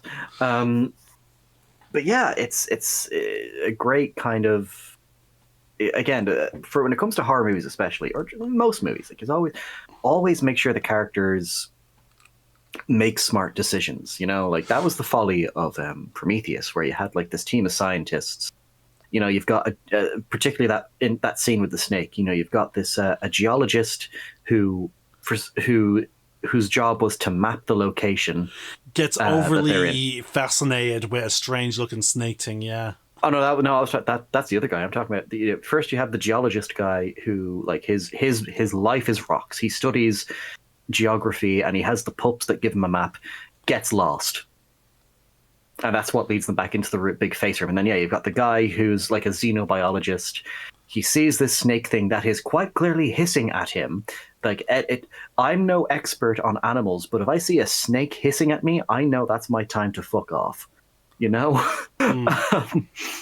But no, he decides to, come here, little guy, and then the fucking thing breaks his arms. That's called like forced tension. That's forced. Sort of like how the lieutenant, instead of calling his men back, tells them to keep going on after giving up their ammo. Well, no, because again, the whole point of Gorman is we see from the get-go he is a man out of his depth. He's just making decisions because he believes it's what needs to be done, basically. Like, essentially, he's the new lieutenant. He's, what's the word? Like, basically just trying, I am in charge. Sorry, I still, no matter what you say, I cannot forgive that fucking plan. Sorry, lack of plan. Sorry, my bad. Fair. But yeah, no. Always make sure your characters, to some degree, there will always be stragglers, but for the most part, you have them making smart decisions. And Ripley makes a lot of smart decisions, especially in this scene. Like, she's again lighting the flares so that she won't get lost, and they'll find their way back to the landing pad when she finds Newt. Shooting flames down each section of a hallway in case there's an alien waiting to jump out and bite her. It's really good. And so she finds Newt before Newt can get face hugged. Pardon me, that laugh really took a lot out of me. But yeah, she manages to blast the facehugger before it has a chance to even come out of the egg. Oh yeah, and then another xenomorph shows up and she quickly takes care of it. Oh yeah, she's just, this is it now. This is Ripley, like, just finally starting to conquer her fear, and she's going into it. She's blasting them. It's really great. And so she gets Newt, starts to try and find her way out. She gets a bit turned around. And we finally come face to face to the Queen. And it's such a really well done reveal. Oh, yeah, it is. You've got the... Sorry, I'm just taking a drink of water. Hold on. Oh, sorry, guys. We've been talking for 4.5 hours now. 4.5, yeah. Good God. Oh yeah, I do love the moment of just complete fear that Ripley has when she stumbles upon like just all the eggs, and then she slowly turns because she's realizing there's only one reason why there'd be so many eggs in one spot. She hears like a slimy thing behind her. She looks over, sees I don't know what you would call that thing. Thing that lays the eggs. That the eggs come out of, yeah.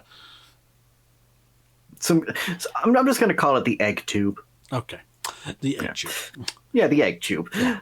And then... sounds harmless. And then... Yeah. It's like the opening to Pee Wee Herman's Big Adventure. What am I going to have? The egg tube.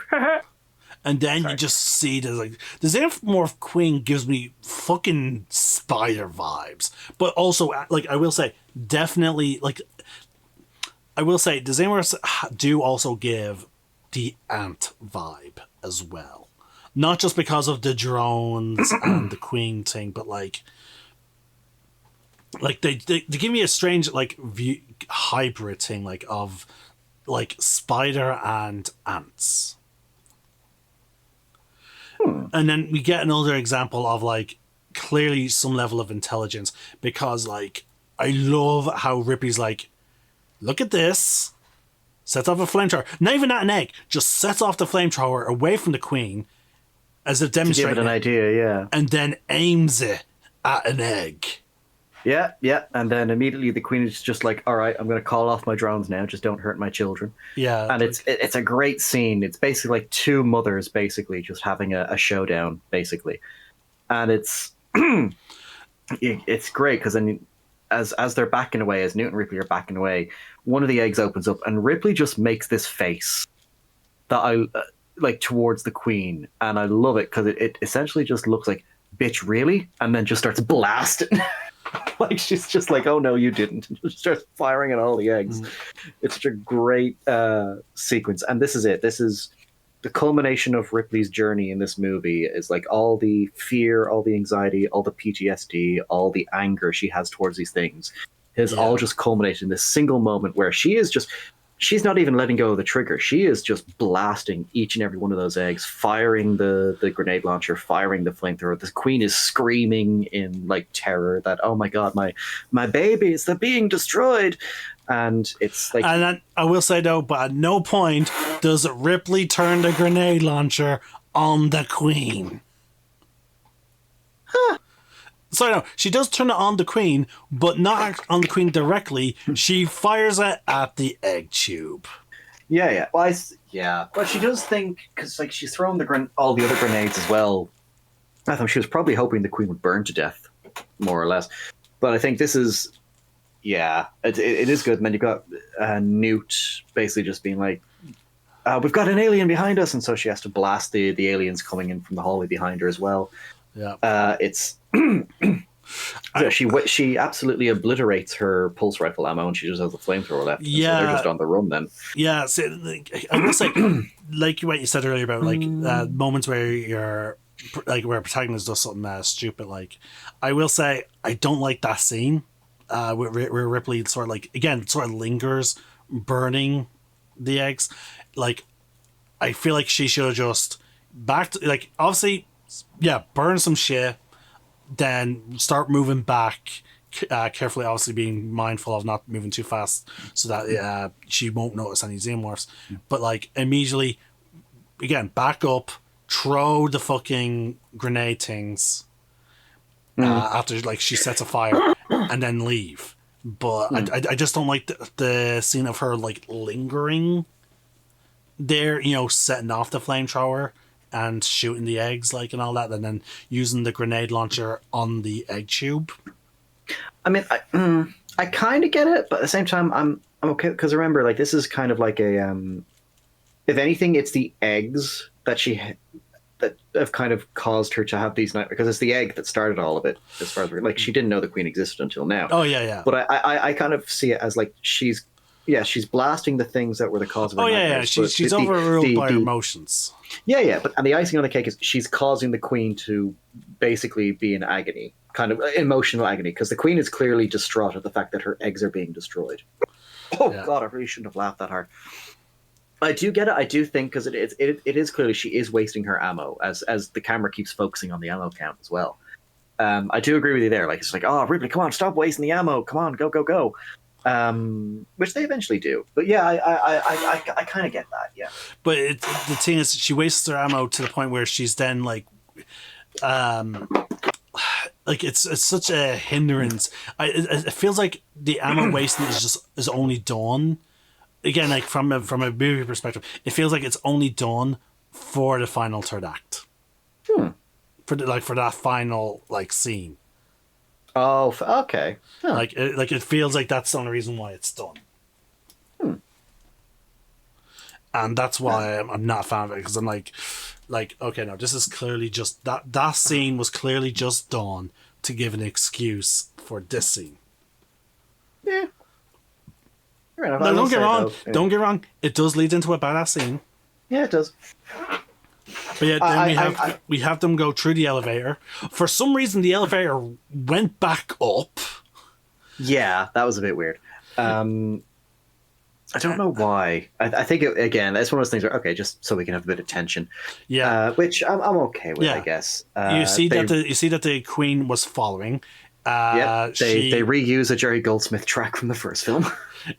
They see eventually the elevator does arrive, and they get into it using the flamethrower to, like, what's little left of her flamethrower to keep the queen back. Yeah. They start going up, but then the other elevator shows up, and the queen just looks at it as like, huh, convenient. I can use this, yeah. Well, to be fair, we're shown that Ripley presses the button on the other one as well to try and get them both down. And whichever one comes down first, she'll just get into that one, basically. Yeah. But then we see that Ripley knows immediately that she's looking down, she sees that the other elevator's on its way up. She's like, I know what's going to happen. She checks her. I love how she has a moment of actually checking her ammo. And then, like, I feel like there is a moment there where she's like, okay, I made a mistake. Yeah, because she kind of just throws the gun down a little angrily then at that. Yeah. So at least there's some level of acknowledgement of like, okay, that was a stupid thing to do. Yeah, maybe I shouldn't have done that. Yeah. Again, just great acting from Sigourney Weaver. But and then so we're given the what's it? She gets back up to the landing pad. Bishop's gone. We think he's left. We don't know what. She thinks that he's betrayed them. Then the Queen arrives, and like it's just Newt and Ripley on this exploding what's it called, landing pad. Yeah. And we think they're about to die, and then Bishop arrives at the 11th hour to get them on board and save them. And after some struggling of trying to escape, sorry, I was stretching there. Yeah, because the ship, one of the ship's landing gears actually does gets caught in debris. Yeah. And we actually also when in the scenes when they're flying towards the camera, you do see that the landing struts have not fully went into the ship. They are hanging out. Yeah. The bit that got stuck on the debris, is just very much just kind of still there. And pardon me. Then they keep flying off, and we see the nuclear explosion. Yeah, and you know what? Bishop wasn't lying when he told Ripley that the entire place would be a crater the size of Nebraska. Yep, it is a truly spectacular explosion. It's a great. One thing I do like is during that scene, we hyper focus on Ripley and the dropship. What do you mean? Oh yeah, it's really it's really close up. Like we see there's absolutely like no scenes of the Queen once the dropship arrives. Yeah, actually, yeah. It's just in the elevator and probably just watching everything. Well, it was exiting the elevator when the ship arrived. But my point was, like, once Ripley starts climbing onto the door, like, we are only focused on her, and then every other scene of her is her in the interior, and then we're looking at Bishop, and then we're looking at the landing strut being caught in the debris. Yeah. It's kind of like I think it's because like the characters are kind of forgetting everything because of all the commotion. So I think they clearly the movie. Sorry, it's like James Cameron clearly wants the audience to forget as well in all the commotion. So it's, it's kind of like it puts us on the same level. Yeah, and the landing. I didn't realize that. Yeah, and the landing because I have seen people complain about the Queen showing back up, being on the dropship. However, the landing strut that Queen was hiding in was the rear. And the landing strut that we were focused on when it got stuck by the debris was one of the front two. So we're completely not looking at the rear of the ship. Yeah, and unfortunately the way some vehicles are is that like the landing struts are not individual. Like if it's all one mechanism of them being retracted in and out. So if we see the front one have like the debris caught in it, and so it can't retract in. So if they can't retract, it's basically all of them are not retracting. Yeah. And then then we see also because their first big hint that something's wrong is when Bishop and Ripley are having a nice heart-to-heart, but then Bishop notices a drop of acid. Yeah, and then we get probably one of the most gnarliest takedowns from an alien where it stabs him in the chest from the rear with its tail, then lifts him up on the tail, still impaled, then grabs him with its two claws, and then rips him in twine. It's just a fantastic takedown from an alien. Oh yeah, film. It is true. They went again. I love how they gave it was already established in Alien. Like when it comes to the androids, because they use the white liquid. I love how brutal they get with the androids. In terms of deaths, because they can get away with it. Yeah, they can like, get away with it because it's it's like the anime. Like with animes do it all the time. Like for example, Dragon Ball Z Kai. My brother asked like, why is he's spitting up like spit, like a whole bunch of spit. I had to explain to him, oh no, that's not spit. That's supposed to be blood. And he's like, what? I was like, yeah, my madam chimed in. She's like, oh, so they get around the censorship by making the blood more clear. So you think it's just spit that instead of being internal bleeding from the punch. And I'm like, wow, you nailed it. I was like, wow, I wasn't expecting a person who never seen me watch anime before truly get why they do the censor. And also while in the same breath, also explaining why they're spitting up blood because of the internal bleeding.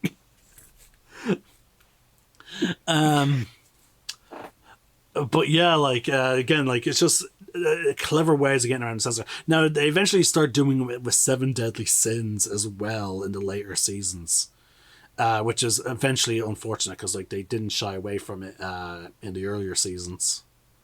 But I guess Netflix must have gotten some kind of complaints. And it's a shame because I really liked the first season. Oh yeah, like again, clearly it's the complaints. Then now, mind you, after that gnarly death scene, we get a fucking badass scene. Yes, so like basically, like Ripley tells Newt to hide. Newt goes off to hide. Ripley's trying to get the thing's attention. And she runs off. Then she goes into one of the storage areas, and immediately begins suiting up. Yeah, because like meanwhile, like the Queen is trying to get at Newt, and just when we think it's about to get her, just fucking Ripley comes back out. She's says an iconic line. Get away from her, you bitch! And I love how she says the first bit so quietly and then shouts the last one. And I'm glad they fucking they basically recreate that with Molly Weasley for the Harry Potter movies. Not my daughter, you bitch! I was like, okay. And then immediately fucking obliterates her. Like, she doesn't, like, I have no idea what fucking spell Molly Weasley used. Yeah, it just kind of shriveled up Bellatrix and then she exploded. Yeah, no, like Bellatrix freezes up, cracks, start appearing on her body, and then blows up. Like, forget Avada Kedavra. What the fuck was that? Now, don't mess with a mother and her children. Now, mind you, though, the Super Coen Brothers theorized the spell that might have been used was Reducto. It's like no, it's not Reducto. It was some kind of explosive spell that we see Ginny actually use a couple of times. Oh, is it the one she used when they were in the Ministry? Yeah, and when they're in the DA, you see her use it, and it just atomizes the target dummy. Yes, I remember that. Okay, yeah. So a lot of people are like, maybe it was that spell. Yes, and this is why Ginny is a badass. Oh yeah, no, and again, like it's just a shame that how they did her and Harry's relationship dirty in the movies. Oh god, yeah, it's so awkward. Oh. Anyway, even the actors agreed. Yeah. Anyway, yeah. So we get this badass fight scene of Ripley and the Queen. Like it's such an iconic. I remember before I saw Aliens, I remember my dad built this up to me. She's like, "Oh yeah, Aliens was such an iconic film, and like this, the main character just ends up having a fight with this big alien in a robot." And I was like, "In a robot? What?" And this is like me, but this is like me when I was like 12 or something like that, like 11 or 12 before I ever even saw the first film. And so when it finally came to Aliens, and I was like, "Oh my god, this is so epic! This is amazing!" Now, mind you, because of the limitation, because they're both, it's basically two puppets. Like a good bit, like there is moments in the fight where they're just like looking at each other, just moving around. Yeah, well, like again, it's sort of like when when two people are in guard, like form two guards, and we're just shifting left and right or down and then up. Like we're just like, okay, where's my opening? Exactly. And I will say something I love, particularly when it comes to the power lever itself, is it's clearly like a puppet and stuff like that, but they make sure it feels like it has. Oh yeah, it does. Like every swing she directs towards the queen, like you feel like it's about to break some bones. Oh yeah, like a couple of the solid hits she gets on the queen goes flying. Yeah, it's so good, and again, like kind of Ripley utilizing everything she knows. Like once the queen gets within like inner jaw distance, like she has the queen caught in like the clenches, and then she actually activates the blowtorch on the thing to start scaring the alien. Yeah, she's like, "Don't you fucking use that on me! I will burn this little mouth off you." Yeah, and then it's so good. Oh yeah, and then she sets up the whole, venting it out the airlock. Yeah, thing. Like it worked the first time. If it ain't broke, don't fix it. Oh yeah, mind you, this time she nearly gets pulled out with it. Yes, I do love that though, because like she has the queen where she wants it. She's about to drop it, and as it's falling, the queen grabs the fucking power loader and brings her down. Because it has so many extra arms. The queen does. Oh yeah, I think she got like 4 arms altogether. It's like the large ones and the little T-Rex ones on her chest. It's funny, but I think it's like 2 or 3 people piloting that thing as well, if I remember. But then we have a great moment of Bishop just being like, oh, "Don't worry, kid, I got you." Oh yeah, after Ripley opens up the airlock and stuff like that. Yeah, I find it funny that it's just a legless Bishop just sliding across the fucking floor. Oh yeah. Oh, it's so good. And again, like he goes through the effort of making sure to grab Newt, Newt, before she goes flying out as well. Yeah, and then we have this great final moment. Like Ripley's climbed up the ladder, the Queen has grabbed her leg, and Ripley showcasing like all that upper arm strength. Yeah, she fully loops her arm in, and so it's like she's creating a moment where her arm has to first dislocate from the shoulder socket, and then tear in order for her to let go.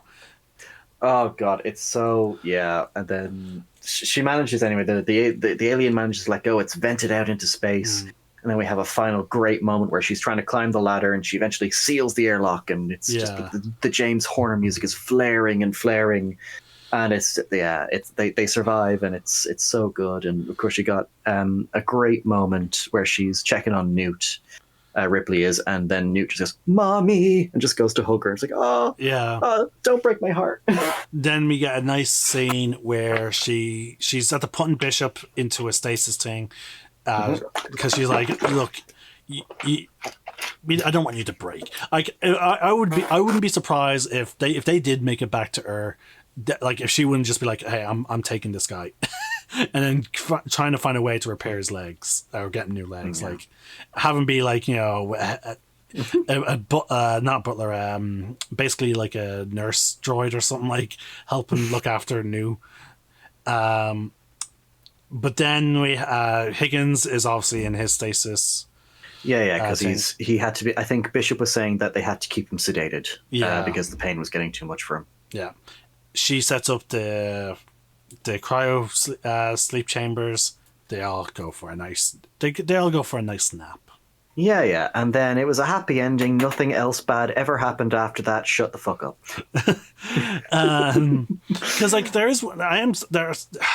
Because I'm trying to remember the opening scene of the next movie, and I'm just, a part of me's like, hold on, something's not adding up real quick here. But again, I cannot recall it. And I'm not going to say anything until I see the third movie, just so that I'm, because I don't want to be, fucking wrong.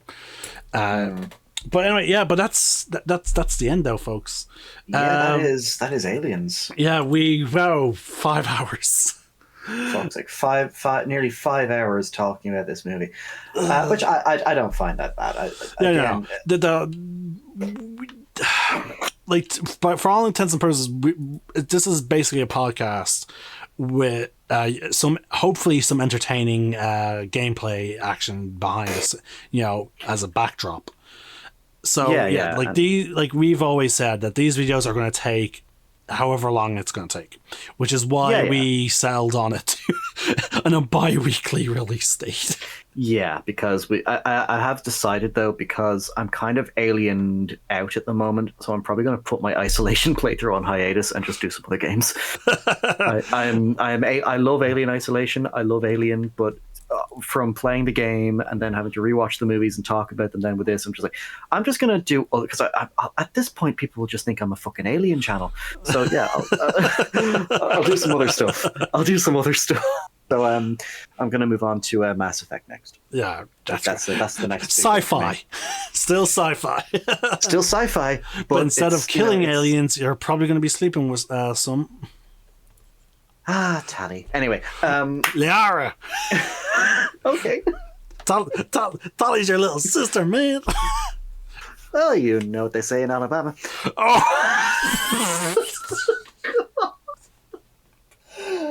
Oh, God. It's one of when you have something in your head and it sounds so much better in your head. Oh my God! You know what you were doing. Sorry. To all potential American viewers, I apologize for skullduggery gaming. Fuck it. I regret nothing.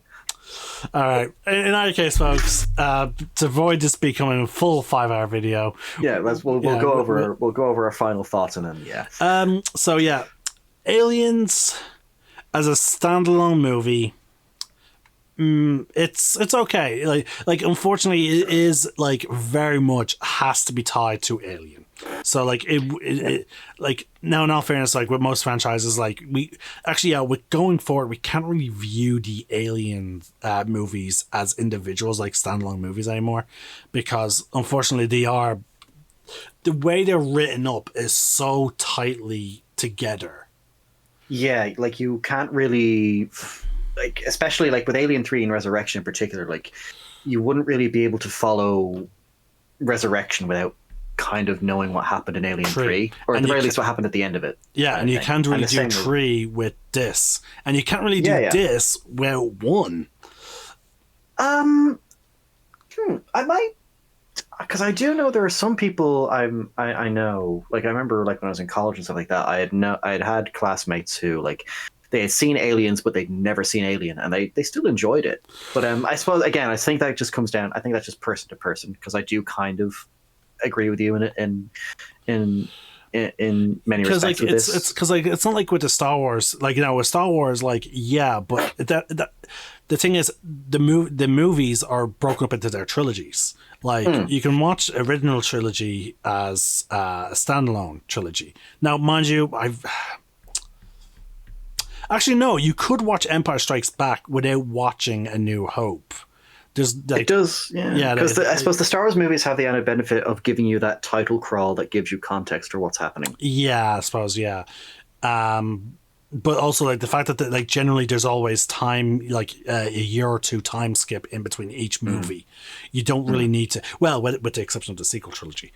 With the sequel trilogy, you do have to watch the others in order to understand what's going on, even with the title card sequence, because like they pretty much happen one after the other, like maybe with a month or two in a difference. I think the only one that has a very long time span between Last Jedi and Rise of Skywalker. Because we'll get into it, especially we will get into it. Anyway, but, our point is like the Alien movies really do have to be watched together. Now, with that being said, the Prometheus and Covenant, no. You don't need to watch them. And you can, theoretically, you could skip Romulus even.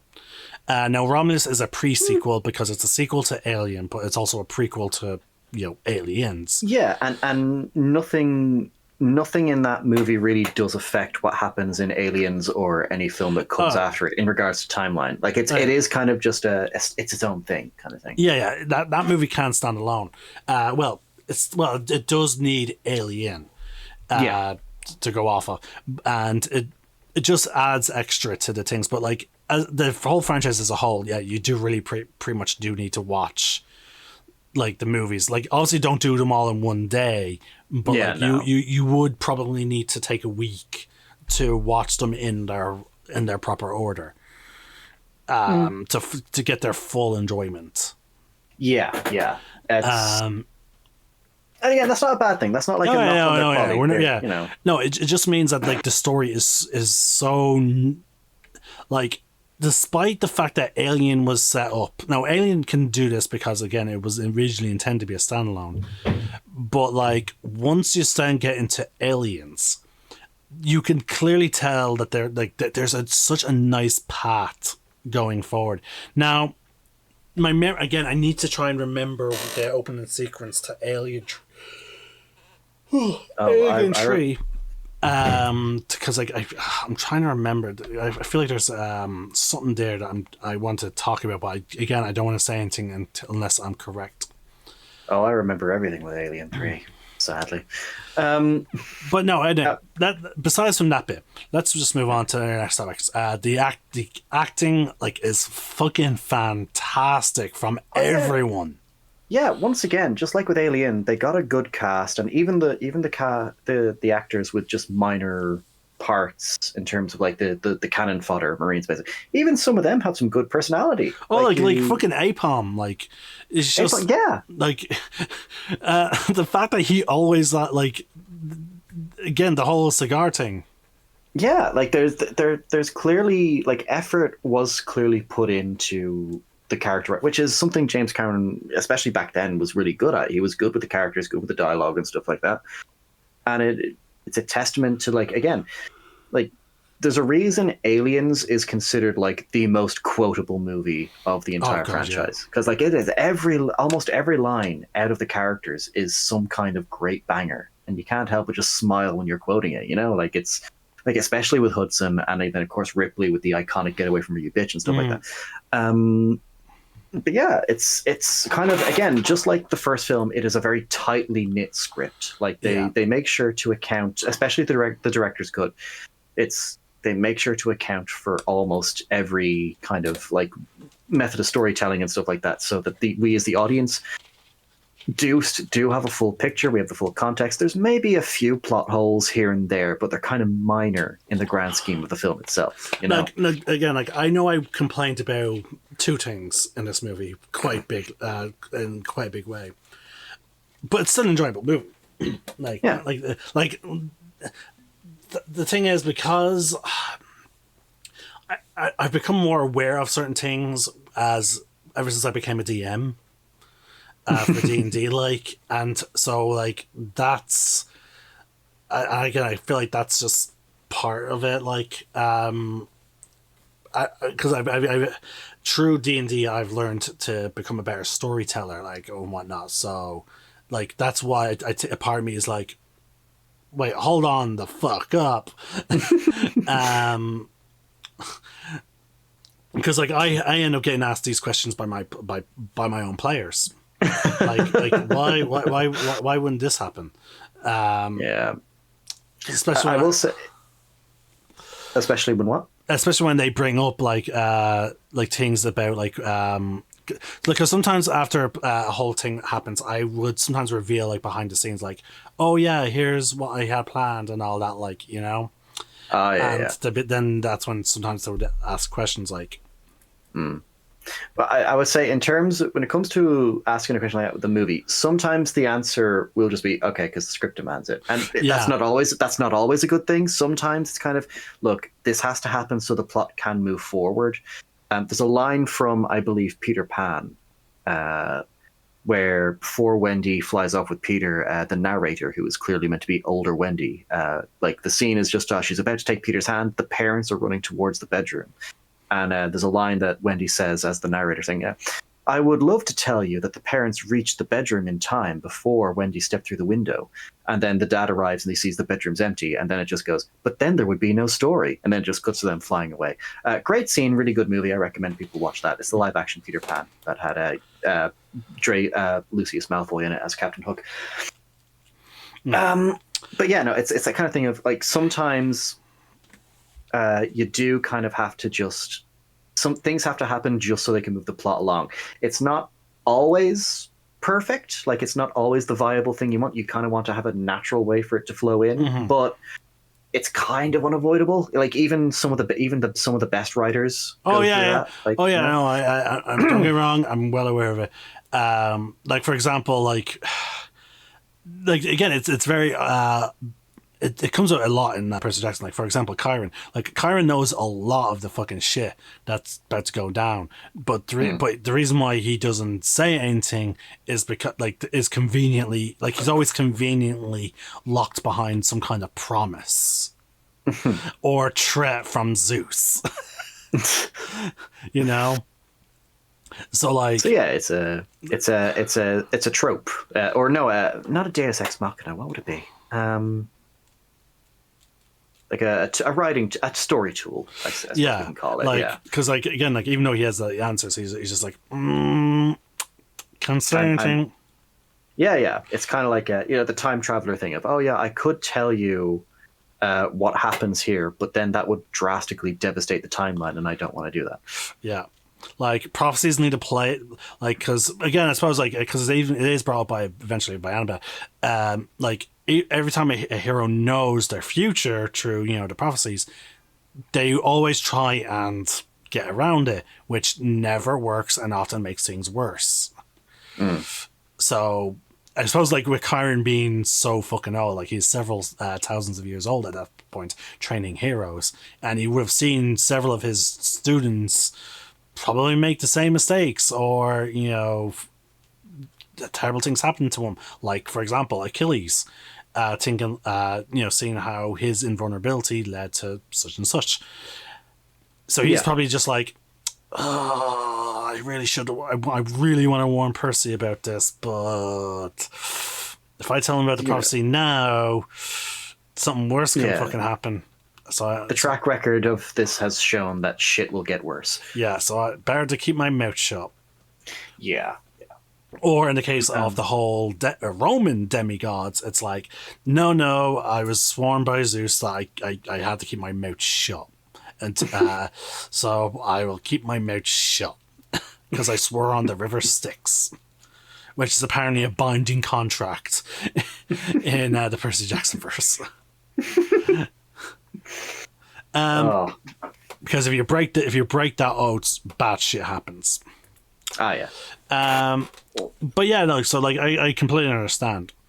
But back to the positive things about this movie, like, fucking like lighting, costume design. We already talked about the acting, the music. The soundtrack again. James Horner. Fantastic. Again, just like Jerry Goldsmith, James Horner is another kind of veteran when it comes to. He's done. Let's see, he did two Star Trek movies from the original series cast. He actually did the soundtrack to the first Andrew Garfield Spider-Man movie. That was one of his. Jumanji. God, he's got some fantastic movies under his belt when it comes to soundtracks. His work is on Spotify. Give it a listen. He does some great stuff. Oh yeah. But yeah, and again, I think what I love about James Horner's music in this is he captures a lot of what Jerry Goldsmith did in the first film, even taking a few of similar notes from that soundtrack, like especially in the start of the film. There's like similar violin executions and stuff like that. It's just really well done. It's good. But yeah, like the costumes, and like I love how each Colonial Marine has their like a unique personality on display of their armor. And then, like, again, like, it's just, as I said, like the design, the puppeteering design, like the puppet design is just, again, fantastic. From the, as you said, the power loader, the alien queen, and the aliens themselves. Like, it's again, like, for the faults that I again I've been vocal about for this movie, like, there's also just way so much positive about it. Oh yeah, absolutely, and I think that's always a good way to weigh in a movie, where like when the positives outweigh the negatives, unless like the negatives are like genuinely damaging, like script destroying damaging, or like lore destroying, like that's where like you're in the territory of, okay, maybe we should have rethought this script kind of thing. Oh yeah, because like the script was also fine. Yeah, like it was grand. Like I said, the only, in terms of script wise, there was only one big thing that I had issue with. Two things I had issue with was the whole goodbye thing. shut up. And then there was the whole, like, again, the lack of the plan, like the lack of common sense of calling back your men to like re-equip and, you know, make a different plan going into the hive. But like, but again, like they're swept away for the whole goodbye thing. That was to add a bit more tension for the escape, and also to just again tug on the heartstrings for any of the, because again, like, action movies always had to have that type of scene for the stereotypical female audience members who are there with their boyfriends or husbands. You know, it was put there for anyone who wanted a little bit of romance. Yeah, that was kind of a lot of 80s movies, especially they have to have the romance back then. Again, I personally, I kind of don't, because again, they don't really take it any further than just a few passing glances and a smile, which I'm okay with. But like, they didn't go over the top with it. Oh yeah, no, they didn't. I know. Again, I was fine with a good bit of it. Again, it was just that final bit where she's going into the plant to save Newt. That's where I was like, okay, no. Anyway, so, but again, the whole thing with the lack of the plan, not calling back his men, that was done obviously for plot convenience, because like they need a way to thin the herd, so to speak. Of the Marines. Yeah. Again, this is where I think this was the one where the Alien movies had that trope of, we have cannon fodder now, so we can just get the actual characters that we want to care about in there. Oh yeah, because like the many movies tend to focus heavily on a very small group of characters, which again, in my opinion, really helps it. In terms of, because like the character interactions then are more meaningful. They tend, like, within the first hour, there's going to be several deaths, which will then just allow for the camera and the story to focus on the characters that remain, which establishes character connections between those characters a lot better. It better establishes the relationships, and it also allows the characters' individual personalities to shine more. Exactly. Because like, if we had all those colonial Marines around, Hudson probably would not have had as many dialogue. Some of his lines will probably be taken by someone else. You know, like, so again, it's nice to thin the herd a little bit. And at least this way, it gives us the excuse to have some really nice brutal action scenes. With, you know, the Xenomorphs being actually dangerous. Yeah, and again, in this situation, it also helps establish their threat. If they were, if like, for example, like if an outbreak was to happen on Earth, it like quickly establishes like the threat level of a xenomorph outbreak. Yeah. But again, like, as I said, like, everything else about the movie was fantastic, and again, besides for my own personal gripes, which can be explained away for good storytelling in some cases. Like, it's perfectly fine. It's a great movie, and it's a great franchise. And a part of me is wondering, like, just considering the reputation of the next movie, how much footage are we actually going to have? I'm curious about that.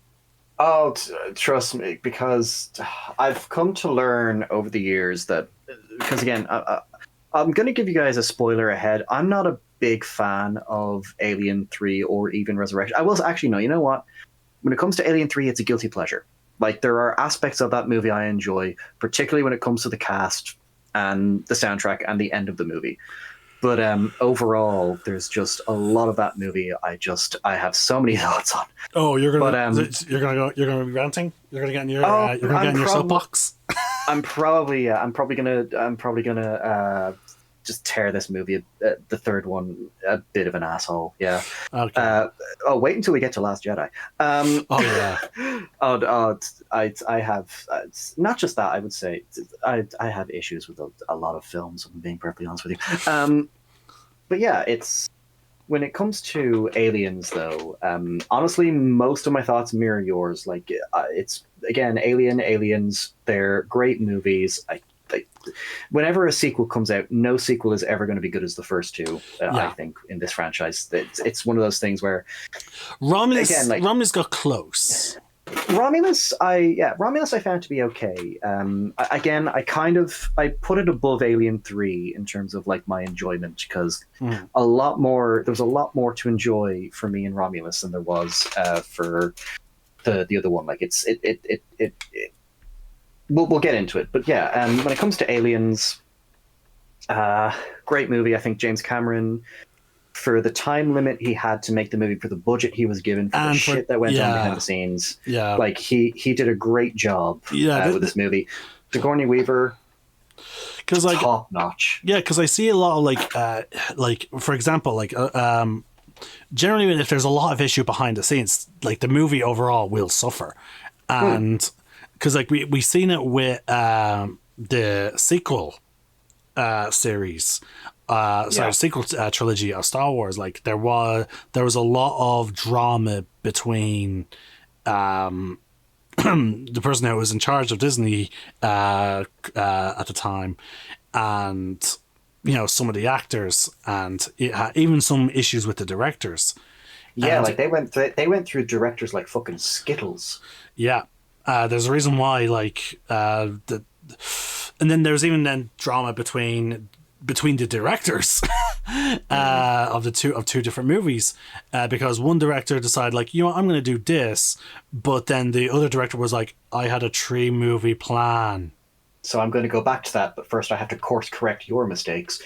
Then there's also there's the whole issue with Skeleton Crew, and then let's look at also then there's the whole issue with Acolyte. Yeah, well, with respect, I don't want to watch Acolyte. Yeah, neither do